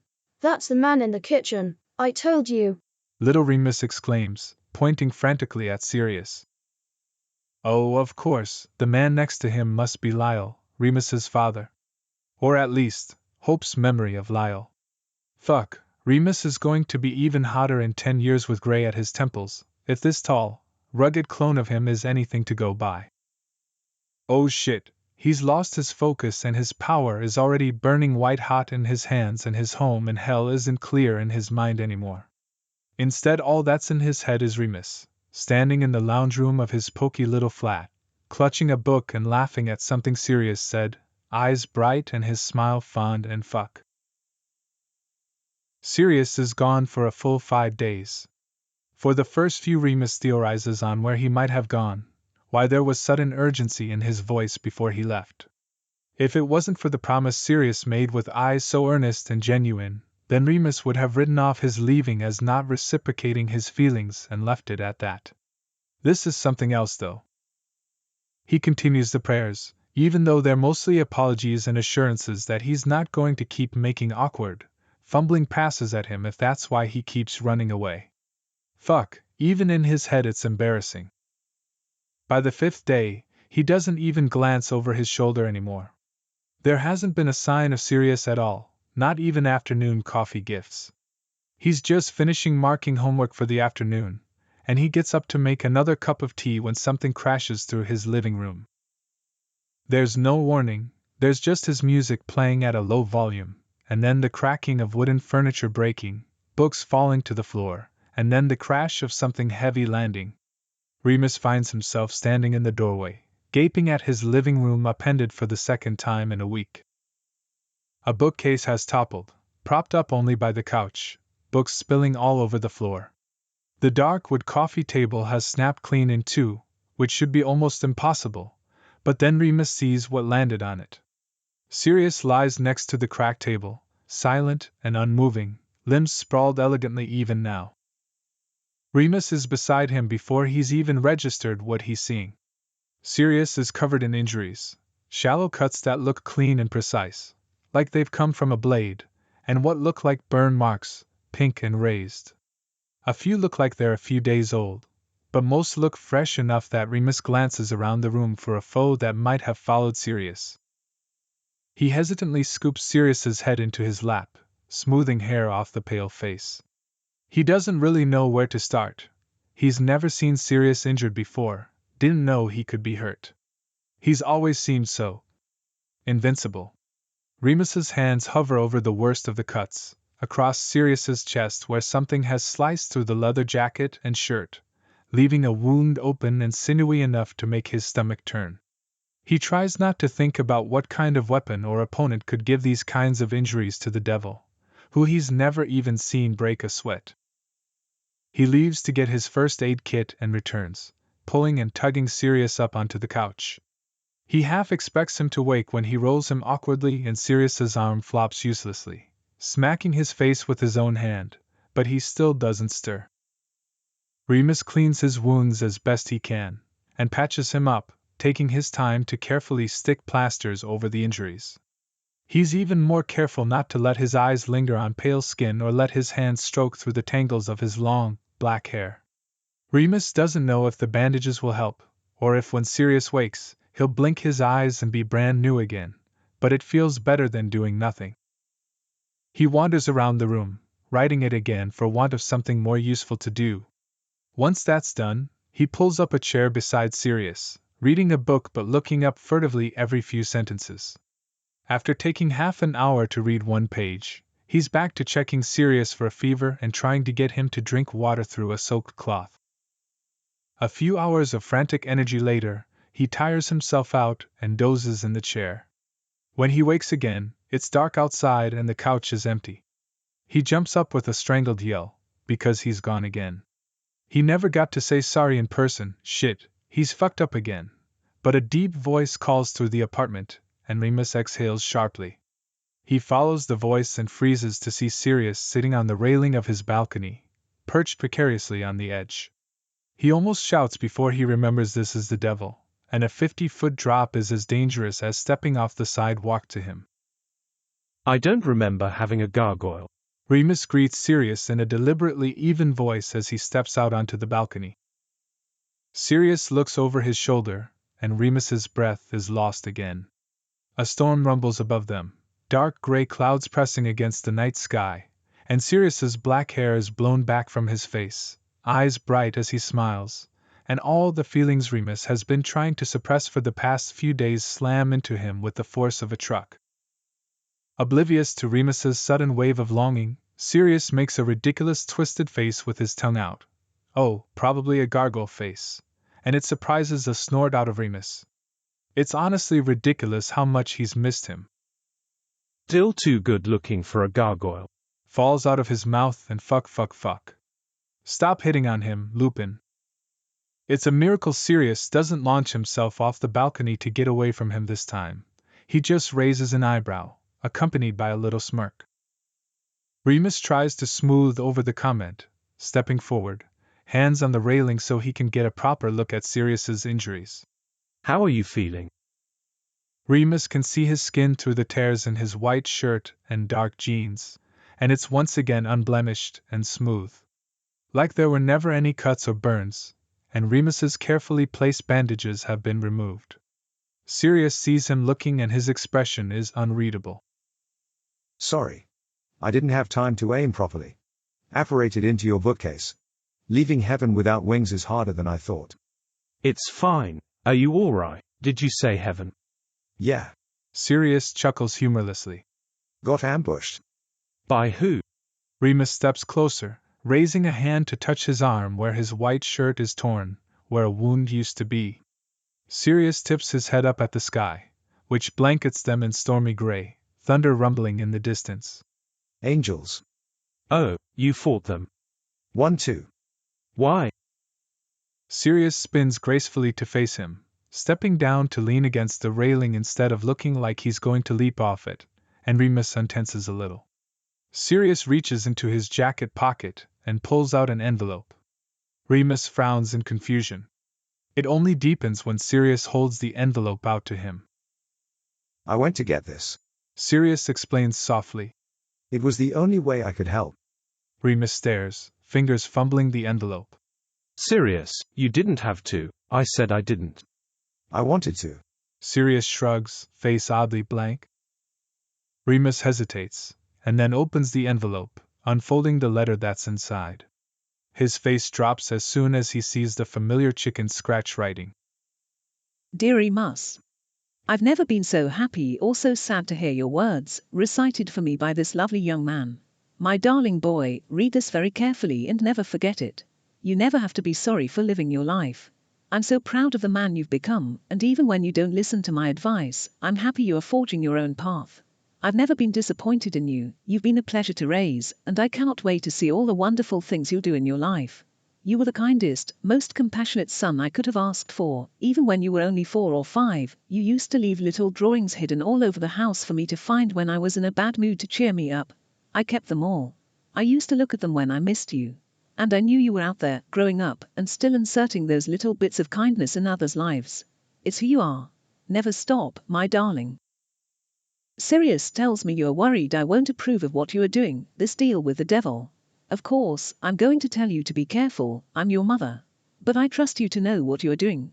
Besides, he came all this way, fighting tooth and nail with all of heaven to bring your message to me, under this Sirius alias. As if I were born yesterday. I don't think he's half bad.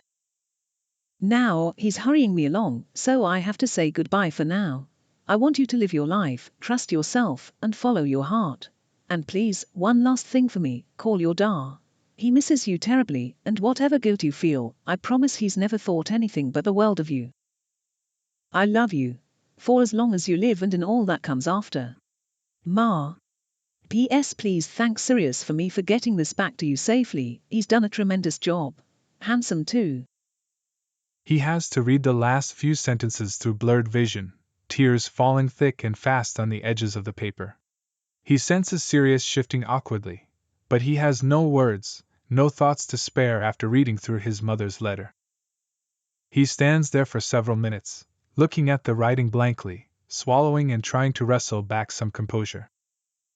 Sirius finally breaks the silence, muttering nervously. Are you all? He grunts as Remus crushes him in a tight hug, wrapping his arms around broad shoulders and burying his face in his hair. Thank you. I can't. Thank you, Sirius. He pours his genuine gratitude into the soft hair, breath hitching. Sirius hesitates and then arms are wrapping around Remus's waist, holding back just as tightly. Consider it a gift. Sirius replies softly. Remus pulls back far enough to see his face, to drink in the familiar elegant curve of his cheekbones, the permanently haughty arch of his eyebrows, the gray eyes that grow warmer every time he sees them. Why did you do this for me? You got hurt, you could have. Isn't it obvious? Should it be? You're really going to make me say it? Sirius huffs, shutting his eyes for a moment, as if gathering himself. Because you're not just a soul to me anymore. I don't know when I stopped seeing you as just another silly human to corrupt, but you're different. You make me feel different. The storm still rumbles overhead, but Remus doesn't see or hear it, nor the wind whipping his hair around his face. He stares wide-eyed, with eyes only for Sirius. Sirius did this for him. He wasn't running away. When he kisses Sirius this time, he's completely aware of what he's doing, even though he's drunk off happiness and awe and sheer shock. Sirius hums in surprise, but the arms don't retract, and after a moment, they pull him closer, which leaves Remus sagging into his arms in relief. It's different this time. It's less teeth and swaying and overwhelming urgency. This kiss is a question answered. What Sirius did for him, how he found a way to bring him the one thing he needed, is beyond anything Remus ever expected. Lily's voice is in his head, adding to the growing tally of ways Sirius has shown that he cares about him, and this overshadows them all.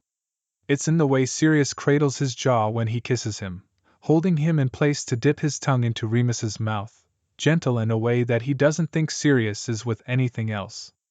He doesn't need to hear it confirmed in words because the evidence is held tightly but carefully in his fist, retrieved all the way from heaven, the one place Sirius told him he wouldn't go. As if on cue, the sky releases a deafening clap of thunder and Remus breaks the kiss to glance up, flinching at another flash of lightning. Sirius is grinning, hands slipping into Remus's hair. They're just angry I made it back out in one piece.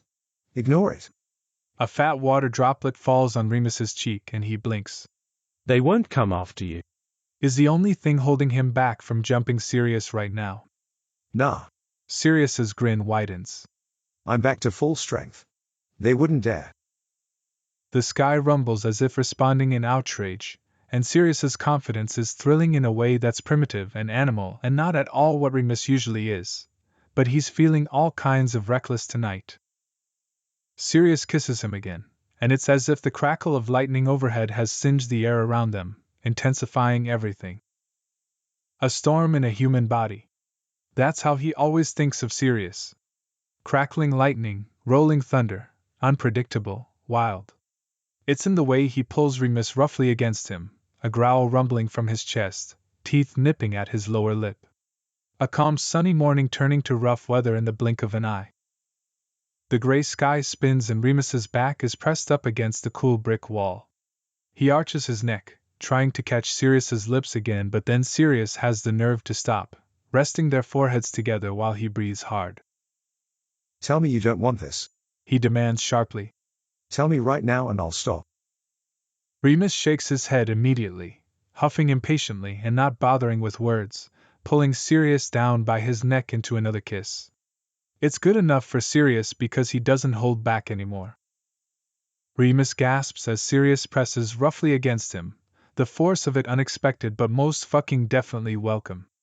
If this is post-fight adrenaline somehow still singing in his veins, then Remus is happy to be the outlet. Sirius's hand cups his jaw, the other on his waist, the bricks are catching the threads of his jumper, and Sirius's tongue licking into his mouth eclipses it all. It switches Remus's brain over into primitive mode. He clutches desperately at the white shirt, fingers hooking in the rips in the fabric, scrabbling to get a grip on something, to keep his head so he doesn't sink to his knees in full view on the balcony of his apartment. Sirius doesn't seem bothered about public indecency, abandoning Remus's mouth to kiss across his jaw, leaving a trail of wet that cools in the air, making him shiver. Wait, actually. Remus opens his eyes. It's raining. Thick and fast, but he's mostly sheltered, pressed against the wall under the eaves of his upstairs neighbor's window. Sirius is getting drenched. Just like before, he doesn't seem to mind, solely focused on sliding warm hands up underneath Remus's shirt and tonguing along his jaw. Remus clutches at his broad shoulders and finds the shirt wet. Oh fuck, this is what started it all. Seeing Sirius in that wet shirt that day in the car park had been the start of his downfall, and there hasn't been a single day where he hasn't drifted back there, thinking of the outline of his stomach underneath the clinging fabric, or the dark shadows of the tattoos across his chest. Remus pushes at the firm shoulders so he can lean back and appreciate the sight openly. The real thing is even better than the memory. Sirius isn't soaked through yet, but it's getting there. His hair weighed down and dripping onto his shirt, which is about as useless at covering him up as a napkin at this point, with all the rips and growing transparency. Sirius sees him looking and roughly pulls it over his head. Remus has just enough non-primitive brain left to put a hand on his bare chest. It's like a furnace, to stop him from crowding him against the wall again. Inside is what he manages. Sirius is only able to summon a grunt in response.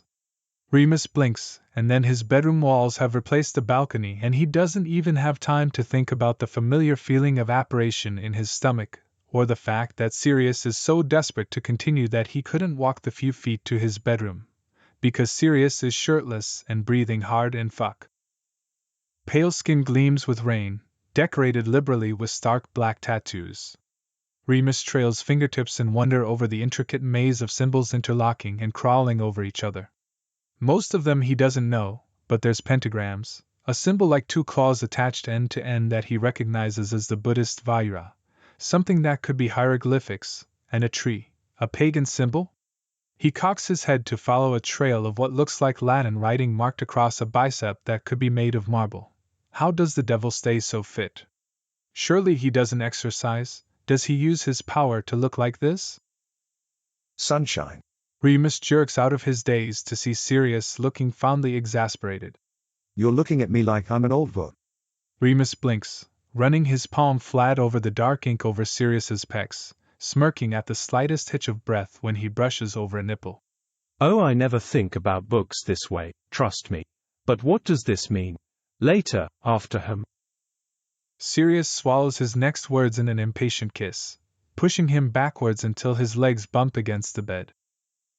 Clothes are divested quickly, pausing only at the discovery that the devil doesn't wear underwear, and holy fuck, he's packing, and Remus can't quite pinpoint the moment that they both agree he's the one getting fucked tonight, but he ends up lying back on the bed with Sirius's mouth on his cock and lubed fingers up his arse, and not a single thought in his head besides more. And maybe a few words of appreciation for Sirius's talent at giving head. He's clearly learned a few things mingling with humans for millennia. Remus scrabbles at a firm shoulder as Sirius swallows him deeply, his mouth gloriously wet and hot and tight, and oh fuck, his fingers know exactly what to look for, pressing up with unnerving accuracy and rubbing over his prostate mercilessly. He doesn't seem to have a gag reflex, or he's controlling it for Remus's sake, because he sinks right down till his nose is huffing against Remus's skin without his eyes even watering. Remus bucks into the tight heat and shudders at the intensity of it all, mind split between Sirius's throat milking his cock and the building waves of pleasure shaking through his body from the constant pressure on his prostate, and his hand forms a fist in the silky black locks, tugging, trying to warn Sirius. It's embarrassing how quickly his orgasm sneaks up on him, ferociously pulled from him like Sirius is demanding his body give it up with unrelenting fingers and tongue. It barely has time to build, crashing into him with all the force of a storm, tearing a strangled cry from his throat and making his hips jerk uncontrollably. Sirius doesn't back off, sucking determinedly until Remus is squirming from overstimulation and desperately pushing his face away. Even as he trembles in the come down, eyes shut tightly as he tries to gather himself, he can feel Sirius watching, the heaviness of his gaze. Sirius releases him, and Remus tips his head back, running a hand over his face. Sorry, fuck, you really do know what you're doing. Remus chuckles breathlessly, his cheeks warm, mind floating uselessly. Just give me a minute and He jerks, snapping his eyes open as intense heat trails up his cock. Sirius is sliding a finger up the softening length. Only it was softening a moment ago. Now he watches with wide eyes as his cock hardens again, barely a minute after an orgasm. He hasn't managed that since he was a teenager. Sirius grins at him, eyes dark and half-lidded, lips pink and full from stretching around his cock, and yep, he's fully hard again. Power-enhanced sex, that's something he hasn't considered before. Oh God, he's going to die. Just a little boost. Sirius murmurs, voice low and hoarse as he wraps a hand around Remus's cock. You didn't think I'd stop after just one, did you? Remus rolls his hips up into the grip, groaning at the firm heat of Sirius's fist. He grits out, I'm not complaining. Sirius leans over him, hair tickling his chest and shoulders as he mouths at his neck. Fingers slide into Remus once more, pumping slow and shallow, and he arches his back, already bearing down on them, trying to encourage more. Sirius nips at his neck, murmuring, You want more? Sounding terribly satisfied with himself. Remus grunts in frustration because what a stupid fucking question. He swears Sirius just likes to hear himself talk sometimes, and now is not the time. He reaches down to hold Sirius's wrist in place so he can grind down on his fingers properly, taking them deeper. He exhales sharply in relief and is privately pleased to see Sirius stunned into silence, eyes wide and fixed on his own fingers disappearing into Remus's body. So maybe Remus hasn't been doing this for a millennia, but it's not his first rodeo. Been a while since being on the receiving end, sure, but he's wanted this since the first time Sirius perched himself on his desk, and he's done being patient. Thankfully, Sirius gets the message. He tugs his wrist out of Remus's grip, and then he's wrapping Remus's legs around his waist, bending him in half over the bed. So confidently. Like he knows this is how Remus has dreamed of this. Pressed back into the bed and Sirius's face above him so he can see how good he feels, so he can watch his face when he comes inside him. And who knows? Maybe he could sense where Remus's thoughts strayed. He said he can detect people's sins, right? Surely it must count as a sin, the amount of times he's wanked to a fantasy of Sirius slamming him into the headboard, hands bruising his hips and then gripping the sheets either side of his head as Sirius arches his back and loses himself. He has a feeling the fantasy isn't even going to compare. Sirius lines himself up, and Remus finds himself pulling at Sirius's hip and gripping the back of his neck tightly in demand. Sirius grins, rolling his hips slowly, sliding, hot and wet and smooth, the head catching where Remus needs him most, but not pressing hard enough. Sirius. Yes. Fucking move. Oh, sorry. Did you want? Remus grabs a fistful of black hair and pulls Sirius down so they're nose to nose. I'm not playing, fuck me right now. Sirius's lashes flutter like he wants to shut his eyes, and hunger chases across his face. He doesn't answer, but the grinning jokester is gone, and what's left is desire, raw and dark and animal. When Sirius pushes into him, it's both a relief and a sharp reminder of the fact that he hasn't done this in a while. He can feel every inch of Sirius's cock, and fuck, it feels enormous now, impossibly big. Surely this will never fit. His breath catches and his body refuses to relax, even though he wants this so bad he's frantic with it, but he has to close his eyes tightly to try to untense. Warm hands stroke over his skin, down his chest, down his thighs, over his hips, chasing the tension with soothing touch. Take a breath, whispered in his ear. He inhales sharply and focuses on the feeling of Sirius's lips on his neck, sucking a kiss into the sensitive skin, and oh, that's good, that's. He shudders, his body pulsing. Something cold and slippery is added to the pressure, and the resistance eases. Remus bites his lip at the glorious stretch of Sirius sliding deeper as he discovers with hitched breath and a hammering heart that yes, he will fit. The lips turn into teeth and Sirius is rocking his hips, and then everything goes a bit blurry. The embarrassing number of fantasies Remus has had about this never quite captured the intensity of it. Sirius props himself up so he can roll his hips in a way that keeps almost constant pressure on his prostate, and it's the most exquisite kind of torture, pulling low groans from between gritted teeth. He doesn't even need anything touching his cock, with Sirius clearly able to zone in on his prostate like he has a map to Remus's body and X marks the spot, and he's never been able to come with just this, but if anything can get him there, it's this. The building waves crash into him again with increasing frequency, pleasure climbing with each roll of Sirius's hips, and it's even more of a turn-on, to feel like he has no control over his own orgasm. Sirius is going to pull him over the crest whenever he wants, however many times he wants. Remus is vaguely aware of mumbling. Gonna, oh God, I'm gonna. Sirius stops. Remus groans in frustration and grabs at him again to demand that he finish what he started, but Sirius pulls out and backs away out of reach. He stands at the edge of the bed and grabs Remus by the thighs, yanking him closer like he weighs nothing, and he probably doesn't to an all-powerful being. Sirius's grin is a picture of evil when he says, Not yet, you're not. I'm gonna fucking ruin you first. You won't ever want another man again. He punctuates it by thrusting back in, and Remus can't even argue with the sudden possessiveness, his throat tight around a strangled shout. Sirius grips his thighs, holding him firmly in place, and lets loose. This is what Remus pictured, all those nights alone with just his hand for company. Sirius towering over him, muscles rippling beneath his tattoos as he holds Remus in place and fucks into him. A wild storm of energy unleashed, untethered by the limitations of the human body. His thrusts are hard and deep, and he doesn't need to slow down to catch his breath or to stop himself from coming. He chases Remus's pleasure, as if it's his only goal. Turning him into a babbling mess is all Sirius cares about. It's so intoxicating in its unfamiliarity. Remus is used to being the one that gives, that delays his own pleasure to make sure his partner is taken care of. It feels selfish and primal, taking whatever Sirius is dishing out and mindlessly demanding more. Remus scrabbles at the sheets, gripping tightly, and he's never been a big talker, but words are spilling out of him, slurred and mumbling, and he's sure Sirius has to use his supernatural hearing to understand any of it. Fuck, that's so good, it's so good. You're so, fuck, oh my God.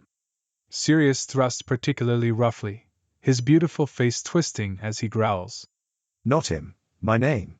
You only say my name. Whatever you want, just don't stop. Say it. Remus arches into the mattress, mind a blissfully blank slate, for once completely inhabiting his body rather than his mind, and he's aware of every stinging nerve ending that screams for more. Sirius, Siri, oh fuck. Sirius's hips stutter, losing some of the rhythm, and Remus is vaguely aware that it's his words that are chipping away at some of that unnatural composure, where Sirius is clearly enjoying himself but able to control his own release. But the thought is lost as soon as it appears, as the stretch and pressure and slide builds into one tsunami of a wave. He's helplessly rushing towards climax again, and he thrashes, arching, crying out, taken over by something primal and animalistic. White-hot pleasure soaks his nervous system, and nothing else exists but the grip on his thighs and the pressure inside him, and he's vaguely aware of crushing Sirius between his legs, but it doesn't matter, because nothing matters right now but the floaty, heady feeling of coming without touching his cock. It's incredible. How was sex ever enjoyable before this? This is otherworldly. Sirius doesn't stop completely after he comes, grinding slowly into him, milking the trailing end of his orgasm out of him, and it's just tipping over into too much when he pulls out, leaving Remus empty and shuddering. Hands slip under his hips, and Remus blinks dopily as he's effortlessly flipped onto his front, his boneless body offering no resistance.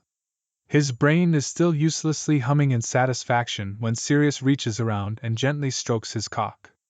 Remus hisses at the overstimulation, but then it's melting back into pleasure, and he half sobs as he hardens again. He collapses into the bed, and scorching heat covers him as Sirius drapes himself over Remus's back, biting at his shoulder. I did tell you. Sirius murmurs in his ear, voice low and rumbling. I was gonna ruin you, sunshine. Gonna keep you coming until you can't take it anymore. Fucking hell, I could watch you come forever. Remus shivers, and despite his exhaustion, his back automatically arches into the heat, Sirius's words going straight to his cock, which is impossibly hard again where it's pressed into the bed. Sirius's cock slides against his lower back, and as his hips roll, it slots into place, nudging against his arse again. Sirius is going to be the death of him. He's going to fuck him to death, and he's going to die happy. When Sirius thrusts into him again, Remus hides his face in the rumpled covers to muffle his groan. His body is wrung out and exhausted, offering no resistance, and his mind is a useless mess. This is so far beyond what he imagined, and it's amazing. It's second nature now to direct his thoughts at Sirius in a prayer, and he's not even aware he's doing it, mind rambling in a broken, lost train of thought. Fuck, Sirius, I didn't even know I could come that hard. And I still want more, I still want you to fuck me into the bed. I want all of it, all of you. Hot breath hitches against his shoulder, and Sirius's hips jerk sharply. Interesting. Remus pushes back and sends another thought, deliberately this time. I want to see you lose control, stop holding back. I know you're not letting yourself feel everything. I want you to feel it. Let yourself feel how tight I am around your cock, fuck you're so big. Can you feel how much I fucking love this? He bears down purposefully, tightening and grinding back, grinning into the mattress as Sirius chokes, mumbling something garbled into Remus's shoulder. You can feel that, can't you? All for you, take what you want. Fuck me, come in me. I want you to come in me. Does it count as a sin if you come inside me? Fuck. Sirius gasps, rhythm crumbling, hips thrusting wildly. Remus, I can't if you keep doing that. Remus grunts as Sirius's full weight presses into his back. Sirius's hips pump faster, uncontrolled and desperate, and Remus pushes back as much as he can, trying to rise to his elbows and knees, but Sirius is holding him down. It's addictive, the way he can feel Sirius losing control. If Sirius has power over Remus's body, then it only seems fair that Remus has his mind in a chokehold. You like that, don't you? Thinking of coming inside me, knowing I want it. Getting me all messy and fucked out. I want it so bad, Sirius, I want everything. I want you to come so deep inside me and I don't give a single shit what it means for my soul. And then I want to fuck you and make you feel so good. I bet no one's ever had you the way I'm going to. Remus, you clever little. Sirius pants, breaking off as he groans, rich and guttural. Sirius adjusts his weight so he can slip a hand between Remus and the bed to grip his cock in a tight, hot fist. It's sensitive after being neglected for so long, and Remus moans into the bed, thoughts stuttering to a halt. He can feel Sirius grinning against his shoulder, and he reaches back, grasping a fist of hair in his hand to remind Sirius that he's not completely under his control. It's close though. Remus can't even control his own voice anymore, grunting and moaning with every thrust, and he vaguely senses that he's drooling on the covers. He doesn't care.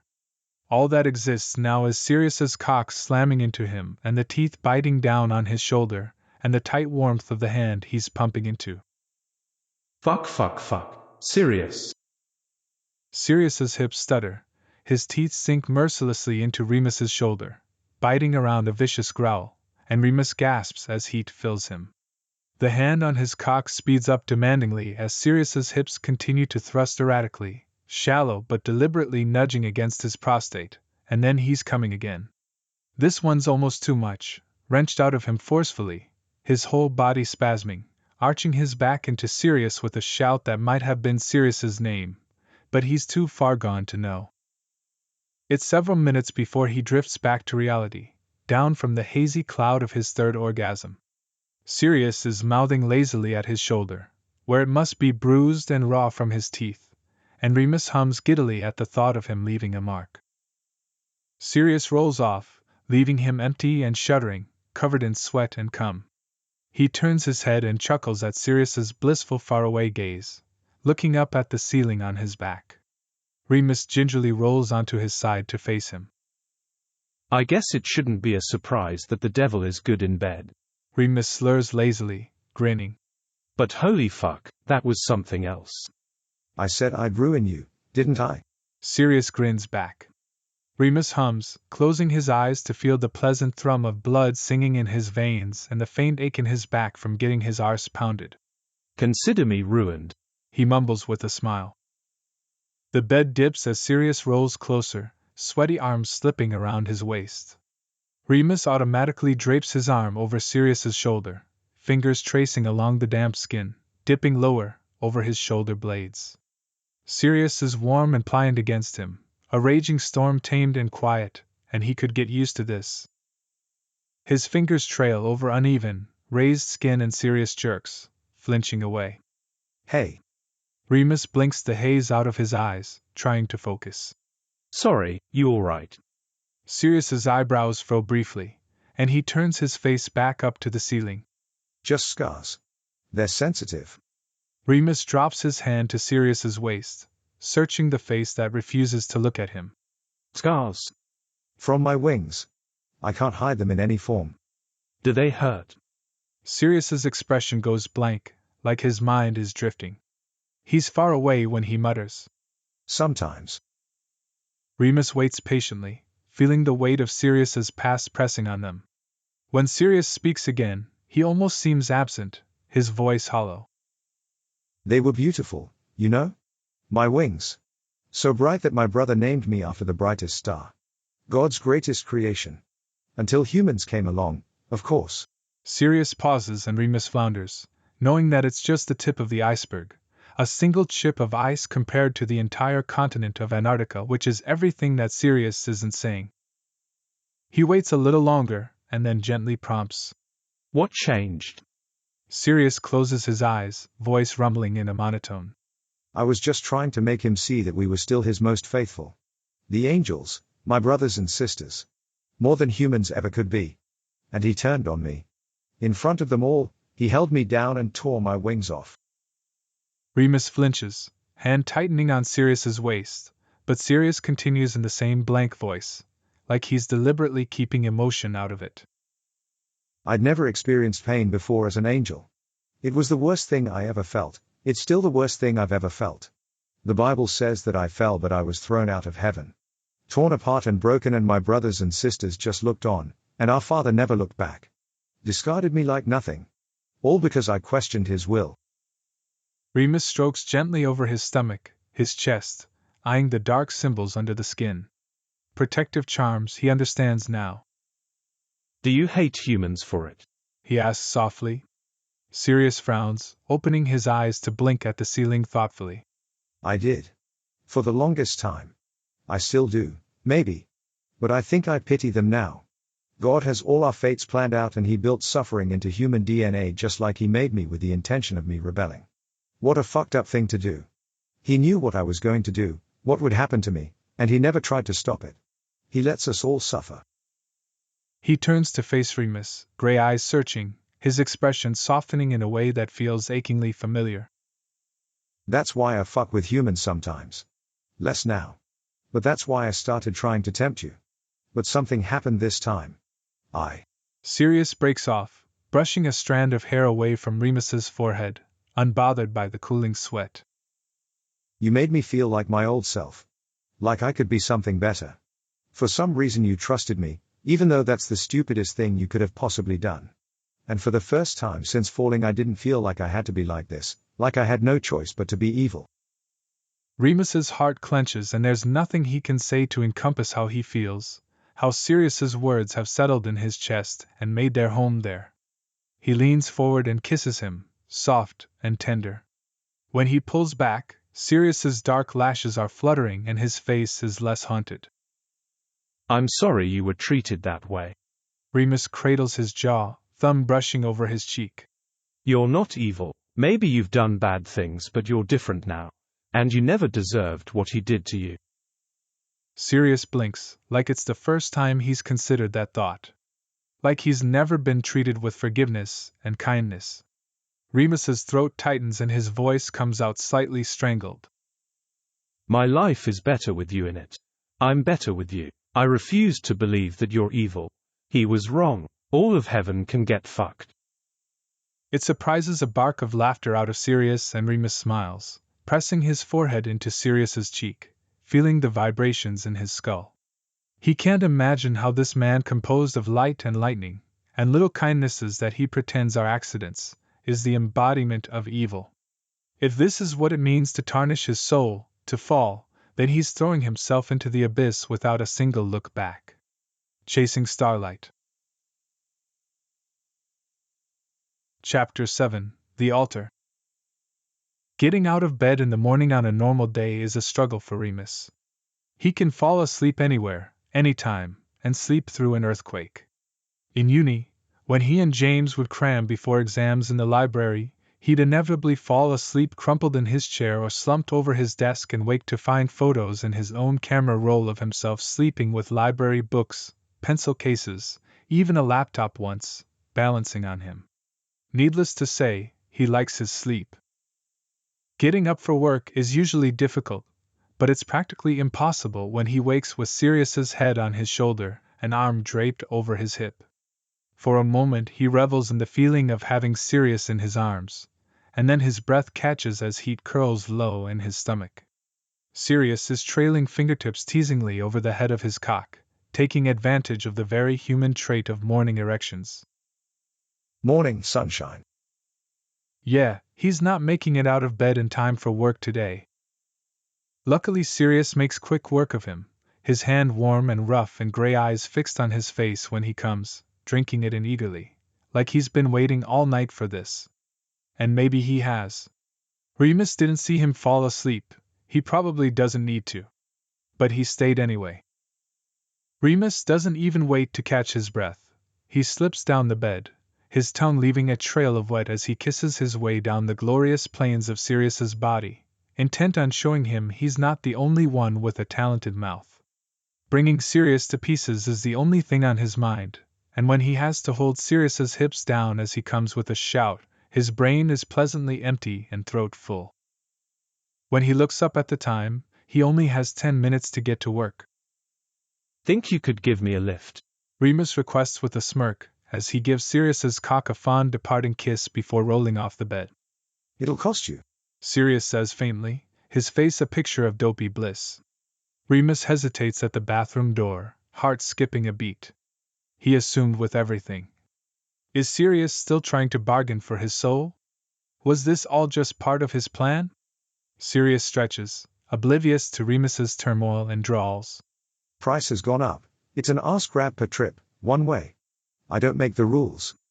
Relief floods Remus's veins and he sighs in fond exasperation. Finally something I can afford. Sirius drops him off behind the building of his classroom where they'll be out of sight. Remus is already 5 minutes late, and he knows he should care.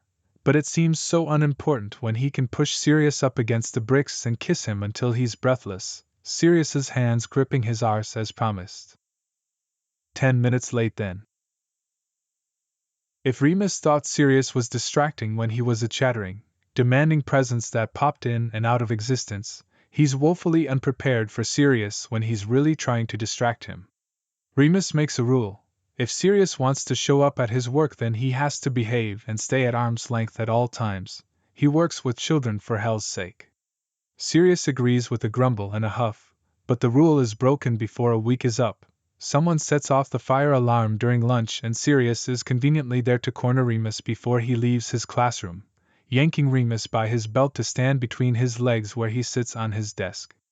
Remus protests weakly for 1 second, but then his mouth is occupied. Sirius's legs are wrapping around his waist, his hips are warm under Remus's hands, and he'd be lying if he said he hadn't wanted to fuck Sirius over a desk for months. Luckily, he keeps his head enough to stop before it gets to that because it's a classroom after all, but he does make Sirius take them home for 10 minutes where his dining table serves the same purpose. When Remus eventually makes his way over to the evacuation point, face flushed and sweating, Minerva purses her lips disapprovingly and tells him if it was a real fire, he'd be dead. Remus just smiles warmly and shrugs because it's a beautiful day outside and it feels impossible not to be happy. He should have known it wouldn't be this easy forever. Remus gets into his car after work to find a note stuck to his steering wheel. 7 p.m. Dinner? Don't wear the beige jumper. It's written in beautiful, perfect cursive, and he doesn't need to guess who it's from. He's glad no one's around to see the giddy smile that splits his face because Sirius told him this morning that he'd be busy all day, grumbling something about hell needing a fucking babysitter, so it's kind of sweet how he can't stay away. Remus is just about to send a prayer confirming yes, and that there's nothing wrong with his beige jumper, when the glorious day turns to absolute shit. Yeah, this is him, this is the one. He swivels sharply, but before he can see who's in his back seat, something touches the back of his head and everything goes black in an instant. Look at him, Isaiah, his soul is scorched. He's beyond saving. You know they're not capable of our selfless faith. Remus blinks, the hissed words trickling into his brain one word at a time, the beginnings of a downpour swelling the banks of a river. His understanding of them slow, and then clarity rushes at him all at once. He tries to glance around without letting on that he's conscious. His muscles ache from sitting on cold stone, sagging forward with his hands behind his back and tied around something solid. He clenches his hands and there's no give to the restraints. Before him, red-carpeted stone steps descend into an aisle. He blinks hard, suddenly reminded of Lily and James's wedding, of standing by his friend's side in a grand, sunlit church, where they looked into each other's eyes as they made their vows while friends and family looked on with smiles. A church, he's in a church. This is nothing like the pleasant memory, however. It's dark, lit mostly by candles with little light making it through the stained windows as thunder rumbles overhead. He has no idea what time it is, how long he's been here. Our orders were to save him. You were bordering on treason. This voice is different from the hissing one he heard before. It's low and gravelly, deep and baritone. He glances in the direction it came from and holds his breath at seeing movement. A tall woman paces into view, polished brown boots silent on the plush red carpet. She's pale and severe-looking, her brown hair pulled back into a tight, smooth bun, and her gray suit crisp and pristine. She reminds him a little of what Minerva must have looked like in her youth. But he's never seen this look of disdain on his fellow teacher's face. Her sharp features are pulled into a point as if she smells something terrible. She speaks in the same hissing voice, as if she's afraid of being overheard, anger bleeding through every syllable. This is saving him. Lucifer got his claws into him already. This is all we can do now. Lucifer. Sirius. Remus clenches his eyes tightly to focus on keeping his thoughts undirected and vague. Accidentally praying to Sirius right now would bring him in an instant, and knowing him he'd come with all the fury of hell and fire, but Remus doesn't know how indestructible he really is. And these are angels, he knows it. Remus won't be responsible for him getting hurt again. We haven't even tried, Esther. The baritone drawls, and a tall, dark-skinned man strolls after the woman. His tone is smooth and even, but he eyes her carefully, as if she might turn and lash out. We will wake him and find out how bad it is first. Isaiah, you can see as clearly as I. He may yet renounce him. Remus thinks quickly. He can work with this rift between them. Talking his way out of trouble has always been a specialty of his. He clears his throat, lifting his head and stretching his neck, which is terribly stiff after being slumped over for who knows how long. Both angels swivel to look at him, and he tries for a polite smile. Don't suppose I get a say in what happens to me. Esther folds her arms and glowers down from her immense height. Human. You should have thought about that before you gave in to temptation. Ah. Remus nods slowly so their attention is focused on his face as he twists his wrists to try and loosen the binding. You'll be talking about Sirius then. The angel's eyes narrow and the one named Isaiah makes a jerky movement. Lucifer is the name our father gave him. Esther corrects disdainfully. Yes, that's the one. Remus agrees pleasantly, glad his voice is even and disguising how his heart is beating madly. Tall, black hair, dresses like he's going to an AC/DC concert and stomps around everywhere. Sirius, Lucifer. Esther blinks, frowning. You address him so casually, human. As if the herald of evil is your friend. I wouldn't say friends, exactly. Remus counters, keeping his voice light as he buys time to glance around for his closest exit. The double doors at the end of the aisle are too far to make a break for it, but there's a door to his left. If he can just loosen the binding and distract them. We haven't put a label on it. It's a little soon, but I feel like it's going well. Well, apart from this, but I guess meeting the family isn't perfect for anyone. Esther gapes, spluttering furiously. His family. He betrayed us. He is no more my family than a filthy cockroach that crawls this cursed earth. Esther. Isaiah sighs, but she's quickly unraveling. Remus blinks innocently as she devolves into a tirade that he can half listen to as he twists his wrists harder. There's the tiniest bit of give to the rough rope now, but he'll have to get the two angels to engage in a real argument with each other if he. Bang!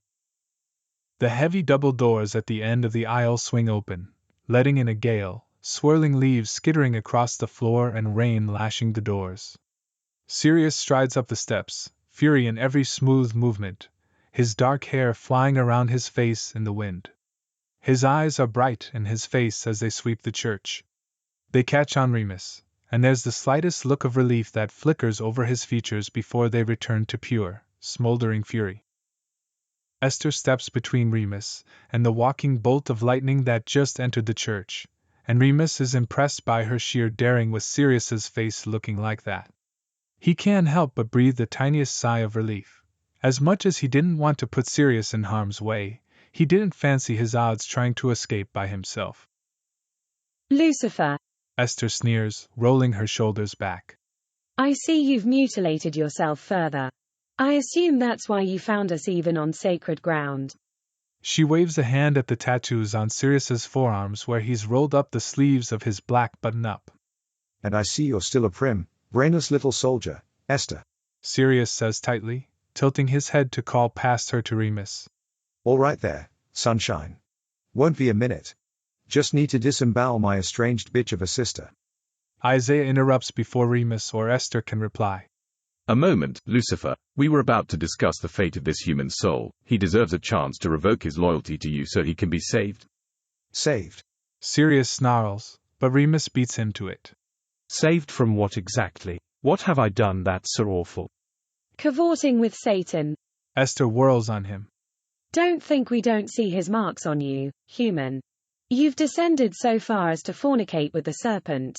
Do you really think you deserve anything but damnation?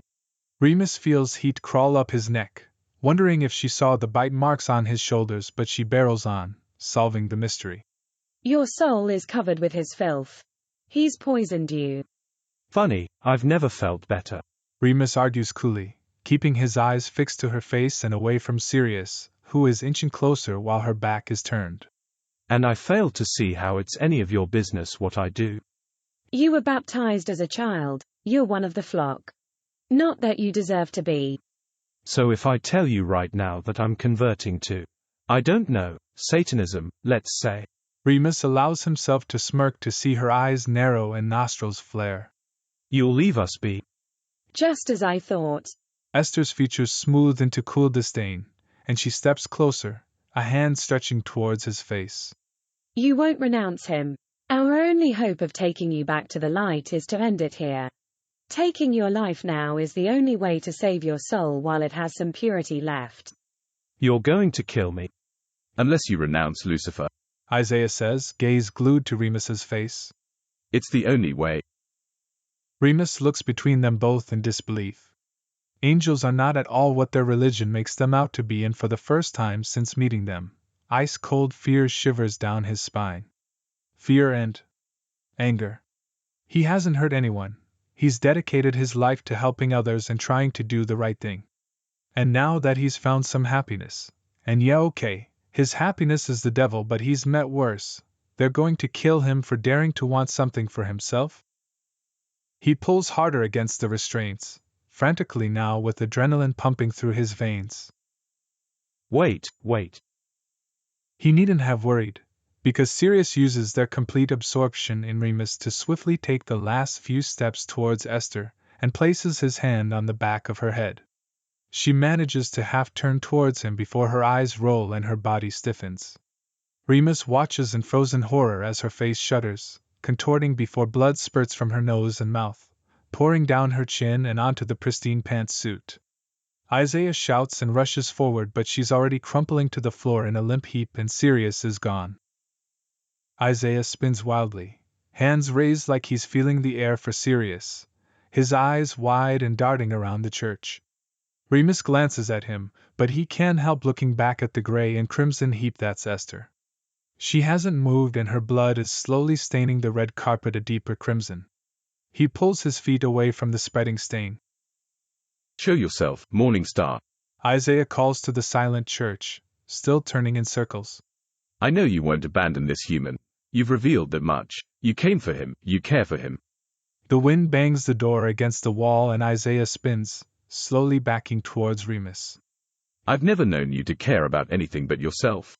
The angel says to the room at large, and Remus shuffles back as Isaiah blindly reaches back, one hand grasping for him. Perhaps taking this human to heaven will finally teach you a lesson. On my count, Sirius. Remus prays, eyeing the outstretched hand. 3. Isaiah takes another step back. 2. Leaves scuttle along the stone, brought to life by the wind, and Isaiah jumps, taking another step back. 1. Remus kicks sharply at the back of the angel's knee and his leg gives out just as Sirius appears behind him. Caught off balance, Isaiah's look of shock is frozen on his face as Sirius grasps the back of his head. Remus's blood chills at the focused, cold look of fury on Sirius's face as Isaiah shudders just like Esther did, blood pouring from his mouth and nose with an audible gurgle. The angel hits the floor and Sirius wastes no time, dragging him by the back of his collar to the other angel lying still on the floor. He waves his hand and they're bound together by thick rope and Remus's wrists are blissfully released. Remus gasps as blood starts to rush back into his hands and he rubs over the raw skin around his wrists. Sirius's hands are suddenly there too, and on his face and through his hair, on his shoulders. You're all right, yeah? They didn't hurt you? Sirius's voice is gruff but his hands are gentle and they're searching. Remus sags in relief. I'm fine. How did you find me? I was sure I didn't pray. You didn't reply to my note. Sirius cradles Remus's face, examining closely as if looking for the slightest scratch. There are little droplets of blood on Sirius's cheek. Remus stares at them as Sirius continues, oblivious. I knew something was wrong when you didn't argue about the jumper. Oh. Fair, actually. They're going to fucking pay. Sirius growls sharply, having decided Remus is unharmed enough, face shifting from concern right back to fury. For fucking daring to go after you. They're going to wish they were fucking dead. It'll be a warning to all the rest. What? They're not. Not dead, no. Sirius says with something like gleeful anticipation, as if he plans to fix that. Their earthly forms are incapacitated so they're trapped in there. I'm going to kill their true forms slowly. Remus blinks hard, willing his brain to shake the numb haze that descended with the sight of Esther's blood. Oh, I thought. Not in front of you. Sirius has the audacity to sound offended. I wouldn't kill them in front of you. I know how much you'd fuss. This breaks through the haze and Remus fixes Sirius with a glare before pushing aside his irritation. It sounds like they were following orders. There'll be more, won't there? Someone is sending them. Then I'll kill them too. But why is anyone bothered with what you're doing? Who are we hurting? Remus wonders numbly, staring at the angels lying on the carpet, tied together, with unease curdling his stomach. Sirius pauses and Remus glances back to him to see a flicker of concern back on his face. I may have ruffled some feathers with my trip upstairs. Ha, feathers.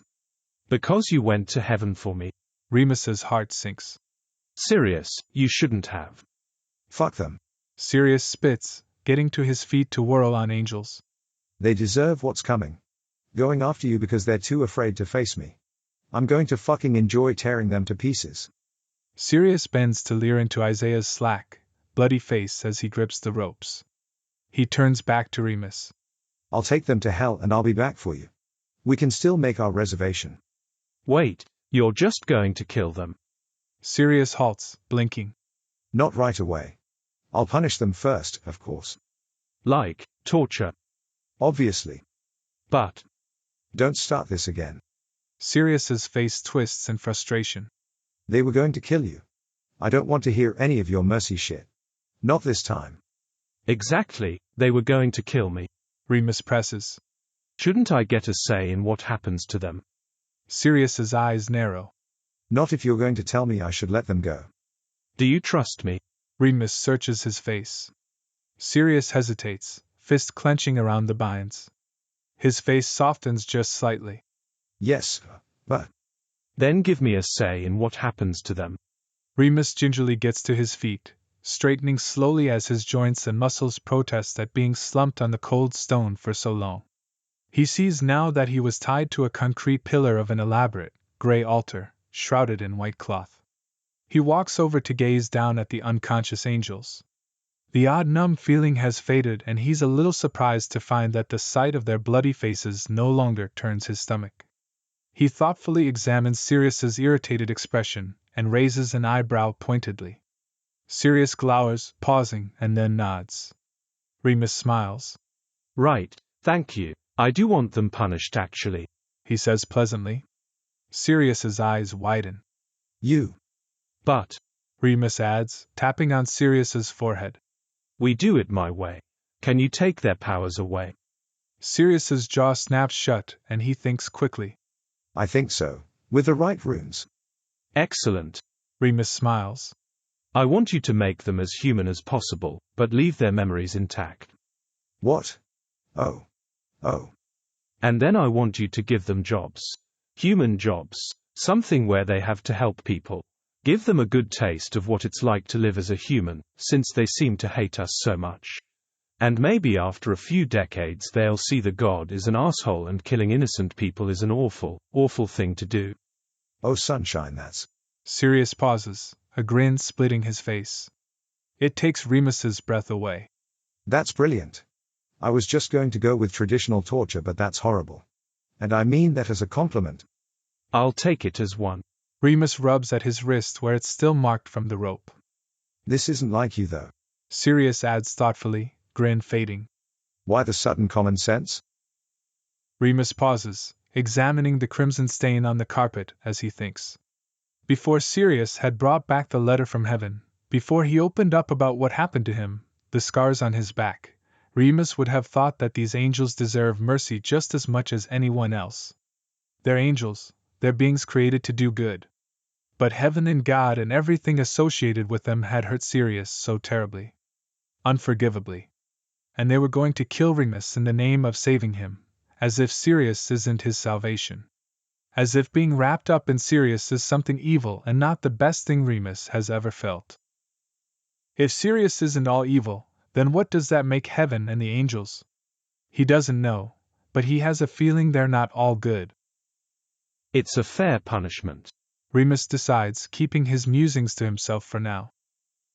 Sirius's eyes rake Remus's face as he clicks his fingers and the angels disappear. He gets to his feet, and the smell of ozone hits Remus. It's comforting, even though he knows it means Sirius's power is at his fingertips, all that rage and energy barely contained. Sirius steps closer, examining him closely, like he's trying to worm his way into his mind just by looking at him. Remus's gaze once again catches on those little droplets of blood. He can count 4 dotted in an arch along the curve of Sirius's cheek. He expects to feel disgust. But there's nothing. Or rather, it's not disgust. Huh. His hands move of their own accord, yanking Sirius forward by the collar to crush their lips together. Sirius hums in surprise but quickly wraps arms around him, kissing him soundly with just a hint of urgency. Remus pulls back, quirking an eyebrow. Can they see us right now? Yes, but I can. Good. Just make sure no nuns walk in. Remus pulls Sirius roughly against him, swiping his tongue against Sirius's bottom lip and deepening the kiss with a single-minded, urgent haste.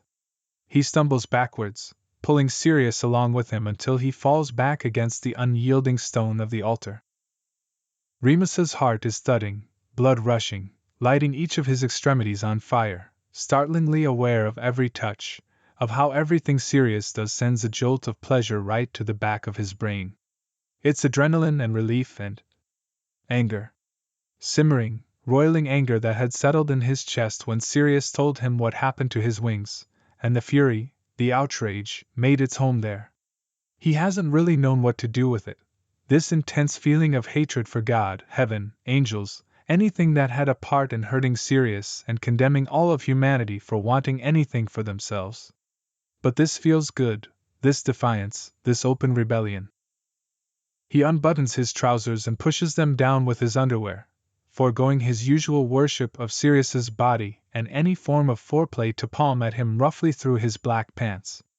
Sirius's breath shakes and Remus can't tell if it's Sirius's power or if it's because they're humming with adrenaline, but they're both hard already. Remus turns and bends over the altar, reaching back to tug Sirius flush against him. Think they'll get the message if we desecrate a church. Remus breathes, chuckling. Or you desecrate me in a church. Fuck, Remus. Exactly. Remus grunts as a hand on his shoulder roughly pushes him down so his chest is flat to the stone, cool underneath the white cloth. He tries to arch away from the cold, but Sirius seems to have finally caught on and isn't budging an inch. His fingers are cool and slippery at Remus's entrance, and Remus spreads his legs as much as he can with his trousers around his knees. The preparation is quick and perfunctory, because this isn't about pleasure, not completely. Remus bucks and growls, pushing back and demanding against Sirius's fingers until Sirius's movements become jerky and hurried.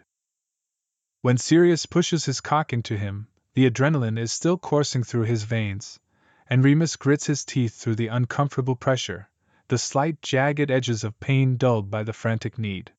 He doesn't care. He wants Sirius on him, in him, around him, so no one can ever be mistaken about how he feels.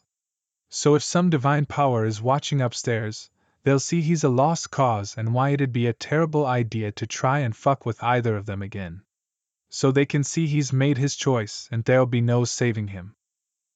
Remus grips the brass candelabras bolted to the altar to hold himself in place as Sirius starts thrusting into him with hard, rough snaps of his hips, slamming him into the altar, and Remus already knows his hips will be bruised tomorrow. He finds himself grinning maniacally at the thought of it, pushing back as much as he can. He arches his neck and his gaze falls on the enormous, human-sized cross erected on the back of the church wall, a central place of honor and worship. His eyes lock onto it as he grits his teeth around his growled. Yes, fuck. Fucking show them how good you fuck me. Sirius. For once, Sirius appears to be lost for words, strangled groans filling the air and joining the telltale sound of slapping skin. Remus's legs shake and buckle, and his hips are held up by Sirius's hands, holding him in place, and it's so good, so fucking good that his cries almost drown out Sirius's grunts. He scrabbles at the silky cloth on the altar, pulling it tight in his fist as he arches and comes. His own shout echoes back at him off the stone walls, and it's a beautiful blasphemy, an imitation of the worship that would usually fill this church, but it's all for Sirius. Sirius seems to be thinking along the same lines because he comes almost immediately, groaning low and guttural and so animal that for a second Remus believes the depictions of him in the scriptures as a beast. Sirius slumps onto his elbows on the altar, bracketing Remus's shivering body as his forehead drops to his shoulder. A heavy, pleasant weight. Remus blinks slowly, still grinning drunkenly at the cross. Think they got the idea? He asks, words slow and slightly slurred. I think so. Sirius agrees with a chuckle. Remus grunts as Sirius pulls away. He's still catching his breath as he pulls his trousers back up and buttons them. Even though he's starting to feel the ache in his arse with the receding tide of adrenaline, he feels oddly calm. Serene. He looks up to see Sirius staring at him in wonder, and maybe a little bit of awe. Remus smiles, straightening his hair. So, dinner. Chapter 8: The Collision. For the next few days, Remus wakes in the morning and immediately prods at his conscience. Remorse? Guilt? His conscience shrugs. Each morning he expects it to change, bracing himself for the waves of guilt he should be feeling from forcing angels into servitude as punishment, from fucking Sirius at the altar of a church as a defiant fuck you to whatever divine power wanted to watch, from going to dinner afterwards and enjoying every bite of the glorious Italian food as if he hadn't essentially watched Sirius kill in front of him. For him. The guilt never comes. He's not as bothered as he thinks he should be. Whenever he bumps into this question in his head, of why he doesn't feel torn over what happened like he would have 6 months ago, He's met with an overwhelming surge of anger at the thought of angels and God causing serious pain. There's no words, just the unshakable feeling that someone must suffer. Something in him roars that the angels deserve it, and it startles him a little, how sharp the anger is, to feel the points of its teeth in his slow smile when Sirius tells him the two angels are miserable at work as public defenders. After a week passes, he stops interrogating his conscience and accepts that he doesn't feel bad about what they did, and maybe it doesn't matter if that's right or wrong. Maybe he doesn't care.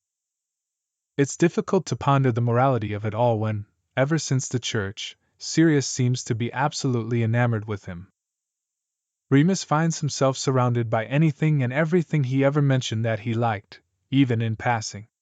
He never wants for a tea or coffee, there always seems to be one at his elbow wherever he goes, hot and exactly how he likes it.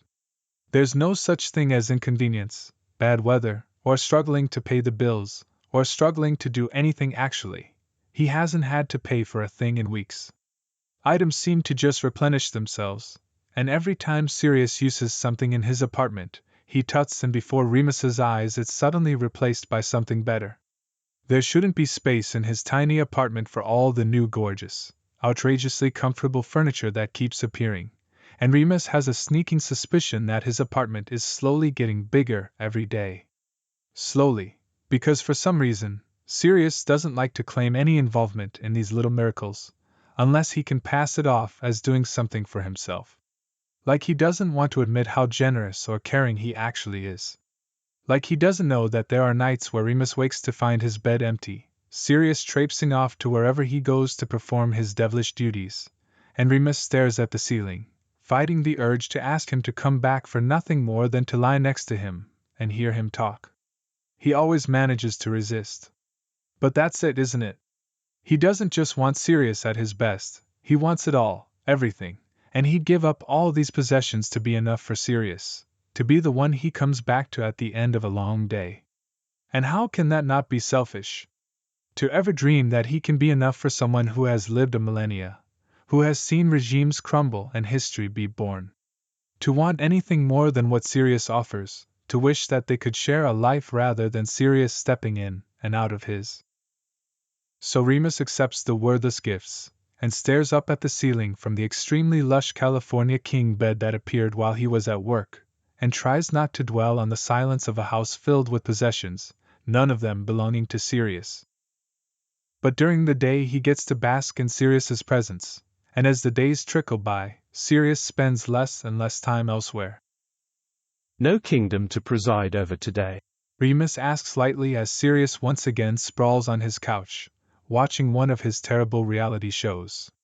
One which Remus knows the stars by name now. It might be the worst part of Sirius's influence on him. Tisk, they know if I have to go back to fix something I'll be pissed off. Sirius explains as he stretches, taking up the whole couch. And no one likes when I'm pissed off. Ah yes, hail and lightning. Remus nods, eyes glued to the screen, but he's absolutely not watching the trash TV. I'm familiar with your tantrums. I do not. Who are they, anyway? Demons. Lovely. They're like employees. Kind of. Except I own them. Exactly like employees then. Sirius chuckles darkly. I see where you get your storm-offs now. Remus smirks at the TV as a blonde woman kicks her chair out and pushes through cameramen to storm out of the dining room where her fellow reality stars gasp and call after her. Sirius grumbles something inaudible and then snaps. Sit down, already. Just admit you want to watch with me. No, I can't. And I don't. Remus tears his eyes away from the screen. Harry's birthday party is on today. I have to go soon. A kid's party? You do realize we could go to Fire Island instead? I've never missed his birthday and I'm not going to start now. Lily and James will need help, and I don't mean to brag, but I'm a professional at managing a sugar-loaded horde of kids. Sirius doesn't sulk. But it's a close thing. He grumbles about some very important things he has to be doing anyway, and how he can't imagine a worse hell than children's parties. But when Remus heads towards the door with his keys in hand, he's suddenly very insistent that Remus shouldn't be going alone, it isn't safe. Remus snorts.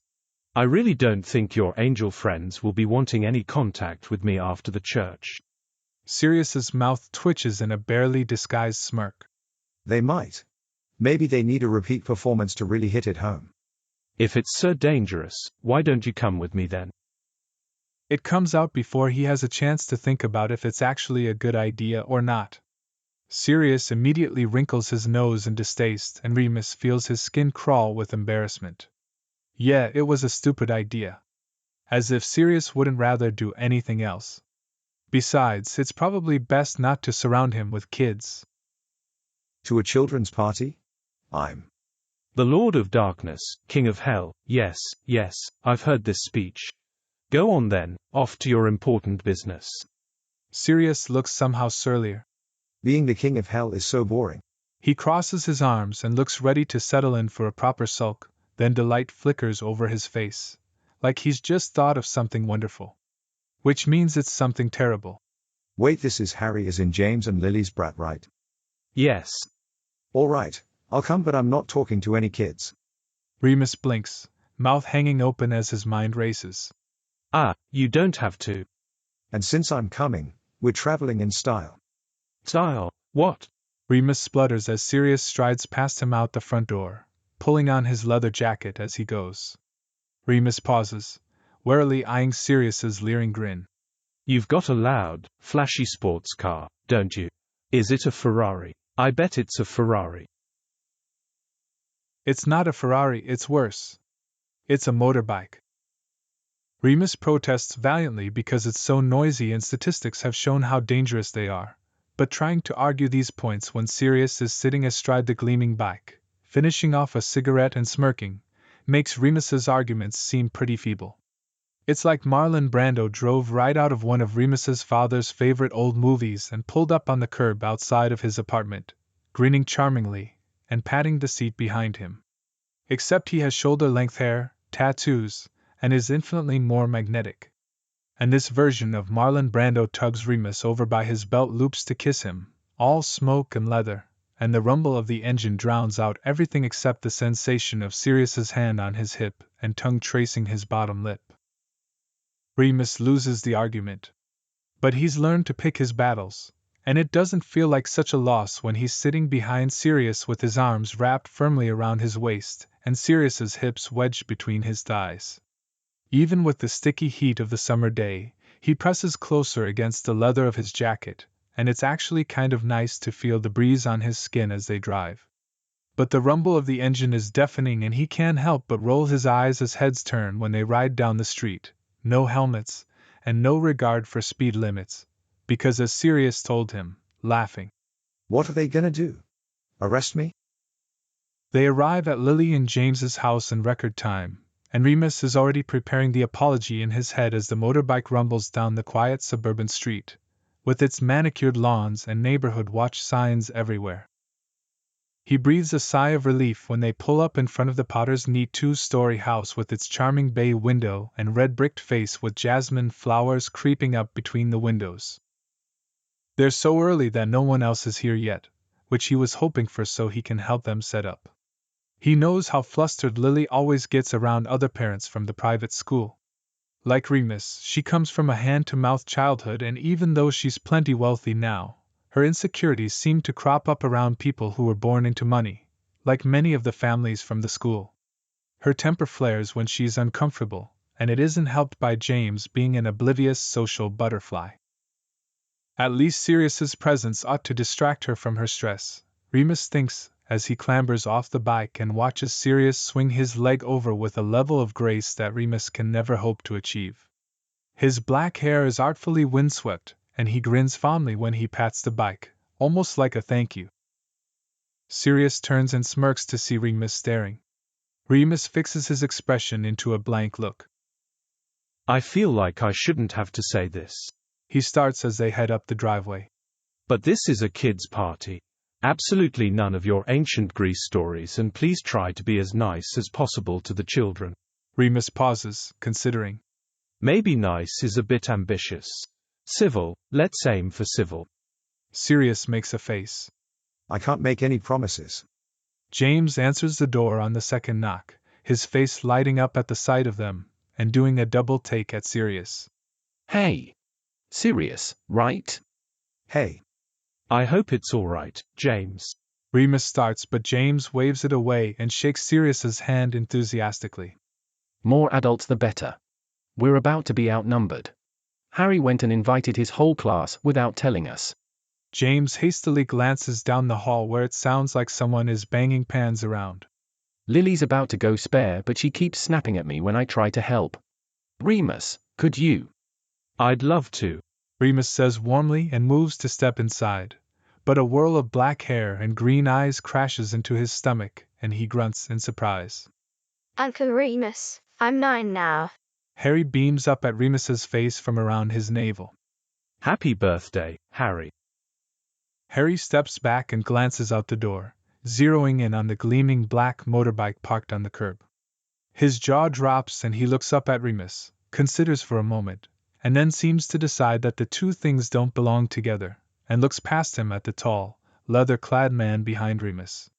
Sirius stares down at him blankly. Wow, is that your bike? Harry gapes in awe. Sirius raises an eyebrow. Yeah. It's wicked. Harry grins ear to ear and makes to run towards it, but he's stopped by James's hand on his shoulder. Today's not the day to develop a fascination with motorcycles. He admonishes lightly. Your mother's already at breaking point. Harry ignores his father and addresses Sirius eagerly. Can it go faster than cars? Sirius blinks. Sure. Pigs have never caught up, so. All right. Remus interrupts briskly over James's guffaw.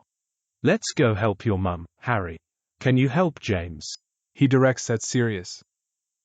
Sirius shrugs, but his face brightens when James leads him away and asks something about horsepower. Remus tugs Harry along with him, suppressing a chuckle at how he strains against it a little, leaning back to hear the conversation about bikes.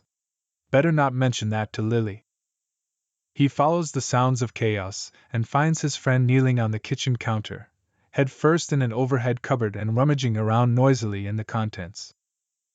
Remus raises his eyebrows quizzically at Harry, who purses his lips and shakes his head at her. Christ, this kid is going to be sassy as hell when he's a teenager. Need a hand, Lily? Remus calls carefully so he doesn't startle her. She turns wildly, and seeing him, points aggressively. Yes. Tall, lanky man. Come here. Remus grins, already at her side in 2 steps. Ask and ye shall receive. I need the icing piping thing. Right at the back. As Remus reaches easily into the back of the cupboard, she turns narrowed green eyes on her son. And I need you to clean your room. Why, though? I'm not inviting the Malfoys to my room. Harry whines, folding his arms. Remus hides a laugh and a hasty cough as Lily huffs, putting her hands on her hips. This has nothing to do with the Malfoys. Just go clean it. Harry drags his feet out of the room, grumbling under his breath. I don't care what the Malfoys think. Lily insists to Remus as she clambers down from the bench. That Narcissa, always looking down her nose at everyone. I can't stand her. And Lucius either. You know, he made a nasty comment about the Weasleys not having money at pickup the other day and I wanted to strangle him. She blows sharply to get strands of red hair out of her face and snatches the piping bag from him.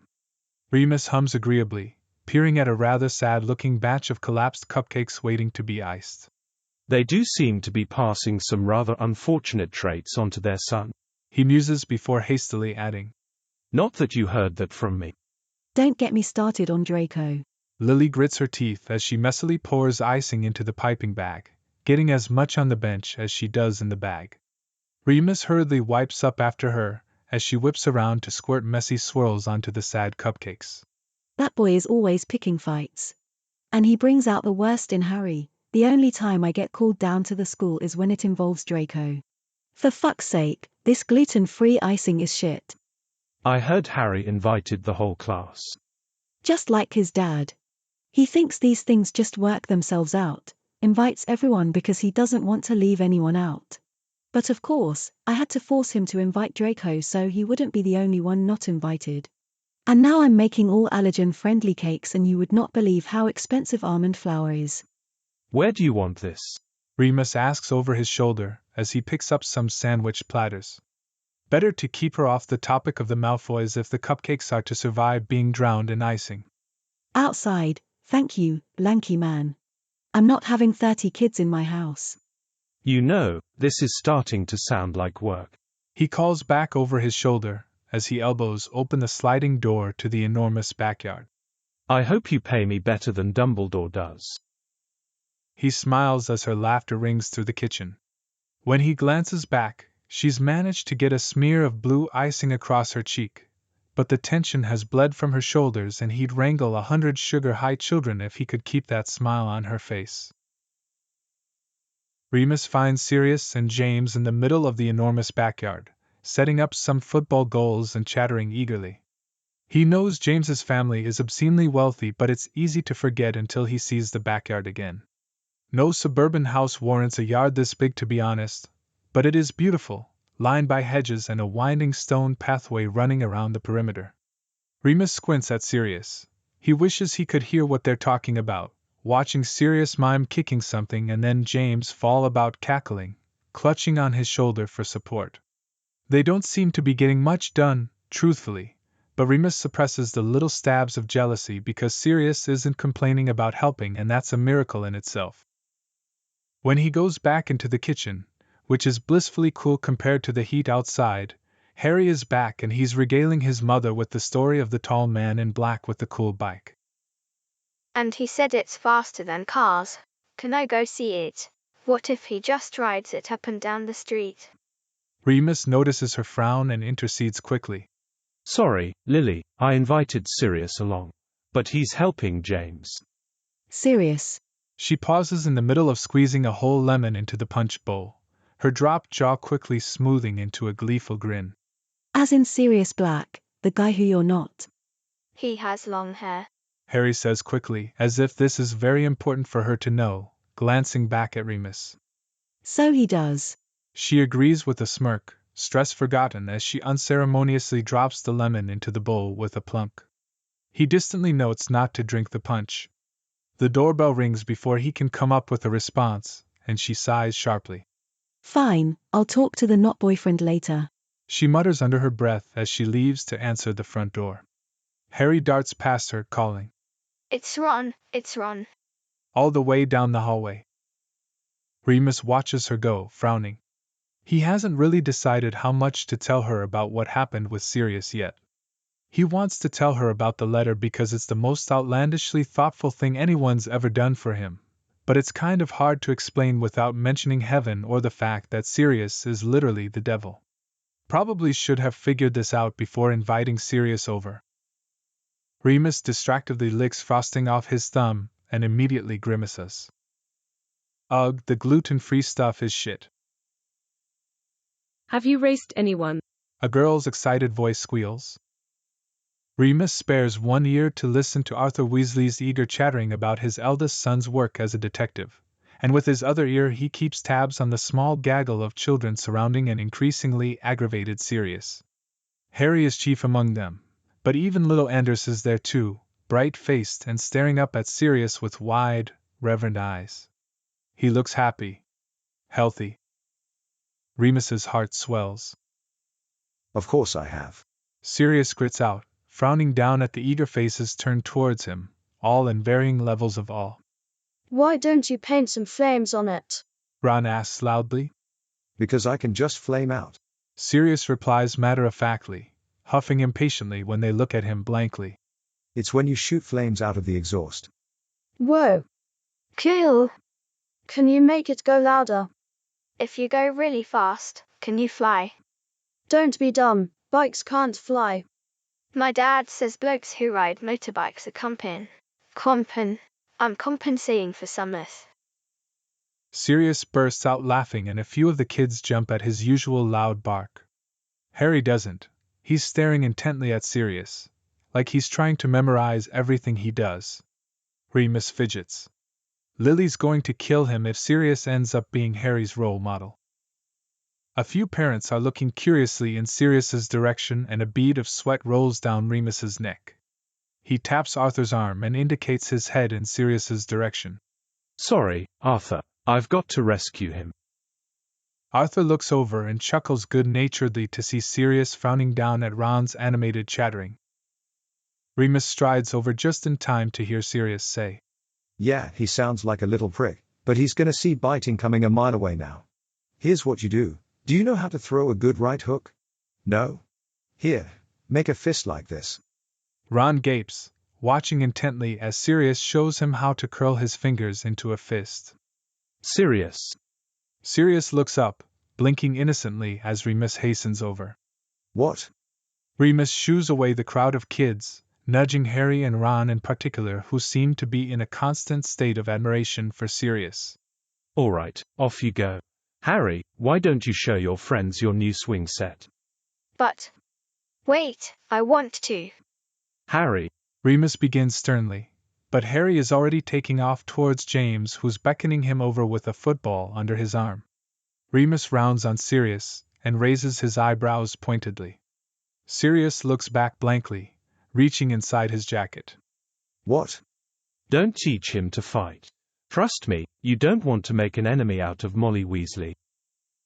Remus pulls Sirius's hand out of his jacket before he can take his cigarettes out, and jerks his head in the direction of Ron's mother, standing at the food table, pointing to various dishes and talking to Lily. Lily's expression darkens as Remus looks, and he has a sneaking suspicion that Molly is giving her pointers on improving her baking. Sirius looks over and scratches his chin, completely unimpressed. Ginger can't go around biting forever, can he? Gotta learn how to throw a punch sometime. Probably how to take one too, he's got a mouth on him. No, dear God. Oi. Right, sorry. Remus mutters distractedly, pushing his sleeves up. He's not sure if it's the sun beating down on the back of his neck or the fact that he's accidentally brought the literal devil with him to a kid's party, but he's sweating. Can you just behave? Sirius narrows his eyes, gaze raking over Remus's face. Oi, I'm behaving. Do you see anything on fire? This is me behaving. Remus opens his mouth to argue but pauses when Sirius makes an irritable beckoning gesture at the sky. Before he can ask what Sirius is doing, a shadow falls across the sun, interrupting the harsh heat, and Remus sighs in relief, thoughts stuttering to a halt, and he's wondering why he's even arguing with Sirius in the first place. A breeze picks up, cooling his sweat, and his tension is blissfully melting away. Sirius. For fuck's sake. Remus sighs again as Harry races over, beaming. We're playing football. You can be on my team. Sirius blinks in surprise. Nah, I don't play, kid. Harry's face falls. Oh. Remus pokes Sirius in the arm, a little harder than he means to, but his shirt is still clinging to him in sweat, and Harry looks so disappointed, and sometimes Sirius is just so serious. He's saved from figuring out how to console Harry as James trots over, grinning. So the team captain says you're replacing me, he says good-naturedly to Sirius, missing Harry's slumped shoulders. Booted to the other team by my own son. You must be good. Sirius straightens, suddenly alert. What play you? Me and a bunch of kids. Man, I haven't played anyone over 10 since uni. This'll be good. Sirius looks him up and down, eyes narrowed and assessing. He grins slowly. All right, you're on. Harry recovers from his disappointment immediately, beaming ear to ear. Yeah. I haven't played in centuries. Sirius's grin grows, and it's like there's a ray of light behind his eyes, brightening his face. Suddenly he's not an ageless immortal, but a kid who's getting picked for a team for the first time. He slips off his jacket and blindly hands it to Remus. I know the feeling, mate. James replies at the same time that Remus wonders aloud. Centuries. What an awfully long time not to do something that Sirius so clearly loves. When it's worded like that, the long stretch of immortality seems infinitely lonely. Remus grips the jacket tightly, chest tightening. Sirius glances back at Remus as they make their way to the field, Harry running in dizzying circles around them, and Remus can't help but return Sirius's smile as he notices the little spring in his step. Sirius spins to address Harry, muttering in a low voice as the boy dribbles the ball effortlessly around the adults. You better be good, kid. I don't lose. So, your not boyfriend is playing football with my son. Lily says matter-of-factly, joining Remus at the edge of the field, outlined by blue spray paint on the grass. Kids are screeching over by the porch, where there seems to be an intense water gun game going, and there's another group of kids gathered at the far end of the yard around the swing set, which Draco Malfoy has claimed, with his friends Crabbe and Goyle standing beside it, frowning at anyone who says they want a turn. At least his parents didn't stick around, dropping him off with upturned noses and sneers at the Potter's house and yard. Normally Remus would intervene with the lack of sharing, but he's a little preoccupied today. It seems that way, Remus replies distractedly as James tears up the other end of the field with the ball, cackling madly with Sirius in hot pursuit. Their 8-year-old teammates trail behind them in various states of interest. One boy stops to inspect something in the grass and Harry shouts at him on his way past, sprinting after his father. Lily nudges Remus with her elbow, and he jerks out of what feels like a very absurd daydream. How what? Tell me what happened. Lily presses, sipping her cup of punch and wrinkling her nose. Last time we talked you weren't sure about him. This feels pretty sure to me. I don't know. Remus tugs at the collar of his shirt and looks down at the leather jacket draped over his arm. It's warm and heavy, and when he moves, he can smell a trace of ozone. I guess I'm going with my instincts. Like you said. James likes him. She continues, amused. That's a good sign. I think Harry likes him even more, Remus admits with a flutter of guilt. He hopes she never finds out that her son hero worships the devil, and it's all his fault. Isn't that just so cute? Do you think this is his first crush? Remus chokes on his laughter just as James kicks a goal past Ron, who dives for it admirably, but ends up face first in the grass. James sportingly helps him up and brushes him off, but Sirius and Harry hang back, looking equal measures frustrated, which makes Remus burst out in more bewildered laughter. This collision of worlds is so strange. Sirius pulls Harry aside and crouches before him, muttering hurriedly. Remus bites at his knuckle as Sirius turns to hide his hands and gestures something to Harry, who nods along seriously. Are they talking strategy? This is the weirdest dream he's ever had, and he's not sure how he feels about Sirius teaching Harry anything. James strolls away from the two-man huddle and winks at Lily. She rolls her eyes, but her grin widens. Look out, they are making a comeback. She calls to him, loud enough so Harry and Sirius can hear. They ignore her, deep in their discussion.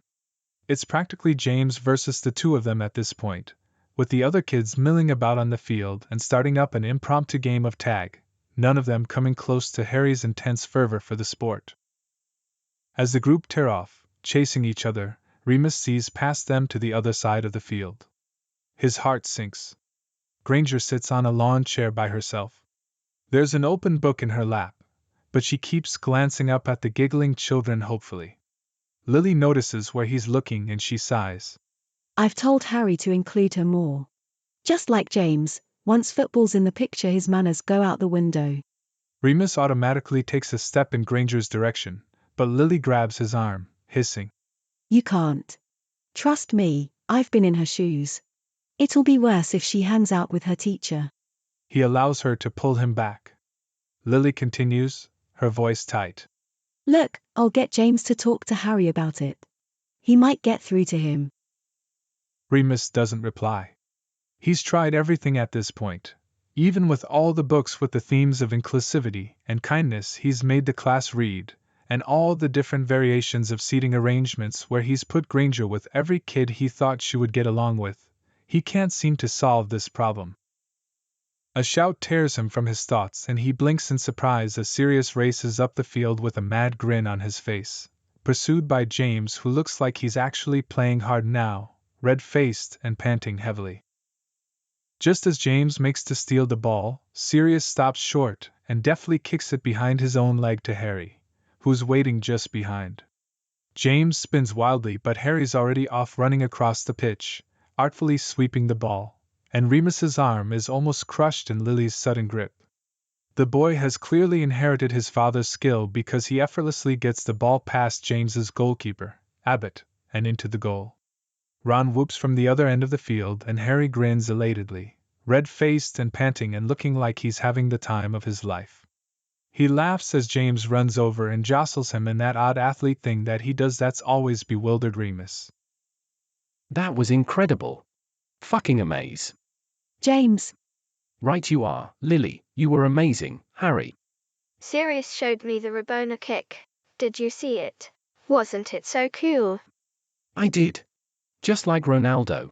James beams fondly at his son, ruffling his hair.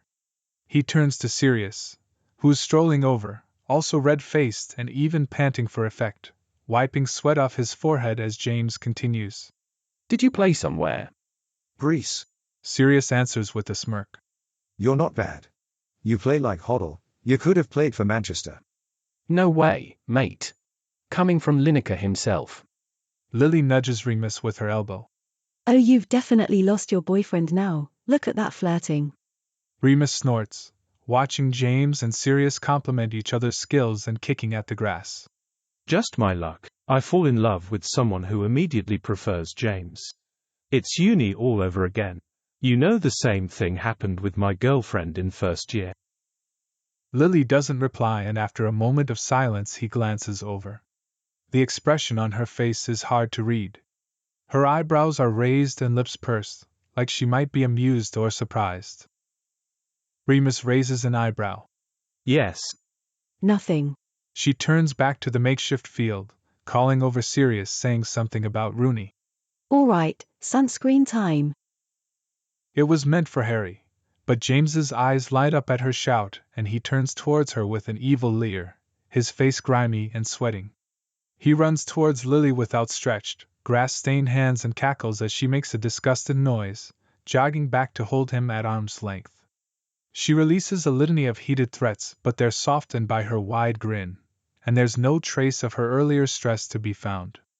Remus can't help smiling fondly at them. They really are so good for each other. He looks back over at Sirius to see him crouching beside Harry again, talking insistently about something with one hand on Harry's shoulder. Remus starts walking over, wary of whatever Sirius could be telling him, and Harry's reluctant nod makes him speed up, jogging the rest of the way. Before he reaches them, Harry runs off towards Ron and Sirius gets to his feet.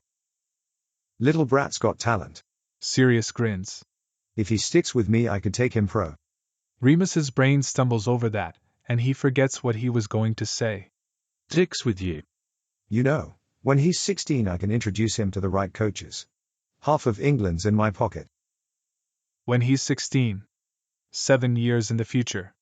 Where apparently Sirius plans to still be in his life. Oh. Sirius glances at him quizzically. You good? Speechless at my skill? Understandable. Remus blinks, mentally shaking himself out of his daze. So impressed. Especially the part where you beat 8-year-olds. And James. And James. Remus agrees, handing Sirius his jacket. He smells of something cool and fresh, and Remus can feel the heat radiating off his skin when their hands brush. Remus clears his throat and looks away from the sweat darkening the neck of Sirius's shirt, trying to wrangle his mind away from what's underneath the clothes. Hey, want to go back to yours and fuck? Sirius offers helpfully. Remus takes a moment to gather himself. Sorry, is football like foreplay for you or something? No. Well, no, I don't think so. I can just sense where your mind's going. Sirius arches an eyebrow and stretches languidly with a grin, muscles in his arms flexing distractingly. I don't have to sweat, you know? It's on purpose. I know. Remus mumbles numbly, staring again. But I have to help out. I always. He glances back at Lily and James. There's a smear of dirt on her cheek and she's laughing as she rubs sunscreen on her husband's nose. Remus distantly notices there's a kid stuck in a hedge all the way up the back of the yard, but Molly and Arthur are already hurrying towards them, and Sirius smells so fucking good, so maybe he can make an escape, just for 10 minutes. Motherfucker. Sirius hisses suddenly. Wah. I have to go. Sirius spits angrily, eyes unfocused like he's seeing or hearing something Remus can't. Fucking demons, incompetent little shits. Gotta do everything myself. Oh, yeah, of course, if you have to. I'll come back. Sirius insists earnestly, dropping his anger for a moment. One of the pillars of hell is collapsing. I just have to fix it. I won't be long. Collapsing? It's fine. It's probably because I didn't go back last night. An hour should do it. Sirius backs away, leering. And then we can pick up where we left off. Sirius strides off into the house and there's no sound of a rumbling engine, so he must really intend to come back. Remus squints as the harsh sunlight returns. Hell is collapsing? Something curls heavy and cold in his stomach. Oh, so now the guilt decides to show up. Chapter 9: The Precipice. Remus knows that he's an overthinker. He meets any situation that arises with calm, methodical thought, but sometimes he ends up spinning in circles, stuck inside his own head. This is one of those days. But Sirius has been gone for an eternity, just under an hour, and he can only suppress his concern for so long. It's long enough that Lily asks where Sirius went and Remus hastily tells her he had to take a phone call, then makes an excuse to go over and help James hang a lion-shaped piñata so he doesn't have to try to think of an occupation for Sirius that isn't king of hell. Remus skillfully avoids her after that, knowing she'll be able to read the concern on his face in a second, and then needle him about it. But how can he not be concerned? Sirius said something in hell was collapsing. That seems pretty huge. Even bigger in Remus's mind is that it sounds like it's because Sirius has been spending so much time with him that he's been neglecting whatever duties he has in hell. He feels a little guilty for not taking Sirius seriously when he said he had important business to do. He didn't realize that a whole realm was in turmoil without him. Not that Remus knows anything about hell, just drips and drabs that Sirius reveals in passing. Remus pauses at that thought, hovering over the scraped knee he's currently supposed to be putting a band-aid on. Malfoy sniffs, his pale face screwed up in discomfort and blonde hair falling over his face as he glares down at his scraped knee. Wait till my father hears about this. That Weasley won't be laughing after that. Remus hums distractedly, still adrift in thoughts of hell and its surly monarch. It's just a scraped knee after all, which Draco had screamed about like he'd scraped half his leg off when he fell on the stone path around the Potter's backyard. Remus is sure Malfoy's more upset about Ron and Harry giggling at him than the actual scraped knee, but he has no band-aids for embarrassment, and his mind is otherwise occupied. It has just suddenly occurred to him that Sirius knows almost everything about him and his life. He can even list the kids in his class by name. And Remus doesn't know the first thing about what Sirius does when he isn't with him. Malfoy huffs impatiently, and Remus shakes himself. He places the band-aid carefully over the lightly bleeding knee and advises gently. Keep to the grass when you're running, all right. He receives another sniff and scowl in return but continues unperturbed. It looks okay now, but I can call your parents if you'd like. Malfoy glances back where Crabbe and Goyle lurk by the food table, devouring Lily's terrible cupcakes as they wait for him. He shakes his head and mutters stormily. I'm fine. Remus holds his hand out to help him to his feet, but the kid glares at it and gets to his feet himself, wincing in a way that would be more appropriate for a broken bone. Remus watches with a careful look of concern, but internally he can't help but be amused. This kid could have a decent career in acting. Want some punch? Remus offers politely, trying to keep the amusement out of his voice. No, it's disgusting. That's not very nice, Draco. True though. You're not my teacher today, it's Saturday, I don't have to listen to you. Malfoy sneers and turns on his heel. Remus watches with raised eyebrows and a well-concealed smirk as the boy stomps back over to his friends. Another kid that's going to be a nightmare as a teenager. Speaking of, he should probably have a word with Harry about making fun of people who are hurt. Where did he go anyway? Remus searches the backyard, sidestepping kids as they chase each other, and politely waving off Molly when she beckons him over to come have some of the pie she baked. He'd very pointedly eaten Lily's food in solidarity, but his stomach isn't too happy about it. He stops short when he catches sight of familiar messy black hair by the swings, huddled closely with bushy brown hair. Harry leans in as Granger chatters in his ear about something, then he jerks back, laughing. As Remus watches, Harry beckons to Ron, who's waiting in line for the swings. The redhead slouches over, scowl on his face and ears red as Harry pulls them both into a huddle. Remus stares, frozen, trying to convince himself of what he's seeing when a familiar voice speaks over his shoulder. Ready to go, sunshine? Sirius stands behind him, hands in his pockets with his usual casual slouch that somehow looks both bored and elegant. Remus blinks. There's a smudge of dirt on his forehead, the only noticeable change in his appearance since he left. Is everything all right? Remus eyes the dirt. It's gray actually. Maybe ash. Is hell okay? Not a sentence he ever thought he would say, but here he is, hoping Sirius isn't letting hell fall apart by just being here. Sirius shrugs. Hell is hell. I've got 20 minutes, let's make them count. Remus laughs in exasperation as Sirius pulls him by the wrist back towards the house. Wait. 20 minutes. Barely enough time for one round if you. What happened? You said something was collapsing. Sirius. The insistent tugging on Remus's wrist halts with his firm tone. Sirius whirls around, looking rather put upon and sullen. And I've fixed it now. It's not important. Remus lowers his voice to a whisper, although it's not necessary with the children and parents starting to gather around the long table on the porch, now that James has brought out the cake. It sounds like something you should be worried about. Is it because you've been spending time here, with me? Remus feels Lily's eyes on his back, but he can't tear himself away. Watching emotions flicker over Sirius's face, he can tell when the facade crumbles. I don't know what's happening, all right? But I don't care. I'd rather be here than surrounded by fire and doomed souls and whiny, shitty little demons who don't understand anything. Sirius pauses and glances back at the table at the exact moment that a kid vomits. Ugh, well, not here. But you know, with you. Oh? Don't say it like that. I just mean hell is fucking boring and we're having fun. Aren't we? With you. So it is kind of Remus's fault.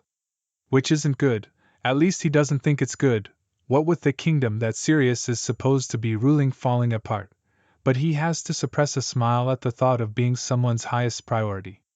It's selfish, he knows, and it's not a feeling he knows very well. It's addictive. I like having you around too, Remus admits, pushing down the urge to ask him to just stay forever and to hell with hell. But surely there'll be consequences if you're not running hell like you're supposed to. Look, you spend all your time here, what if I come with you sometime? Insane. Stupid. Idiotic. That's what that idea is. Remus ignores the voice screaming in his head that this is a terrible idea. He doesn't want to go to hell, not when he's dead and certainly not when he's alive. He ignores it because wanting to be with Sirius, all of him, even the not-so-pleasant parts of him, means this. Seeing him for who he is, in his element, understanding his world. Sirius stares, frozen and bewildered, for so long that Remus wonders if he's dialed out and listening to demons again. But then Sirius swallows and says carefully, You'd hate it. It's not a nice place. Oh no, shame, I always wanted to retire there. I know it's not a nice place, but it's your home. I'd like to see it. Remus shifts his weight and tries to steady his voice, to make this more of a casual request. Just bring me along for a tour, and less. I want to know every last thing about you, the good, the bad, and the downright evil. If it's not too much trouble, of course. But you really wouldn't like it. Sirius presses. Is he sweating? Lots of unhappy souls. I mean, it's hell. And you never get the smell out of your nose, and there's demons everywhere. If you think I'm rude, well. I don't care. You will. You underestimate me. Sirius hesitates, eyes raking over Remus's face, like he's trying to peel back the layers. I do. You're not what I thought you were when we first met. Then take me with you. I can handle it. Remus says simply. Truthfully, he doesn't know if he can. But Sirius isn't the only one that's underestimated him, and this feels like he's hovering over a precipice, and there are parts of himself on the other side that he can't help but be curious about. Sirius takes half a step back, eyebrows drawing together. I'm not. I'm different when I'm with you. Down there I'm the devil. I have to be. They'll start a coup at the first sign of weakness. Not that I care, but then I'd have to kill them all and it takes forever to create an army of demons. I don't want to start from scratch. Sirius rubs the back of his neck and glances away. I don't want you to see me like that. He finishes quietly. 6 months ago, Remus wouldn't have pushed. He respects boundaries and limits. But he needs Sirius to understand. The gifts and the miracles all amount to nothing in comparison to actually knowing Sirius, all of him. Behind them, a child shouts something that doesn't quite carry all the way down to them at the bottom of the garden, and Remus glances back. Ron and Harry are cackling, clinging to James's arms, and he's stumbling dramatically, pretending to collapse under their weight. As Remus watches, Harry reaches out to Granger and she grins ear to ear, yanking at his wrist to help pull James down. Remus turns to find Sirius still staring at him, concern in his narrowed gray eyes. You said something to Harry, didn't you? Remus accuses calmly. Sirius arches an eyebrow at the change of subject. Told him to practice his feints. Kid can't bluff for shit. About Granger. Sirius looks past Remus at James pulled to his knees, laughing as Harry takes advantage and leaps on his back, hollering. You think so? You said something. Remus insists, gaze catching on that smear of ash on Sirius's forehead again. He reaches up and smooths it away with his thumb. My point is, you're not all bad. And I don't care who you have to be for others because you're this with me. The kind of fallen angel that gives a lonely little child some friends and pretends that he had nothing to do with it. Sirius hisses as if Remus has said something scandalous, and Remus chuckles, rolling his eyes. Relax, I wouldn't tell any of your demons about it. As far as I'm concerned, you're evil, so very appallingly evil. Sirius's eyebrows furrow further, and he shifts from foot to foot, thinking hard. All right, fine. He breathes finally, folding his arms. You can come with me. But tell me as soon as it gets too much. Should we have a safe word? What about Holy Communion? You're the worst. I'm afraid that's your job, darling. Sirius huffs, but a smile tugs at the corner of his mouth. Remus reaches for his hand without thinking, surprised to find himself gently pulling Sirius back towards the house, hands clasped in full view of the crowd around the table, waiting for the birthday song to start. Sirius allows himself to be pulled along, silent for a moment as they make the trek. The Potter's backyard is ridiculous. I only brought it up because of you. Sirius grumbles suddenly, one hand in his pocket. What? I only told Harry to give the girl a chance because you worry about it too much. Sirius elaborates, looking very much like he wishes he was doing no such thing. You're such a worrier. You know how many times I've had to listen to you fretting over it in my head? Just trying to get you to quit yapping about it. Is that so? Remus smiles. Ch. Remus squeezes his hand and catches Lily's eye as she emerges from the house with a handful of candles and a grin that widens to see him hand in hand with Sirius. What do you think, oh most evil one? One slice of cake and then show me hell? For the living know that they shall die, but the dead know not anything, neither have they any more a reward, for the memory of them is forgotten. Ecclesiastes 9 verse 5. Sirius watches, shifting uneasily as Remus silently mouths the words carved into the stone over the towering gates. There's a tiny crease between his eyebrows. I put it there a long time ago for religious types. Sirius hastens to explain. I haven't renovated recently. He chuckles encouragingly, but Remus's gaze dips to the pillars hewn into the cliff wall, stopping as they reach the cracks, and Sirius's chuckle peters off. Come on. Sirius ushers Remus towards the doors with a hand on his lower back. You get to use the guest entrance. Sirius leads Remus through the doors, and after a moment Remus turns, And Sirius's tension eases slightly because now he can clearly see the little crease between Remus's eyebrows, and it's his "I'm listening closely" expression, not his "I severely disapprove of this" expression. They're painfully similar. Guest entrance. How do people usually enter hell? Remus asks as the massive doors slowly creak open. A tumble down the rabbit hole. Sirius replies vaguely, leaving out the little detail of the torture along the way. Come to think of it, he threw this all together a long time ago, and hasn't reviewed it since. It's a little dated if he's honest with himself, but he hasn't cared about anything for so long, drifting through his duties and scrounging the earth for something, anything that piqued his interest and distracted from the eternal boredom, that hell is still stuck in the Dark Ages. And what a time that was! They enter through the doors and stop at a crossroads amidst an empty wasteland of sand, the cobbled path extending as far as the eye can see. The sun beats down on them from behind a thin layer of smoke that permanently blankets the sky, and heat rises from the ground.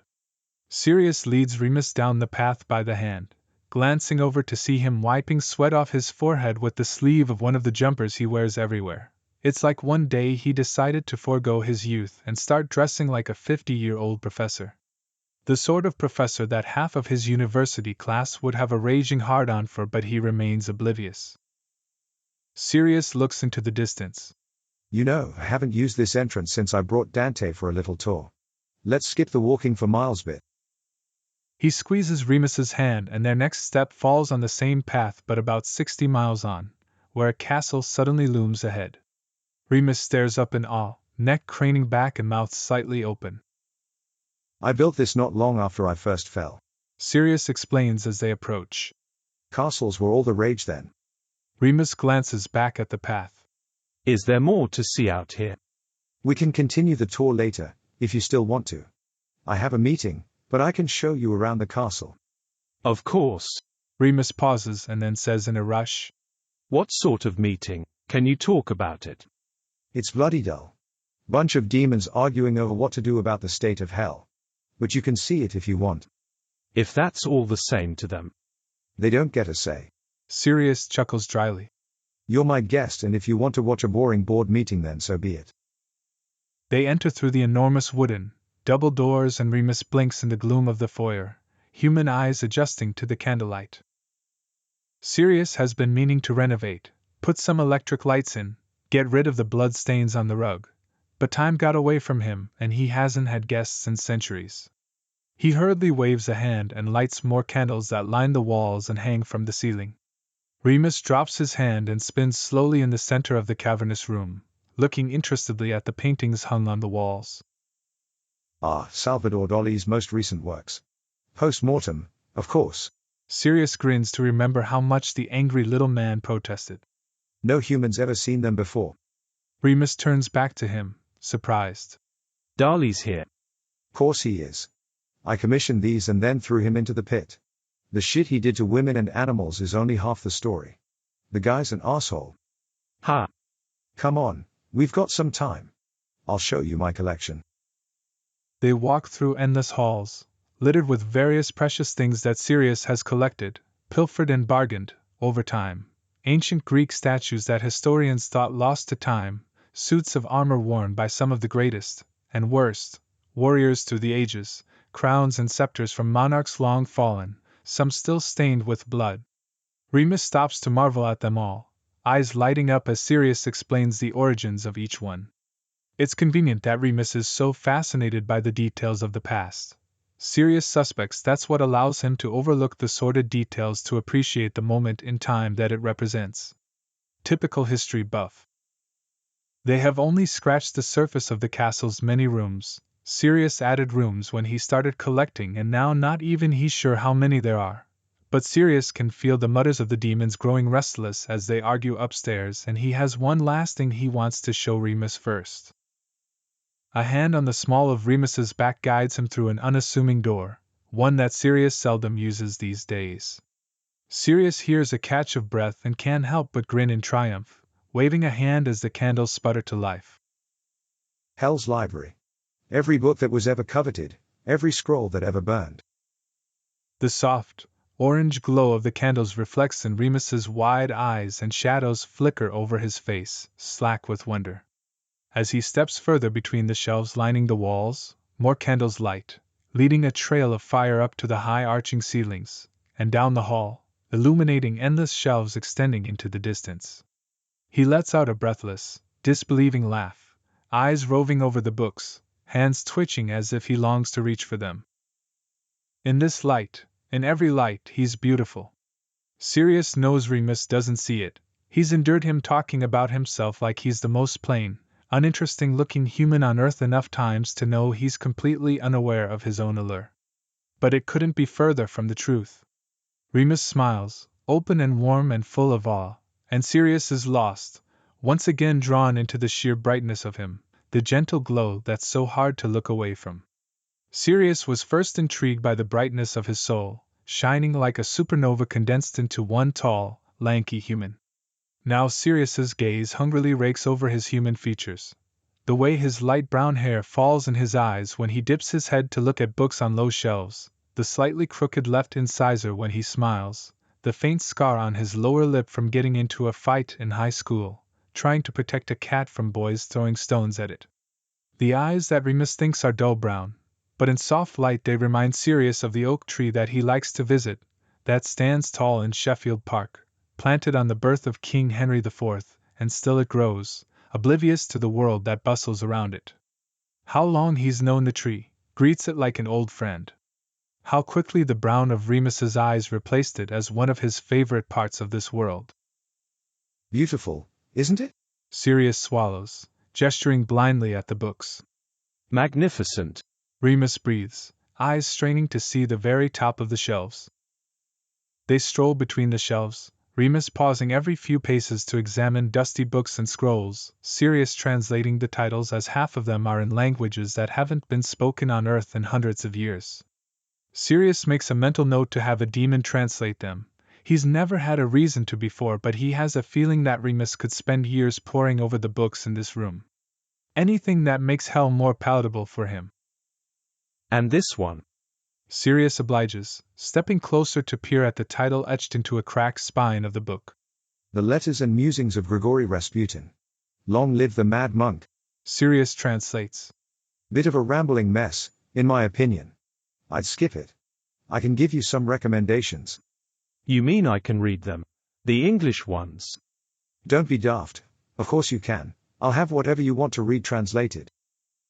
Remus's smile grows and he turns to run a finger along the spine of another book. Sirius watches him for another moment, aching to stay and watch him gently glow here in this place Sirius knew he would love, his presence a calming oasis in a land of dry hunger and thirst. But he has to reluctantly usher him along as the voices of the demons hiss and grumble overhead.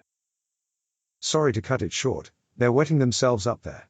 But we can come back. I'll bring you back whenever you want. I'd like that.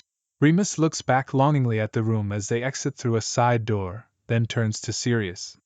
You're sure it will be all right? Me coming with you? I told you, they don't get a say. But it won't cause problems for you. Nothing I can't fix with fire. Sirius grins reassuringly, leading him up some stairs. The little crinkle between Remus's eyebrows deepens.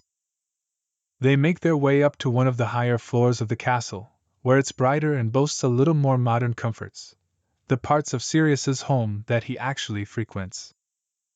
Sirius pauses outside the boardroom door, one hand on the handle and the other lingering on Remus's sleeve. Just. Sirius swallows, thinking hard as voices grumble through the hardwood door. Tap me or something if you want to go. They can be a little much sometimes. All the time. Remus raises an eyebrow and amusement bleeds through his voice. You came with me to a 9-year-old's birthday party. I can handle this. Famous last words. I'm kidding. Sirius chuckles uneasily and clears his throat. He can't remember the last time he was this nervous. Right. He tries again, swinging open the door. Let me introduce you to the Lords of Hell. Amdugias, Lilith, Abigar, Baal, Beelzebub, Citri, and Belphegor, the 7 Lords of Hell, sit at the long table in the well-lit room, and they immediately fall into hushed silence and spin to face the door when he enters the room. They look the part, Sirius supposes, trying to look at them with fresh eyes, the way Remus must be seeing them for the first time. Some of them, like Beelzebub and Abigail, seem to relish modern media's depiction of demons, having allowed their forms to char and burn, with pointed teeth and long, gnarled claws for hands. A bit cliché in Sirius's opinion. But then there's others like Lilith, Citri and Baal who look like perfectly normal humans, preferring to keep their human forms even in hell, distinguishable as demons only by the black of their eyes. You can quit your griping. Sirius drawls in greeting, effortlessly falling back into the version of himself that rules hell. Daddy's home. He strolls into the room, haughtily drawing himself to his full height. Even so, all pairs of beady, black demon eyes are on Remus, following behind him. Sirius waves a hand carelessly in his direction. I'm giving a tour to Remus here, don't mind him. Now. He's a living human. Beelzebub pipes up, sniffing the air with his snake-like nostril slits. Yes. He does not belong here. Abigail booms in his deep baritone. Lucifer, what is the meaning of this? Sirius slowly turns towards Abigail, movements smooth and deliberate as he approaches, relishing in the flicker of nervousness on the demon's face. Tell me, Abigail, do you think I answer to you? Sirius asks softly. The demon lowers his eyes and mumbles down at the table. No, my lord. Then keep your fucking mouth shut unless I tell you to speak. Sirius hisses venomously, glaring around the room to make it clear that the command applies to everyone. Silent, cowed faces blink down at the table and Sirius strides back to the head of table, pulling up a chair next to him, patting it invitingly. Remus slowly lowers himself into it, looking at the demons around the table with a carefully polite expression. He's a little pale, but otherwise he hides his emotions well, which is wise in the present company. Right, you lot. Sirius addresses the table. I've had to listen to your whining and pleading for weeks now. What? What's the big problem? What's so urgent and pressing that you couldn't handle yourselves? Lords of Hell. Sirius sneers. A meaningless title for a bunch of useless, lazy shits. I should throw you all back into the pit where you came from. The demons glance at each other, the silence deafening. Sirius rolls his eyes. Honestly, from one command to the next they get confused. No wonder things are falling apart. Speak. He barks. The pillars. Beelzebub starts, wringing his hands. Fixed already. Sirius bites. Next. The pit, my lord. Belphegor mutters in her whispery voice, her pale, blotchy skin dotted with sweat. It's reaching breaking point, too many souls in the same place. Perhaps if you... Sirius leans forward, towering over the table menacingly. Then find somewhere to put them. Next. But my lord. Beelzebub tries again, his voice reedy and quivering. We cannot presume what punishments you wish to subject the souls to. You must. I must? No, I did not mean to. Lucifer, if I may. Baal interrupts Beelzebub, with his calm, even tone. The most reasonable of the lot, and one of the oldest, he's adopted the role of Sirius's advisor, so Sirius pauses to listen. I think what Beelzebub is trying to say is there are honorable duties reserved for yourself, handed down by the Christian God, and we would not presume to perform them for you, lest we do so poorly. The demons shuffle uncomfortably and Sirius raises an eyebrow for Baal to continue. You have been spending much of your time on the surface, Baal says carefully, but his meaning is clear when he glances quickly at Remus. Perhaps if you were to explain. What I do with my time doesn't concern you. Sirius replies curtly, painfully aware of Remus's presence at his side. He doesn't move or speak and Sirius chances a glance his way. The crinkle between his brows is a canyon now. Fuck it. This human belongs with me and that's all you need to know. Sirius admits between gritted teeth. He may be joining me in this realm at times, and if any of you even thinks about laying a finger on him or question his presence, I will find a new, very personal way to bring you pain for all of eternity. The demons blink and crane their necks to look at Remus in varying states of surprise and curiosity. Is he one of his? Belphegor hisses the last word, and Sirius knows it to mean God. Before he can answer, Remus speaks, voice firm and steady. No, definitely not.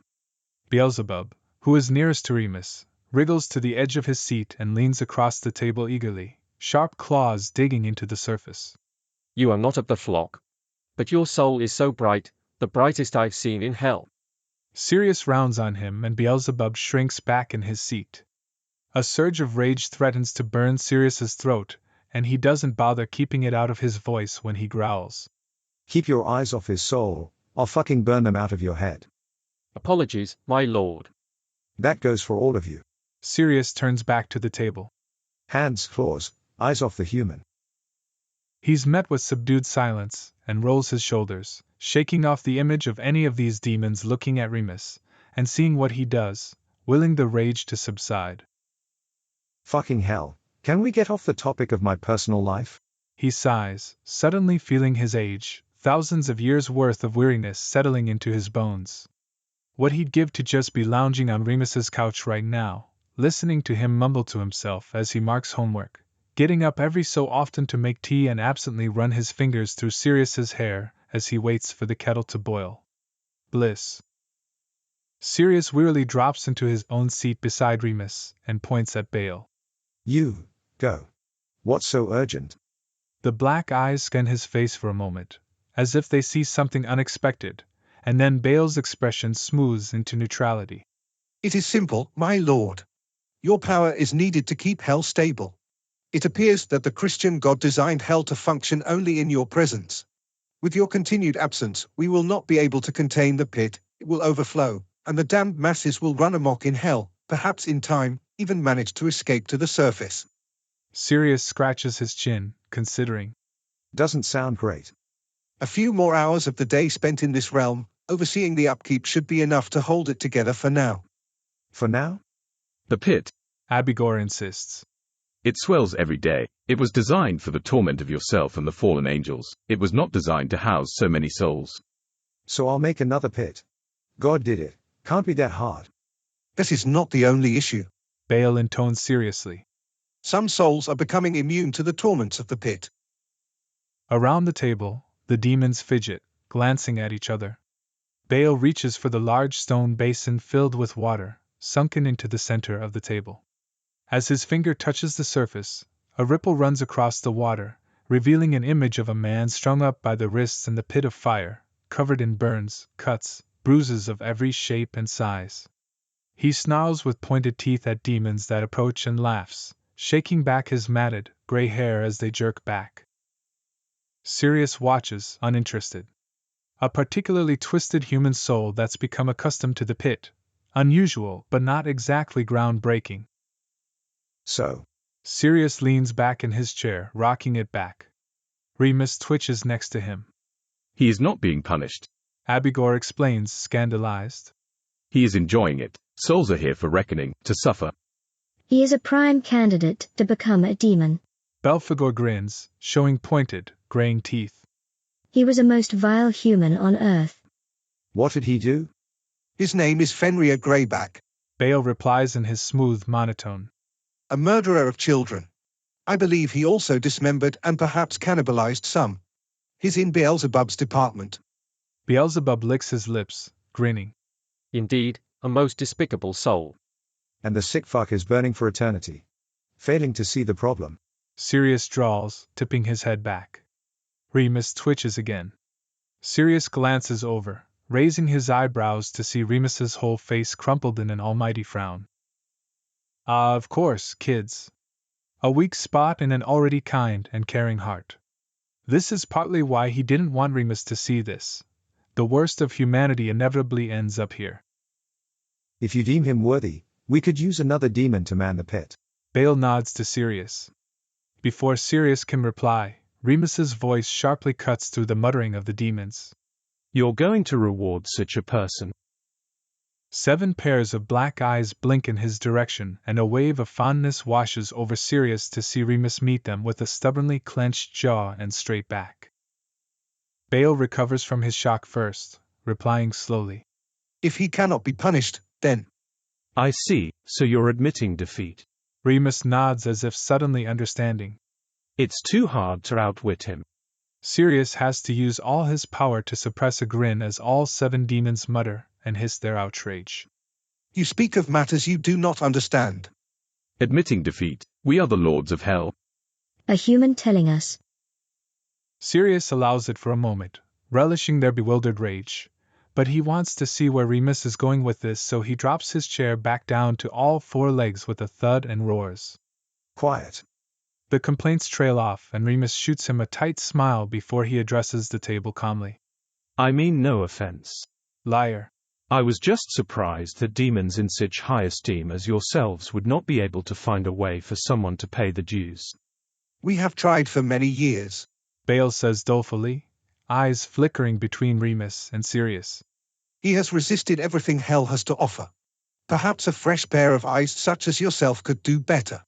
It's suggested politely, but Sirius knows his advisor well enough to hear the sarcasm in his tone. Remus frowns down at the stone basin where Greyback continues to laugh and struggle against his restraints. Sirius opens his mouth to tell Bale to fuck off and think of something himself, when Remus abruptly leans forward and says brightly, I might have an idea. You what?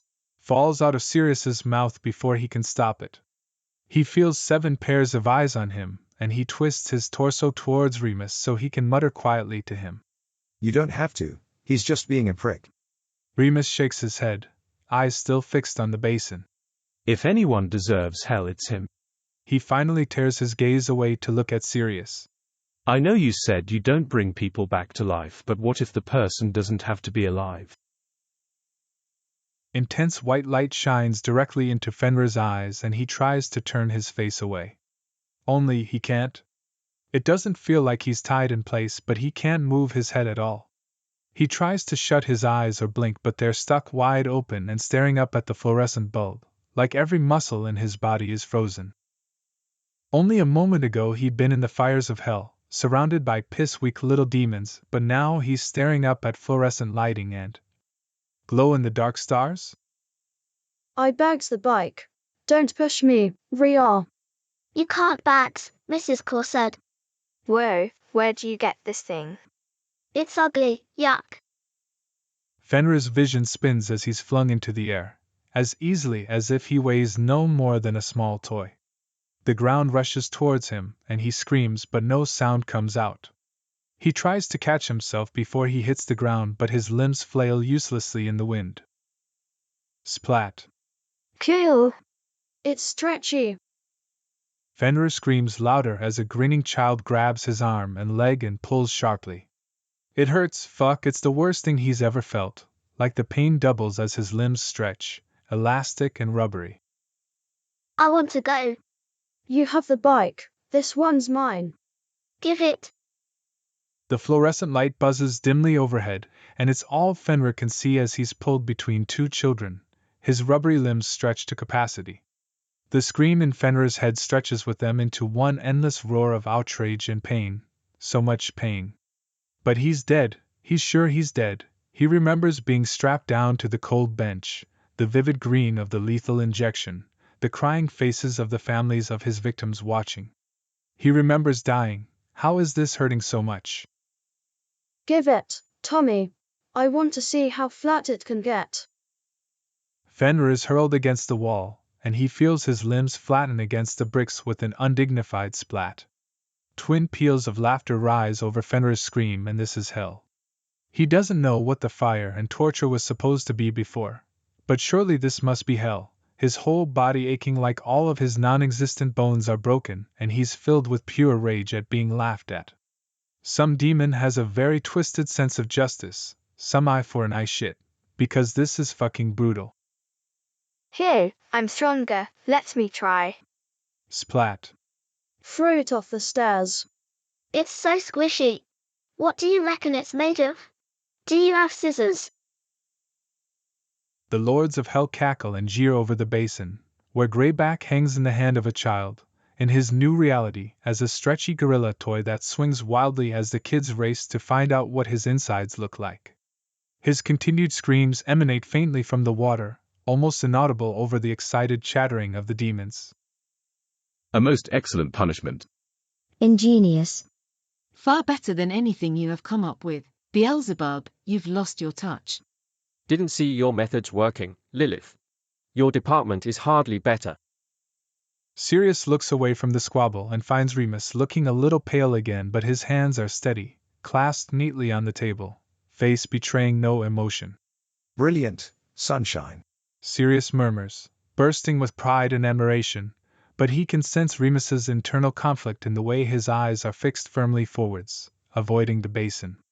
You all right in there? Remus nods slowly, hand twitching as if he longs to reach out and take Sirius's. He hesitates.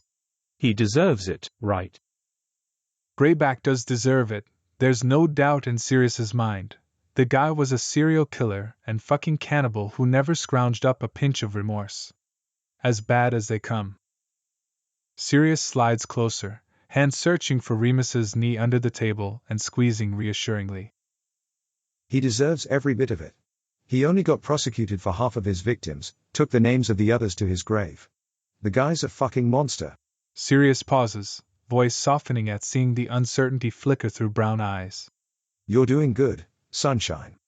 A sharp huff of laughter bursts out of Remus, and he smothers it, ducking his head. I don't know if I should be pleased that the reigning monarch of hell thinks I'm doing good. Hey, if anyone knows bad, it's me, and trust me, you're not it. Not even close. Remus bites his lip, still looking at his lap. He says haltingly, It doesn't feel wrong. It feels good. That's bad, right? Again, not sure why I'm asking you, but... The way I look at it. Sirius intercedes, waving away the constant questioning of his moral character. Things aren't split into good and bad, but... Morality is grey, I get that. But that's the thing. Sirius presses. People who are considered bad are my entire existence, well, apart from you. And I can tell you some people are just bad. There wasn't a single ounce of good in Greyback. No Grey. Ha, Ray. Remus's mouth twitches with a smile and Sirius just wants to kiss him. Here, anywhere, he doesn't care who sees or what the demons might think because Remus smiles for him and it's the sun. It's the first ray of sunlight he ever felt at the dawn of time, and what is any of this compared to having the sun beam at him with such fondness? But demon voices break through Sirius's daze as they clamor for Remus's attention, and the moment is gone. An enviable imagination. Beelzebub trills, scuttling towards them, pausing only when Sirius glares as he gets a little too close. Perhaps I could borrow the human for another resistant soul, if my lord. Remus stiffens and Sirius immediately shoots it down. There'll be no borrowing. He's not a fucking car. Maybe if he could just cast his eyes. You had your turn, stink. Belphegor elbows him out of the way, leering at Remus. I could use some fresh eyes in my department, if it pleases the Dark Lord. The pit would be a better use of his time. Bale interjects, stroking his chin thoughtfully. Maybe if... Enough. Sirius roars, leaping to his feet, and the demons scatter back to their seats. He glares around at them and he's about to tell them to fuck off and quit bothering Remus when Remus speaks up himself, in his usual even tone that betrays nothing. Perhaps I can be of some assistance. Sirius swivels in surprise. What? He lowers his voice to a murmur. You don't have to. I'd like to help if I can. Sirius. Sirius blinks at the words whispered into his mind. Remus is praying to him. Let me help. You've done so much for me. This is the least I can do. It's their responsibility. Sirius insists, sweeping a hand at the table where the demons listen intently. Don't feel obligated because they're too stupid to figure out their own work.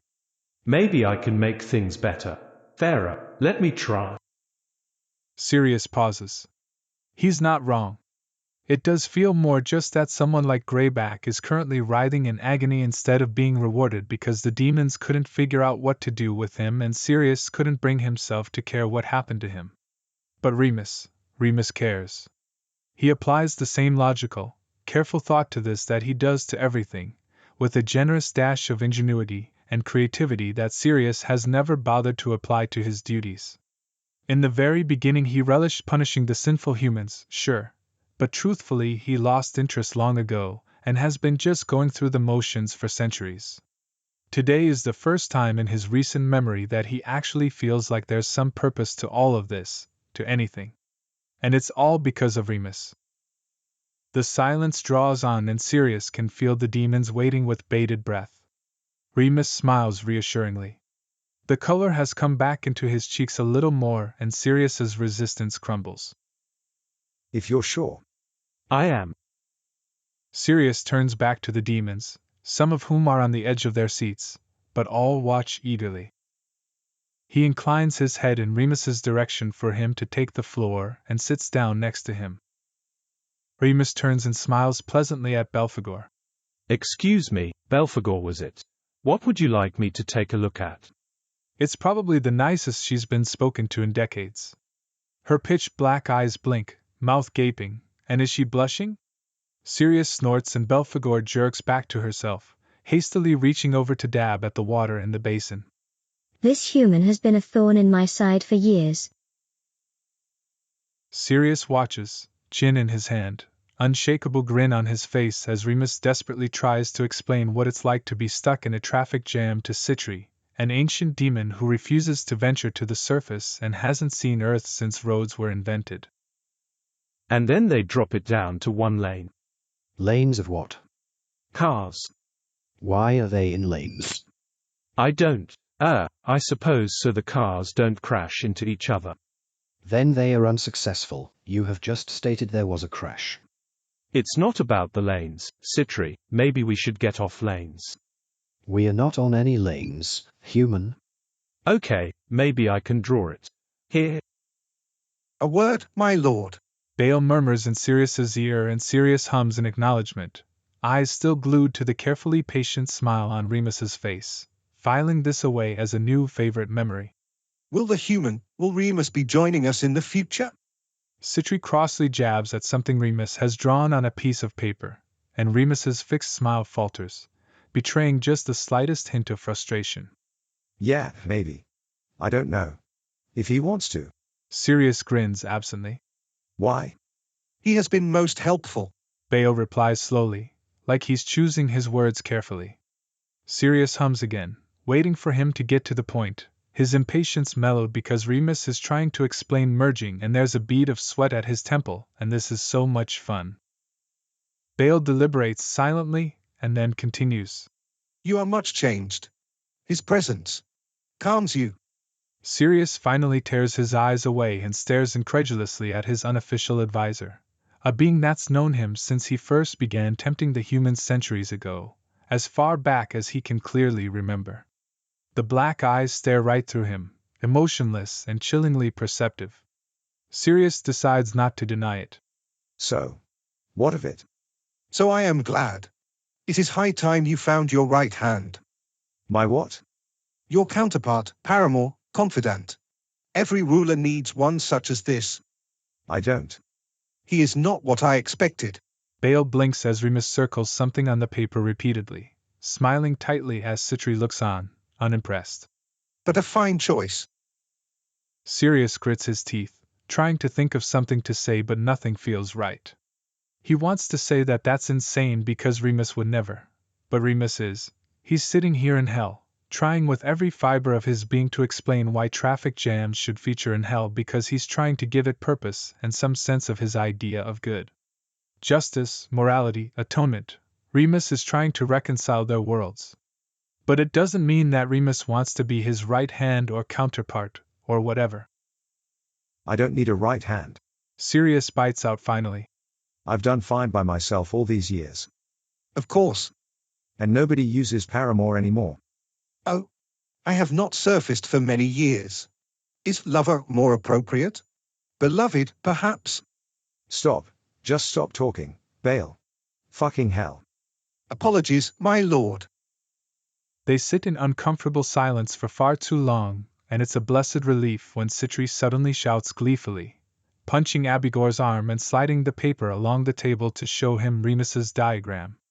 Remus's eyes crinkle at the corners and his grin is equal parts relieved and bemused. He makes eye contact with Sirius and Sirius's stomach swoops in a sensation that's entirely too human, Bale's words rattling around in his head and knocking loose some very dangerous desires. Remus at his side forever, ruling beside him, the long stretch of eternity suddenly no longer a life sentence of eternal punishment, but something to look forward to. So this is what love feels like. Fuck. Chapter 10, The Middle. What is hell? I maintain that it is the suffering of being unable to love. Fyodor Dostoevsky. When do you finish? Hell is unbearable without you. Remus finds the note on his desk, written on crisp parchment in elegant script, when he turns from writing up fractions on the whiteboard. He rubs a hand over his face, giving himself time to hide his smile. You can work together for these problems. He encourages his students once he's wrestled down his smile. Ron and Harry immediately lean in towards Hermione, blinking owlishly at her pen flying like lightning over her workbook. But there will be homework on these tonight, so copying won't help. Talk about how you would solve it with your neighbor. The boys' faces fall as Hermione immediately launches into a detailed explanation of how she got her answer. Remus turns back to the note. While it made him smile, it really isn't necessary. Sirius knows when he finishes work, unless it's by pure coincidence that he's been appearing a few minutes after the school bell has rung every day for the past 4 weeks. Remus thinks he probably should return to his own apartment at some point, but it seems so quiet and empty these days. It's been months since he first made the trip downstairs, and visiting Sirius in hell a few times a week has steadily turned into every day, the rooms of the castle becoming more familiar to him than his own kitchen in his dusty, cold apartment. He doesn't even bat an eye anymore when he walks out of the library to find a fang-toothed, weirdly wrinkled, pint-sized demon skulking outside the door, dutifully waiting to tell him that His Royal Highness Lucifer wants to know what you would like for dinner. Remus had asked Sirius about the varied appearances of the demons. So far the oddest one he's seen had a face attached to the back of its head, which mumbled darkly to itself while it swept the halls. When asked, Sirius had shrugged and said, Honestly, I was just fucking around when I made the last few. What? You don't like them? I can make better looking ones. No, Remus protested hastily, glancing down at the demon with a face like a dried-up prune, glaring up resentfully at Sirius, who hadn't noticed or didn't care. They're lovely. They've got character. What about Indian for dinner? Remus tucks the note into his pocket and sends a quick prayer Sirius's way. I'll be done in about 40. I'll be in the classroom. This isn't really necessary either. Sirius shows up when Remus finishes work every day, rolling his eyes, complaining about politicians, cults, and demons. He holds out a hand to take Remus back to hell, and when Remus takes his hand, he leaves his life as a teacher behind and enters the world where he's something else. Something he doesn't quite have a word for.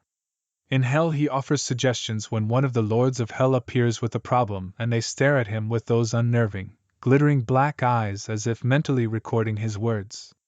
In hell he's an architect, a writer, a director, able to flex his creative muscles in a way he's never been able to on Earth, and the demons eat up every idea as if starving.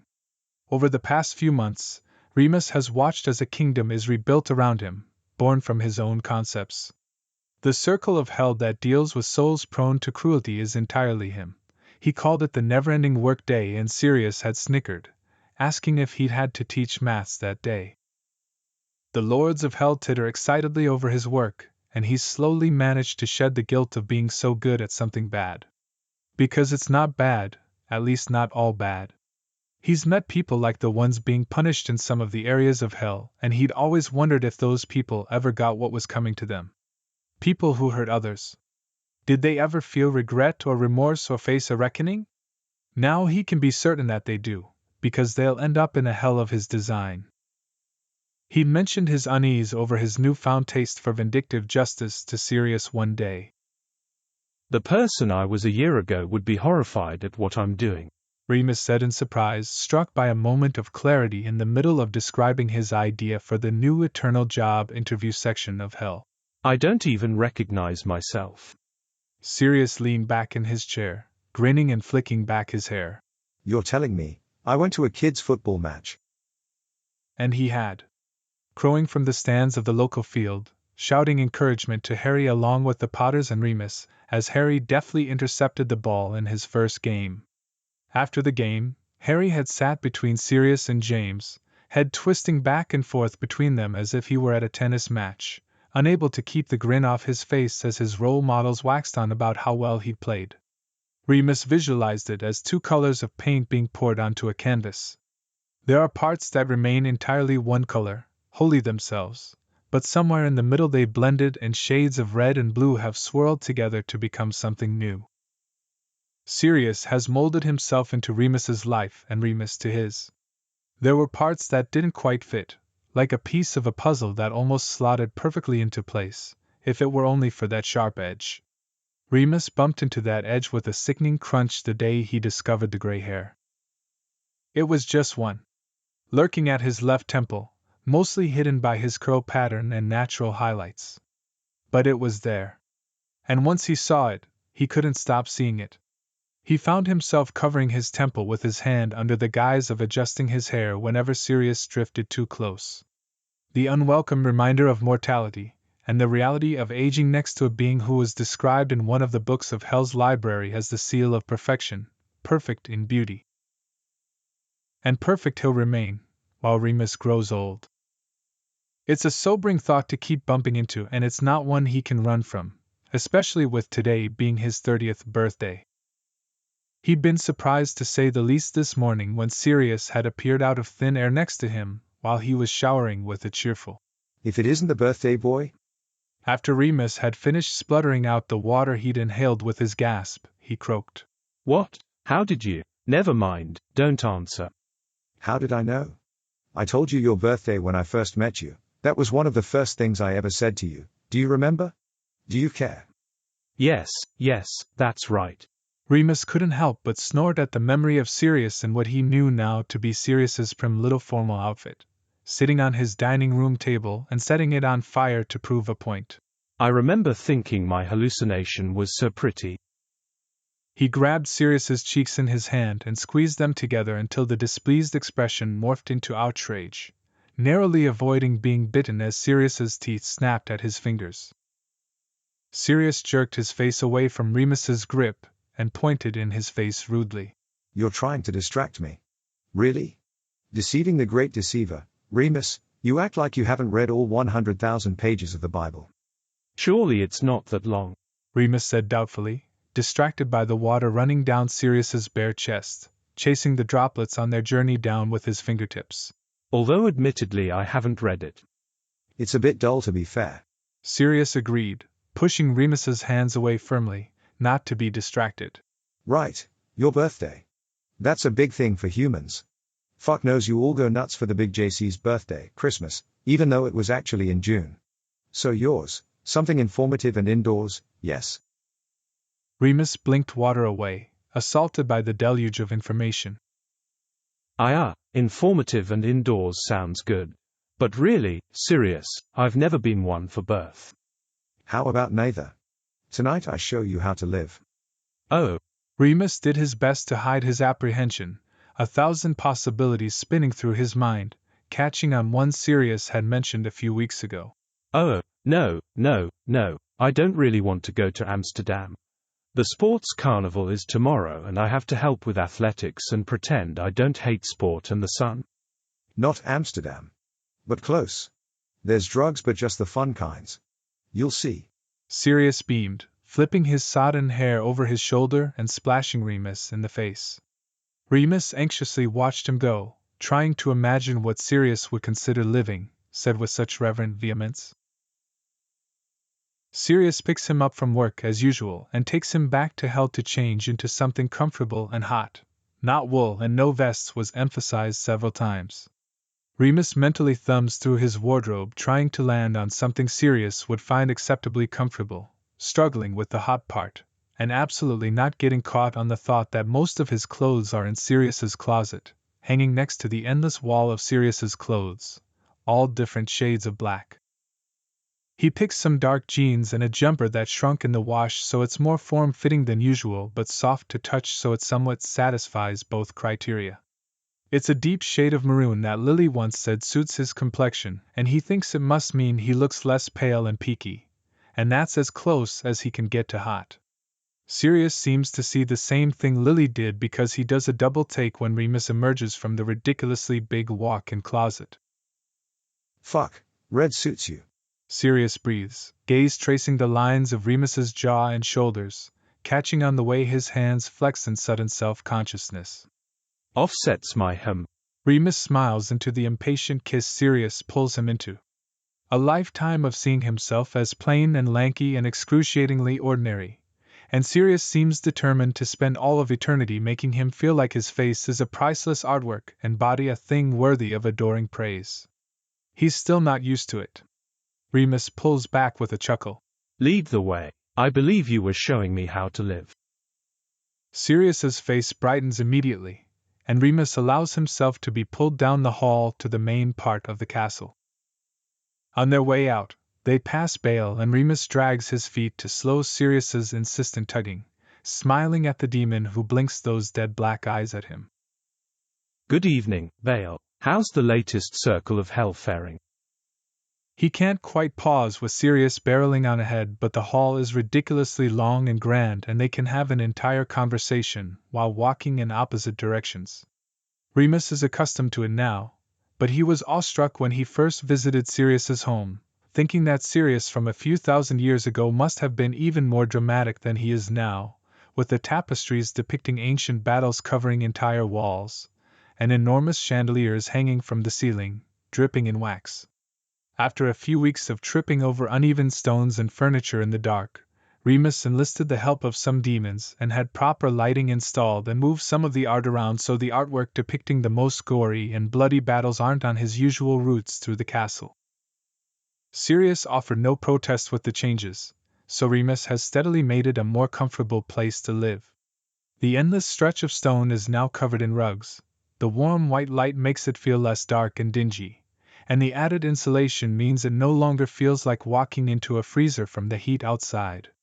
And now there's actually a fridge in the newly renovated stainless steel kitchen, instead of a cold storage room in the bowels of the castle that smelt strongly of blood and made the hairs on the back of his neck stand up. Not that it's his to renovate. Remus isn't living here. Rather well, Bale answers in a flat tone that Remus now recognizes as pleased. The morning commute circle has greatly eased the pressure in the pit.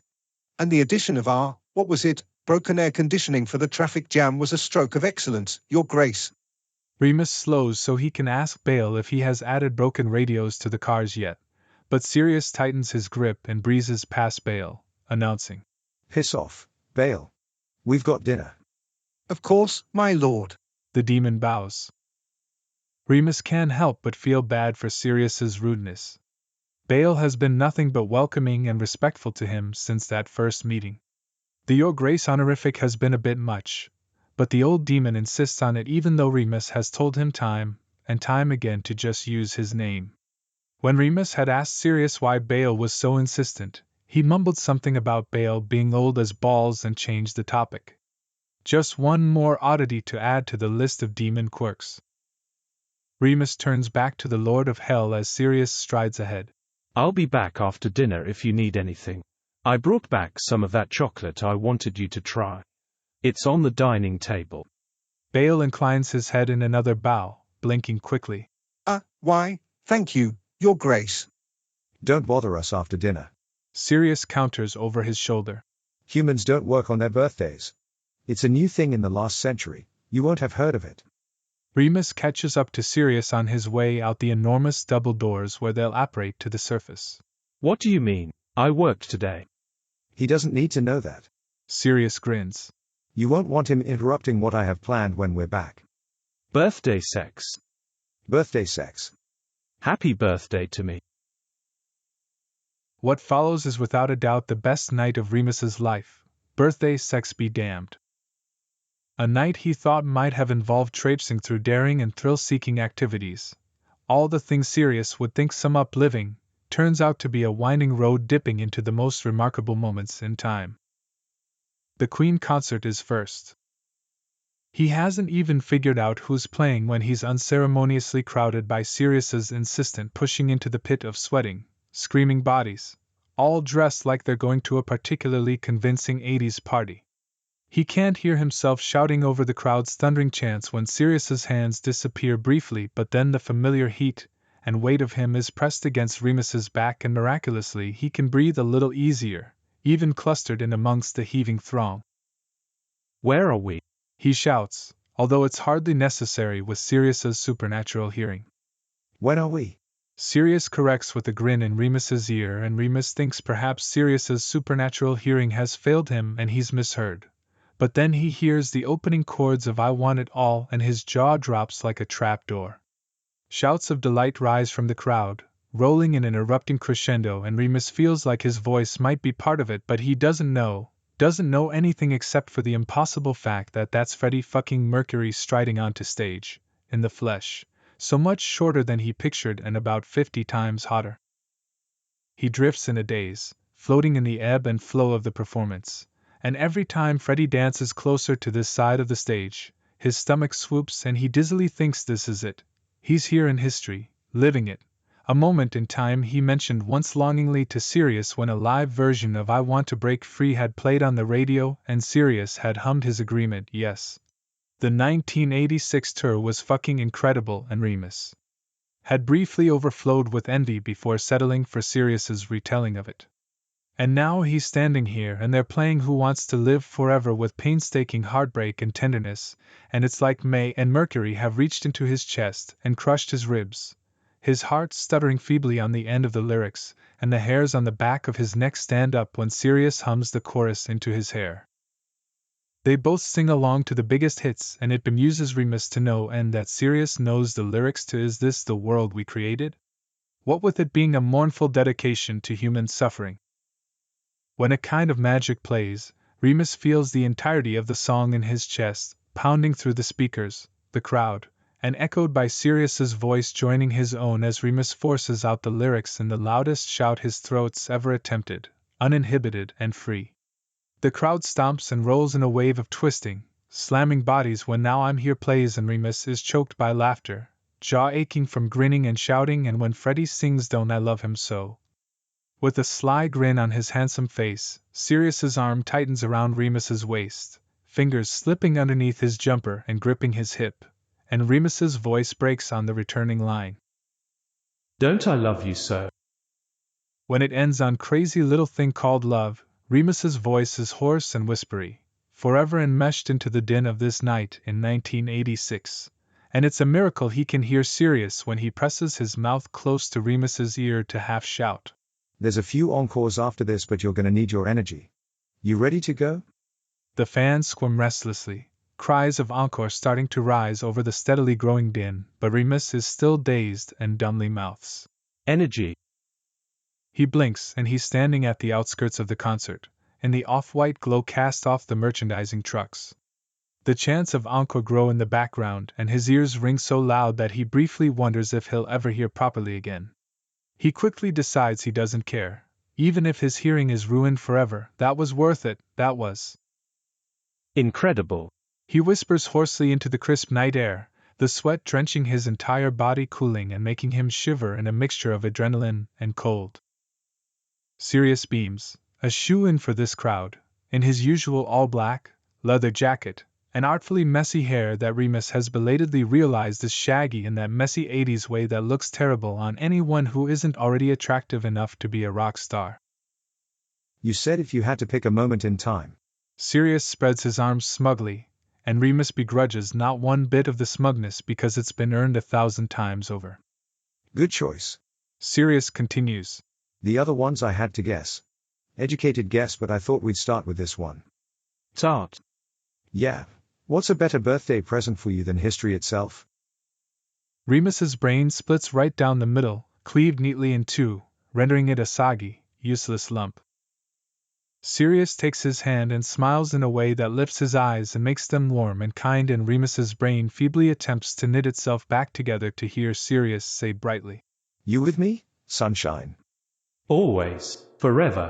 Remus's brain offers unhelpfully. And Remus has never felt such an aching longing for that to be possible than this moment, where Sirius shines bright and devastatingly beautiful. Sirius whisks him through time, some of the greatest periods of modern history, which he explains is not changing time but kind of like playing hopscotch with realities, which twists Remus's mind into odd shapes, partly because the idea of other realities is dizzying, but mostly because how the hell does Sirius know how hopscotch works? He's still reeling when Sirius grins wickedly and asks if he's ready for the 70s. Nothing could have prepared Remus for the 70s. Certainly not for Studio 54 on New Year's Eve in 1978, where he gets to see the most incredible artists and creators of the decade getting absolutely raucously blitzed. He's pretty sure he sees Elton John doing a line of coke while a man next to him smokes from a glass-blown pipe shaped like a dick, and Remus almost spits out his drink when Liza Minnelli greets Sirius warmly, pupils as big as saucers and calling him Padfoot, which Sirius refuses to explain beyond. Just a little joke between me and Liza. Hey, did you see the interactive Warhol? The Warhol is honestly a bewildering chaos of color and chimes which Remus doesn't quite get, and Sirius squints and cocks his head at, concluding, You must have to be completely off your face to get this. Hang on, I've got something more your speed. They exit through the back door of the club, and straight into a succession of art galleries, all several decades apart, and featuring the most exquisite and gut-wrenching pieces. After the chaos of 54, it's a soothing balm, a whisper against his neck where Sirius steps close to reveal the little secrets he's gleaned about the artists and their works through the years. This guy was an asshole. Met him once, absolute wanker, ended up in hell actually. He can paint you something if you like. Oh, Michelangelo, now there's some talent. Modeled Jesus after his boyfriend, still makes me laugh after all this time. The father of Impressionism. And 13 illegitimate children. Artists, right? Remus lets Sirius's words wash over him, bemused at his unorthodox and mouthy tour guide on the journey through the best artworks of the last 200 years. People miraculously don't seem to see them, looking blankly through them as if they're ghosts, which is a relief as they're dressed for the 21st century and Remus can't keep his hands off Sirius's hips and waist and shoulders, and his gaze dips to his lips when he speaks in a shamelessly besotted way that he can't hide and maybe doesn't want to after tonight. They spend more time in some eras than others, dawdling in the peak of Baroque and Renaissance because Remus can get as close to the pieces as he likes now that they're invisible, and he's always wanted to see pieces like The Last Judgment by Michelangelo and The Swing by Jean-Honoré Fragonard up close and in detail. Other eras they breeze by when neither he nor Sirius show much interest. They're strolling through the abstract expressionist movement, and Remus is idly examining the pieces, but really he's listening to Sirius's fascinating story about Da Vinci, when a canvas painting that takes up an entire wall catches his eye and he slows to a stop in front of it. The Middle by Mark Rothko, the plaque reads. Remus stares. At first glance it could be a sunset over the sea, but the sky is a bright red, the color of poppy flowers, and the sea a deep, unnatural blue. Only the place where the colors meet doesn't meet. It blends and smooths into each other. A gradient of all the hues of violet lies between the blue and the red, and it's captivating.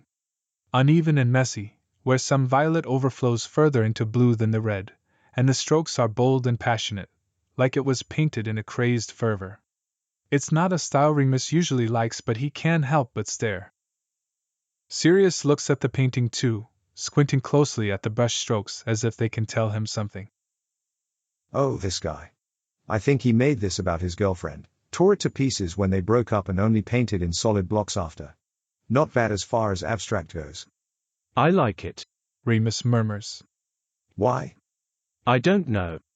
Huh. That's art, I guess. They continue through the eras of art, spending hours in the galleries, pausing frequently so Remus can stand stock still and marvel at artworks of legendary painters and sculptors, some of which, in his own reality, are lost to the passages of time, gone missing during estate disputes or destroyed by the careless sweep of war. He gets to see something no one else alive will ever see again, and when he distractedly tells Sirius that he wishes he had a photographic memory, Sirius laughs and tells him he can just buy them. The idea of owning something so close to priceless is scandalous, and Remus must make a face because Sirius just laughs harder. They wind down the night with the first screening of Some Like It Hot in a dimly lit, red-carpeted theater in 1959, which Remus raises his eyebrows at in surprise because it's so uncharacteristically tame, to which Sirius shrugs and says, It's a classic for a reason. Trust me, you'll like it. And he's right. Again. He does that a lot and Remus is still faintly surprised. It feels particularly apt when Osgood tells Daphne. Well, nobody's perfect. After finding out Daphne is really Jerry, and his smile is still dreamy and fond, and Remus looks over at Sirius who laughs loudly and openly and finds that the line fits comfortably between his ribs where he's wrestled down and subdued the gnawing questions of morality to a slumbering, peaceful beast. Nobody's perfect. Sirius certainly isn't, with his legendary fiery temper, and patience, and somewhat unusual occupation which Remus will probably never be able to explain to his friends or family. But imperfections are just endearing quirks when you're in love, a truth that Remus finds unfolding in his chest when he looks at Sirius, and knows immediately he wouldn't change a thing. They exit the theater with the crowd of laughing, chattering men and women who look right through them, ghosts of a different time, and Sirius turns to him underneath the brightly lit sign displaying the titles of films showing. Remus sees the exact moment that Sirius registers the gray hair at his temple in the little double take of those gray eyes, and Remus's stomach squirms. Ah! It was only a matter of time, after all. Remus pulls away to make a distracted comment about the movie, but Sirius cards fingers through Remus's hair, and his smile is soft and reverent when he says, This is new. Suits you. Think so? Remus has to ask, even though he's been avoiding this topic for weeks. Sirius nods, smile widening dreamily. Knew it would when I saw your dad. What? Nothing. Sirius shakes his head and grabs Remus's hand. Back to hell. It's way past your bedtime, Gramps. Remus would usually snipe. Says the guy who was probably pals with Marx. But his heart is fit to burst with affection tonight, and if he doesn't talk about this now, maybe he never will. Sirius, wait. Impatience flits over Sirius's features, crumpling into uncertainty at Remus faltering and failing to find words. He's thought about broaching this subject for months, but he can't seem to recall any of the arguments he's gone over and over again in his head. This doesn't seem like a good time to start winging it, but Sirius has been something of a bad influence on him from the start. You know we can't go on like this forever. Sirius's face drops and Remus scrambles to explain. Turns out he cannot wing it. I mean me like this, as I am. I'm going to get old. Sirius's face relaxes and he rolls his eyes. If I cared about dating an old man, it's a little late for that. Never met a 30-year-old who complains about his knees so much. I mean it. You're going to live forever and I'm not. I'll fuck a ghost. Try everything once. Sirius. What? Sirius snaps, anger descending like a blizzard, the breezy summer air suddenly icy as he takes half a step back. It looks like anger. It sounds like hurt. What do you want me to say? That I haven't thought about the fact that you're going to grow old and die someday, and well, now that I have, I guess that's it, let's call this off? I don't sleep, Remus. Of course I've thought about it. If you think for 1 second I would ever let anything happen. You can't kill time, Sirius, or death. Fucking watch me. Sirius snarls, fists clenched, eyes burning in his face. I'm not afraid of death, death is afraid of me. Watch me chase it from your doorstep, I don't give a fuck. Wait, just listen. Remus soothes, reaching for Sirius's hand to steady him. I'm not saying I want this to end. The opposite, in fact. I talked to Bale, I asked him how he did it, how he became a demon. A mortal. The anger immediately bleeds out of Sirius's face, his eyes widening, and underneath the white light they're vibrant and marbled with silver. Remus. Years in the pit, he said. Or... Remus lifts his hand to Sirius's jaw, thumb stroking the stubble as he feels him swallow. Or you can do it. Just 1 drop of blood, right? Remus can feel Sirius's fury return in the clench of his jaw before he sees it. Lips pull back over teeth and he's a snarling wild dog snapping. That meddling fucker. I told him to mind his fucking business. Do you really think he could have stopped me figuring it out? Remus chides gently, tightening his grip on Sirius's jaw. You know I don't do anything lightly. I've thought about this. Every time he saw the gray hair, in fact. Whenever Remus's gaze caught it in the mirror, His eyes would glance down to meet themselves in his reflection, and he'd try to picture them black like the darkest night. He'd wonder if his soul would turn the same shade, if he'd no longer be Sirius's sunshine. Would he become cruel and careless and sadistic? Would he lose everything that makes him special to Sirius? Torn and restless, he turned to the only authority on hell that he felt like he could talk to, other than Sirius. When he had asked Baal, with a carefully casual air, how he had become a demon, the slightly balding demon who could pass as a banker stared right through him for a few excruciatingly long moments, in that eerily perceptive way of his. It is not easy for most. Hundreds of years of service in the pit unless the Lord Lucifer grants it himself. But I cannot imagine a single thing he would not grant you. Remus squirms in his chair in the library of hell, a plush armchair that had magically appeared after he'd mentioned in passing to Sirius that the hardwood chairs had been hurting his back after hours of poring over the books. Remus hastily redirects the conversation. Did you feel different after? Baal considers, pausing above the parchment, that he's been recording Remus's ideas for hell on. Different? No. Myself still, but amplified, uninhibited. Still yourself? Yes. Some lose themselves in the power, but I do not foresee that for you. Remus glances up from the book he wasn't reading. Oh, I don't know if I...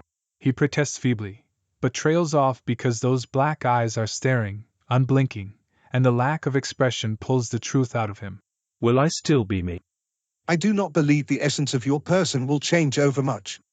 But what are demons then, if not the embodiment of evil and destruction?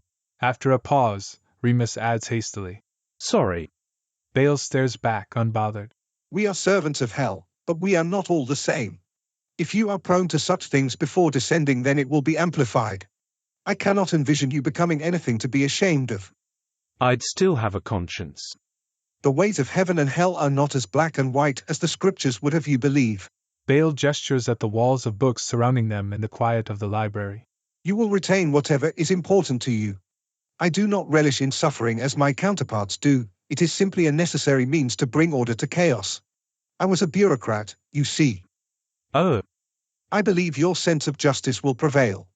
And your kindness. Lord Lucifer would benefit from a compass such as yourself. He has been somewhat directionless since falling. Were you there when he...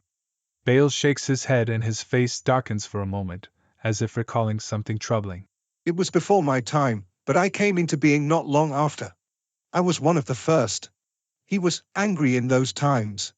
His rage was terrifying to behold. Baal pauses and considers Remus shrewdly. You have changed him. Soothed the wounds left from the fall, I believe. He makes a fine leader with you at his side. Remus doesn't know what to say to that, and Baal smiles in what appears to be an attempt at being reassuring. It looks like maybe he's forgotten how because it doesn't reach his eyes and there's entirely too much teeth. But his voice is kind when he says, Most choose this path for power or immortality. But a demon driven by love? I cannot imagine one such as this to ever truly lose themselves to darkness. This is a leap of faith, and Remus has been poised on the edge for long enough. I've made up my mind. You can either help me or I'll do it the long way. You don't mean that. Sirius insists, a crack of desperation in his voice. Again, you underestimate me. Remus smiles. You're not the only one who can be stubborn. This is mental. You wouldn't even wish for a sandwich when we first met, and now you think you want to be a demon. Remus, there's no coming back from it. Do you remember when we first met and you asked what my deepest desire was? Remus presses and Sirius makes a strangled noise that could mean anything, but Remus continues anyway. I never told you. I didn't even know what I wanted. I know now. You don't want to be a demon. From what Baal told me, I won't change that much. The eyes could take some getting used to, but he said I can hide them most of the time. I'm going to kill him. Oh yes, that'll put a real dampener on a dead man's day.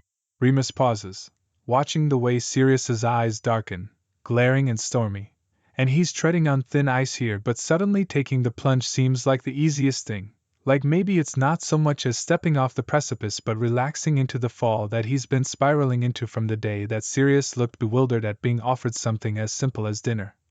and kindness started peeking out through the newly formed cracks in his cold exterior. I know you think you've corrupted me. Remus makes an educated guess and Sirius's eyebrows tell him he's right. Sirius boasts about his poker face, but Remus has become something of an expert Sirius interpreter. But you haven't changed me, you found me. Like what I was before was just a shell and you've cracked it open and all the mess of who I really am is spilling out and it's me. You freed me from the idea of what I thought I should be. So I don't care where we spend our lives or if I'm a human or demon for it. I couldn't give less of a damn about good and evil and heaven and hell. I just want to be with you. I'd spend forever with you, anywhere. After a beat, Remus's brain catches up with his runaway mouth and he hastily amends. If that's what you want to. That is, if you'd still feel the same if I change, if I do this. But Sirius has already said it with every thoughtful gesture. Every time Remus falls a little deeper into hell and feels more at home in his new role, Sirius doesn't flinch. He still looks at him with that expression that Remus never could quite read. The one he's wearing right now. Of course I would, Sirius says softly, and this time his face is an open book, pages ink-stained and worn with everything he's kept closed and tucked away. I'd love any version of you. There's nothing you could ever be that I wouldn't love. Time stops and Remus no longer hears the chattering of people in the theater or the buzz of the lights or the crickets chirping contentedly in the warm night. Because Sirius loves him and his entire world narrows down to this moment, and the few feet between them that feel unbearable. Sirius frowns into the distance over Remus's shoulder as if he can't say this to his face, but Remus can't stop staring at him, can't tear his eyes away when he continues. My entire existence was a punishment before I met you, now it's life. You took hell and made it a real home for me, for us. A home. A place of darkness and eternal misery, and there you are, shining your light all over the place, leaving cups of tea everywhere. Your clothes are in my wardrobe, you've charmed all the demons and now they obey you more than me. A realm that was supposed to be my prison is my home because you're there and pieces of you are everywhere I look. You're my home, of course I'd still love you, are you daft? Before Remus has even thought about it, before Sirius can elaborate or deflect or say something stupid that will dilute the truth of his words and close that book, Remus strides forward and kisses him. In an instant, Sirius's hands are in his hair, cradling his jaw, and Remus tastes the bittersweet longing that Sirius has been holding back, the fragility behind all of his protests and anger. I want this, but it's selfish. I want it, but I could never ask it of you. The lights of the theater sign buzz faintly overhead and the night is balmy and cool. Sirius smells like safety and home, and all that Remus can think is that Sirius loves him. Sirius loves him. Remus breaks away, breathless and smiling elatedly. Yes, I am, actually. I love you so much it makes me a daft, sappy idiot. I can't take all the credit. You were already like that when I got to you. Remus kisses him again, but it's shallow and brief because he can't stop grinning. When he rests his forehead against Sirius, he has to confirm, to hear it out loud. It's a yes, then. You'll do it. If you're sure. It's a one-way ticket. Already bought. Remus beams, not skipping a beat. Even if I do have to drink a drop of your blood. Ugh, with how much you smoke it's going to taste like cigarettes. Oi, one drop and I'm making you the most powerful demon to ever exist. You don't get to complain about the taste. The what? Remus leans back to take in all of Sirius's expression. You're no ordinary human. You can't be an ordinary demon. Sirius explains like it's the most obvious thing. What? What does that mean? Sirius raises his eyebrows quizzically, as if Remus should know what he's talking about. The demons barely bother with me anymore. And that's fine by me, I'm not complaining. But they already see you as their leader. You'd be my, I don't know, right hand. Or something. He finishes in a rush. Your right hand. It's something Bale said, I don't know. Sirius says dismissively, avoiding eye contact. He's always on about how great you are. I think he's been planning this since the day he met you. Remus entwines their hands together and stares down at them, visualizing himself at Sirius's side at the long table where the lords of hell preside over the realm. He sees the way Sirius already turns to him for his ideas and advice, how Sirius accepts his suggestions with a wave of his hand, like it's a given that Remus's words hold the same authority as his own. Your right hand. Remus repeats slowly. I suppose I already do things a right hand does. Yeah, hardly have to use my right hand with you around. Sirius leers. Remus rolls his eyes, moment of contemplation broken. We almost managed to have a completely serious conversation. He chides, but he hasn't managed to shake his grin. Every conversation I have is a serious conversation. It takes Remus a beat to think about it, and then he's huffing in exasperation and pushing Sirius back, feigning disdain at Sirius's snickering. How are you not tired of that joke yet? Sirius shrugs and Remus sighs fondly. I better get used to it. I'll be hearing it for an eternity, won't I? Come on, let's go home, you Sirius prat. The corner of Sirius's mouth lifts, like Remus has said something wonderful and profound. Yeah, let's go home. He reaches for Remus's hand and Remus is vividly reminded of the canvas swirling with red and blue paint, plumes of violet blooming vibrantly through them. Nobody's perfect. But together? A masterpiece. Chapter 11, The Runes. Heaven is not fit to house a love like you and I. Francesca, Hosier. The metallic zing of the cuffs rubbing together draws Remus's attention upwards, and he bares his teeth against Sirius's hip in a grin. Remus, you fucker. What's wrong, darling? Remus twists his fingers and feels the silken heat of Sirius's body flutter around them, wringing a groan from him. I distinctly remember you saying you could take it, however many times I want. Isn't that right? Sirius makes a frustrated, tortured little groan that has his voice breaking at the end, and Remus has to fight with himself to stop his grin widening. He watches as Sirius twists into the sheets like he's trying to squirm away, but his body betrays him, one leg hooking around Remus's shoulder, and drawing him closer the only way he can with his arms still held above his head and cuffed at the wrists. The thin black, metal bands, chained together, stand out against Sirius's pale skin, softened in the shadows cast by warm candlelight. The only places Remus has kept lit purely by candlelight in the castle are the library and their bedroom.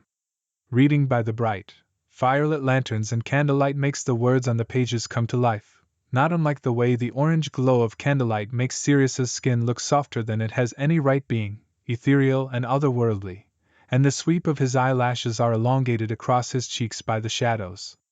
They flutter against his cheeks when Remus twists his hand just right, and Sirius squirms, metal cuffs clinking gently. The cuffs that Sirius made himself. Delicate runes etched into the black metal glint faintly, glossy and polished against the mat of the cuffs. Those wonderful little symbols, innocuous and innocent looking when Sirius first showed them to Remus, grinning lecherously and practically vibrating with excitement. I thought you said you like rope better, Remus says, managing to keep his cool apart from swallowing audibly, as he runs the pad of his thumb over the hand-etched runes on the cool metal. I do, but I can't put runes on rope. Sirius explains dismissively, and then tips his chair forward to press himself against Remus's side, shoving the book in his lap to the floor. I made these myself. Very special. What do they do? Remus spares one brief thought for the book, probably a century old and crumpled on the floor, but the majority of his brain is consumed by the thought of the black, cool metal against Sirius's pale skin. Block my power. Sirius murmurs in his ear, and the little huffs of warm air send tingles racing down Remus's spine. Make me as close to human as I can be. And you want that? I do. Long enough for you to fuck my brains out, anyway. It makes sense, Remus thinks as he gazes up, fondly watching Sirius squirm in a way that Sirius would balk at if his eyes were open. Enough with the staring, more of the fucking. Sirius has insisted previously that he's always taken care of himself and he's never needed anyone before, fiercely independent to a fault. Whether that's out of necessity or purely his nature, Remus has wondered. Usually the thought came to him when they'd wrestle around in bed for a favorite position. He'd gain the upper hand and pin Sirius's hands above his head, and they'd remain there purely on Remus's silent command. Remus would stare for a moment and wonder. Never mind that when he was human, Sirius could overpower him with the slightest push. He always let Remus win whenever his wrists were pinned. Fiercely independent to the point that he didn't know what it felt like to have someone take care of him, to bare his neck and submit. But clearly something in him wanted to. Sirius has always been the most powerful being in the room, but he's always allowed Remus these snatches of control. Breadcrumbs left on the trail to the discovery that Sirius likes this, craves it. Something he's never allowed himself in all of his millennia of living. Submission. Doing all right? Remus asks, kissing his way down Sirius's stomach and over the delightful V his hips make. Need a break? Fucker. Yes or no? Remus admonishes lightly, pausing in his journey and fingers stilling. Sirius huffs and the cuffs clink again, as if he's straining against them. He could easily break them if he wanted to, even with just his human strength, but he seems to enjoy testing their durability. No. Do you? Starting to slow down there, sunshine. Getting tired? For a brief moment Remus wonders if it's bad that the way Sirius's voice shakes slightly makes his dick twitch. A brief moment. A relic left over from his life as a human where he might have fretted over what any of these newfound desires say about him. The moment passes in a blink of his eyes and he's back to sinking his teeth into the delicate skin where Sirius's hip meets thigh and stretching his fingers inside Sirius. Sirius yelps and writhes, and Remus laughs. I could never tire of this, he informs Sirius in between sucking kisses that are mostly teeth into Sirius's thigh. And you're doing so well, letting me do whatever I want. So good for me. Sirius's breath hitches at the praise and Remus has to close his eyes against the surge of affection that threatens to overtake the lust. Even before Remus joined Sirius in hell, before he started flexing his proverbial demonic muscles and realized that having power is fun and Sirius delights in submitting to that power, Sirius had always had a soft spot for praise. That's what first hinted at Sirius's suppressed needs, buried in bravado and brash confidence. Being at someone else's mercy, someone who he trusts, it's something he confessed he's never been able to experience. Remus is honored. An eternity of experiencing the pleasures of the flesh, and he's the first to see Sirius like this, open and pliant and begging for more. Tell me what you want, Remus instructs gently, carefully withdrawing his fingers. Sirius answers by pulling him closer with his leg. Words, darling. You know what I want. I do. Remus smiles. With his improved vision he can see Sirius's pulse fluttering in his neck, and can smell how his arousal spikes. I want to hear it. Sirius twists his torso as if the words are fighting to escape, grumbling indistinctly between gritted teeth. What was that? Remus props himself up on his hands, either side of Sirius's shoulders. Fuck me. Sirius grits out. How? With your dick, genius. And because that kind of back talk just won't do, Remus grabs a fistful of silky black hair and pulls sharply, smiling as Sirius's snappy retort is cut off with a gasp. The cuffs force him to experience every sensation in full, and he's so new to it, like someone seeing or hearing for the first time. He described it for Remus as swimming in icy water naked when usually you have the protection of an insulated swimsuit. When Remus had looked at him blankly, he amended it to sex without a condom, but for his whole body, every nerve ending sensitive and raw. The first time Remus bit his neck while Sirius was wearing the cuffs, he shrieked loudly and they both had to stop and laugh at the shrill indignity of it. 5 minutes later he was begging for Remus to do it again. Try that again, Remus instructs calmly. Emotions flit over Sirius's face, and Remus waits patiently. Some days it takes longer for Sirius to shed the cloak of King of Hell, the persona of arrogant and demanding monarch that he wears for the masses. After a few long moments of Sirius huffing angrily through his nose, his expression smooths, reminiscent of relief, and he melts into the mattress, his head hanging limply in Remus's grip. Please fuck me. I'll, however you want. Sirius is rewarded with a deep kiss, one that he arches into so enticingly, making those little breathy moans that drive Remus absolutely feral since discovering he likes Sirius pinned down and begging just as much as he likes being at Sirius's mercy. And Sirius knows it too. Grins into the kiss like he knows exactly what he's doing, the metal of the cuffs clinking delicately in a mockery of Remus's control. helplessly wrapped around Sirius's finger in any reality, any form. Remus tears himself away and in the same motion slips a hand underneath Sirius's hip and flips him. Sirius yelps in surprise, still not used to being manhandled, even though it's been months since Remus gained this power. Remus tugs him easily into position, chest lowered to the bed and hips raised. Sirius's breath hitches again as Remus runs his lips down his spine, not quite kissing, just breathing him in, the heat of his skin, the scent of his arousal, the salt of his sweat. However I want, Remus echoes. And what he wants is Sirius shaking and brought to pieces on his tongue. Fuck. It might not take long, Remus muses as he runs the flat of his tongue up Sirius's perineum and against his hole. Sirius pushes back against his face, and Remus can't take it. He wraps an arm around Sirius's thighs and pulls him back tightly. He laps at the soft skin, humming contentedly as Sirius gradually opens up for him. They've been at this for a while, but so far it's been only fingers and he's still tight. Remus has to force his tongue past the ring of muscle and stretches him with languid strokes in and out. The way Sirius gasps and whimpers urges him on, and within minutes, Remus's cheeks and chin are dripping in his own saliva and Sirius's thighs are shaking in his arms. Remus likes to think he hasn't changed much since becoming a demon. But there are times like these where his face has been buried in Sirius's arse for minutes, and he hasn't had to come up for air once, that he has to admit he's not quite the mild-mannered, gentle teacher he once was.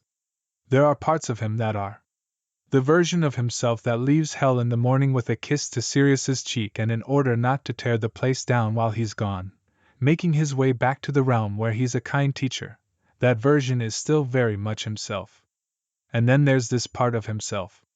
The part that relishes Sirius coming to pieces, that pretends he spends his free time thinking of new ways to improve hell, but mostly he just thinks of new ways to fuck Sirius or be fucked by Sirius. So maybe he hasn't changed that much. He just doesn't hold himself back anymore. Remus. Remus is brought back to reality by the heel of a foot nudging his side, pulling him out of the pleasant days where eating Sirius out is better than therapy. He could do it all day. Remus pulls back, wiping a hand over his face. What, are you alright? Color? Green, you fucking bastard, please fuck. Sirius breaks off into a babble of what could be Latin, or some other language long forgotten, something pretty and flowing but unmistakably furious. Remus chuckles and receives another kick to the ribs, harder this time. He grunts and grabs the offending foot. He yanks, flipping Sirius roughly onto his back, and doesn't miss Sirius's satisfied grin as Remus leans over him. So that's how it's going to be, Remus muses. What? Remus has never fallen for Sirius's innocent act, and he's not about to start now. I see you working me. You want it rough today, huh? All you had to do was ask. Sirius doesn't even try to deny it, doesn't miss a beat. As if you don't. Your eyes are black, by the way. Remus blinks, swallowing. He wills them back to brown, and Sirius grins slyly, pulling Remus down between his thighs with his legs, still strong even in his human form. Come and take what's yours, scary demon. Mine, are you? Aren't I? Remus considers him for 1 second. Forever, Remus agrees. He lowers himself onto his elbows and into the cradle of Sirius's hips so he can kiss him deeply. He rocks his hips, and his own moan is met by Sirius's when his cock nudges at his entrance. Sirius breaks the kiss to nod emphatically, breathing heavily, eyes shut tight, and Remus is wild for him. When he lines himself up and pushes past the resistance, Sirius's lips part against his in a gasp, and Remus's breath is lost too, stolen by the tightness and unbelievable heat gripping him. But then Sirius makes a sound that's not quite pleasure, a sharp ah, and the cuffs rattle. Remus pauses, every muscle in his body tensed against the urge to move, to slide all the way into the incredible heat of Sirius's body. Instead, he chokes out, Okay. I'm fine. Just 1 minute. Want me to? Just a minute. Sirius hisses, white teeth flashing in the low light. Pain has been a foreign sensation to Sirius since falling. Remus knows this. Everything is more intense for him with the runes working their magic, and this must feel overwhelming, having to fight his own body to relax. He's still not used to it. Remus presses wet, languid kisses to Sirius's neck and murmurs soothingly, "You're doing so well. Tell me if it's too much, I'll..." Shut up. Remus grins against heated, sweaty skin and complies. He runs hands up and down Sirius's body, soothing the tense muscles, and pausing to grip his cock, stroking leisurely to bring him back to full hardness. After a few minutes, Sirius's breaths huff heavily against Remus's cheek and he starts thrusting into Remus's fist as the resistance eases. The edge has melted from Sirius's voice and he moans so sweetly again that Remus has to. He can't help biting his neck, teeth sinking into the soft give of flesh. Sirius arches into it and makes another noise that has Remus's cock throbbing almost painfully, but he patiently waits for Sirius's permission to move. Whatever games they play, no matter how much Remus relishes having Sirius willingly powerless beneath him, he wants to show him what pleasure feels like, not pain. Sirius has had enough of that to fill 10 lifetimes over. So he waits and slowly the tension eases from Sirius's brow, and then he's nodding, legs pulling Remus closer again. "Okay, you sure?" Remus has to check. Yeah, I'm good. "Tell me if you need me to stop." I'm good. Come on. All right, I've got you," Remus murmurs in reassurance. He rolls his hips just slightly, shallow thrusts that ease Sirius into the feeling. Sirius's head drops back and he makes a sound that has Remus gripping the sheets either side of Sirius's head tightly. He keeps his movements slow and careful until Sirius's eyebrows start to draw upwards again, and he's nodding encouragingly, pulling at his restraints impatiently again. When he bears down deliberately, smiling slyly and chuckling, Remus's control snaps. He has never been one for losing control. People get hurt when you act carelessly, he's always thought. His whole life he's kept an excruciatingly tight grip on who he allows himself to be, what he can say and do. Meeting Sirius had been the hairline crack in the dam, control trickling through his fingertips, and before he knew it, his eyes were black and the dam was crumbling. And it feels good. Losing himself in his hunger for Sirius, allowing himself to chase it, run it down and feast. Fuck, no wonder people lose themselves in indulgence, because Sirius is the most decadent thing he's ever tasted, and ever since turning, Remus is constantly ravenous for him. Losing control is glorious. Sirius echoes the sentiment, arching his neck beautifully into the bed, sound spilling from his throat as Remus surrenders to the blissful heat and glide, thrusts forceful enough to drive Sirius further up the bed. Which won't do. Because Sirius needs to stay pinned exactly where Remus wants him, so Remus unwraps Sirius's legs and pushes them down so his knees are almost touching the bed either side of his chest. This way, he can grip the back of Sirius's thighs and hold him down tightly in place as he fucks all coherent thought out of Sirius's beautiful head. And the angle is better too, if Sirius's sharp cry is anything to go by. Sirius tosses his head from side to side, black hair sticking to the sweat on his forehead and cheeks, and his face is gorgeously flushed, unable to control the blood rushing to the surface like he usually can. He's a helpless slave to the sensations of his own human body, and Remus slows his thrusts and deliberately circles his hips to see Sirius jerk sharply, unfocused eyes widening in the sudden spark of pleasure. This is where Sirius always loses what little control he has. Because Sirius has never been one for denying himself, for delaying gratification and not giving in to every fleeting whim that passes by. So Sirius demands to chase that feeling, he bares his teeth and hisses commands and pleas in the same breath. He's not used to someone else controlling his pleasure, and when he's not indulged immediately, he's shocked and infuriated. That's the spot. If you don't keep doing that, I'm going to. Going to what? Remus teases, circling his hips again to hear that beautiful little moan. You can't do anything, except take it. Sirius makes a strangled noise in the back of his throat, and his eyes darken to ash in the candlelight, a telltale sign that he's getting exactly what he wants, despite the protests. Remus circles his hips again, and then thrusts harshly, and Sirius's head falls back, eyes closing. Remus holds himself up on one hand so he can grip Sirius's jaw firmly so they're nose to nose. Sirius's eyes flutter back open and Remus can't believe that in that split second where they were closed, that he forgot how beautiful they are. Eyes on me, remember. Remus reminds him gently, a complete contrast to the continued harsh drive of his hips. Sirius doesn't respond, but his eyes fix on Remus's obediently, and this is a show Remus will be glad to watch for all eternity. He can see the frustration and pleasure flit across Sirius's face as Remus quickens and slows the pace at his own discretion, delighted to see Sirius getting riled up even more. Remus knows when Sirius is close. He can feel it in the telltale tensing of his legs, the way his eyebrows draw upwards sharply, breaths quickening, moans pitching, eyes unfocused and half closing. He knows these signs like the back of his hand. He slips a hand down Sirius's chest and stomach, gripping his cock tightly. Sirius sags in relief, writhing so he can get as much friction from the hand as possible. And Remus lets him, watching in bemusement as his movements falter and the relief twists back into infuriated. You fucker, you know I was almost there. Remus grins, retracting his hand and leaving the invisible cock ring in its place.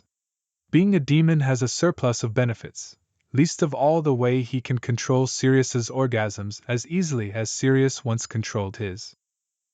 Patience, Remus admonishes lightly. I'm not done yet. Truthfully, he just wants to see Sirius completely lose his patience and turn into a writhing, begging mess. His favorite sight. Sirius's cheeks flush a pretty, deep pink in arousal or frustration. It doesn't matter because this might also be Remus's favorite color in the whole world. Sirius throws back something enraged and garbled, and Remus smiles fondly, resuming his rhythm. It doesn't take long for Sirius to be reduced to pleading and squirming again, losing the angry edge to his voice as Remus finds a fast, hard rhythm that he'd be able to keep up all night with his new abilities, but he's quickly approaching complete loss of control. And fuck, it's so good not to hold back. He doesn't even think about what he's doing, chasing that white-hot pleasure sliding down his spine. His hands are gripping Sirius's thighs, then sliding up to his throat and jaw, and he's choking out praise because Sirius keeps his eyes on his throughout it all, even though he can see Sirius just wants to tilt his head back and shout his frustrations and pleasure into the shadows of the room.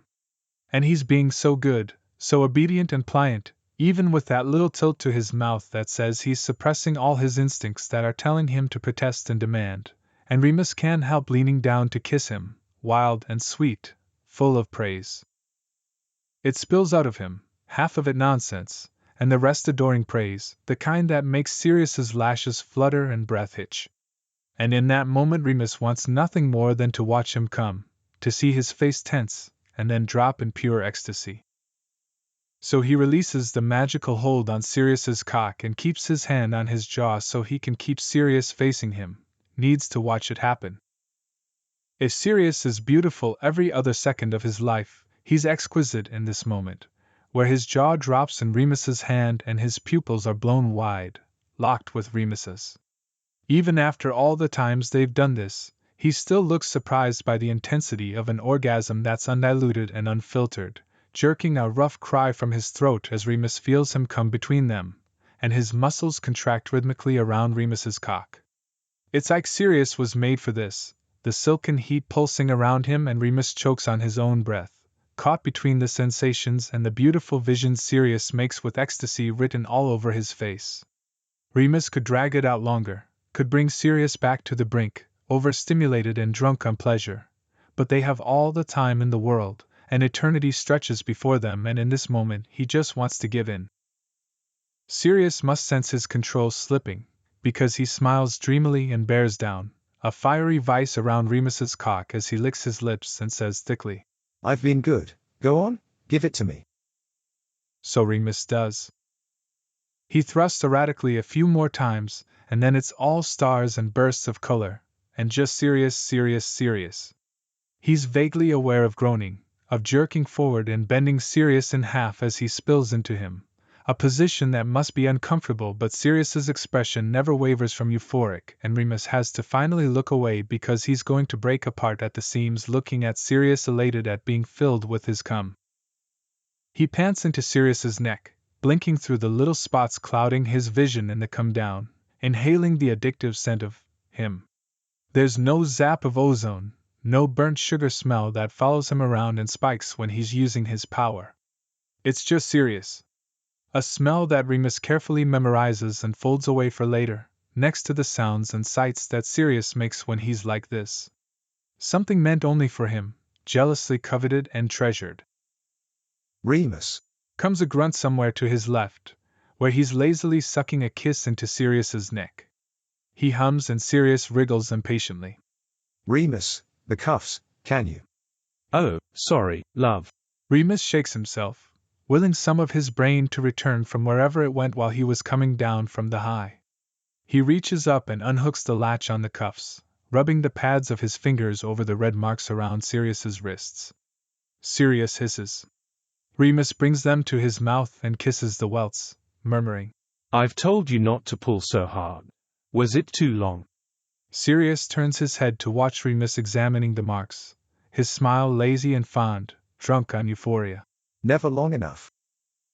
Remus chuckles, easing himself up so he can place the cuffs carefully in the small, dark wood box Sirius made for them.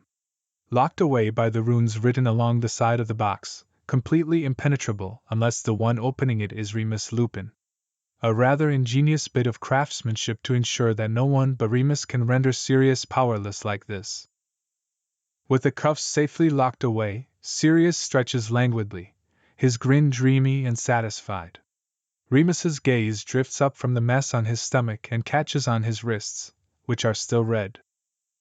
You going to heal them this time? Remus prompts, watching as Sirius examines the marks with his tongue between his teeth in a wide grin. Nah.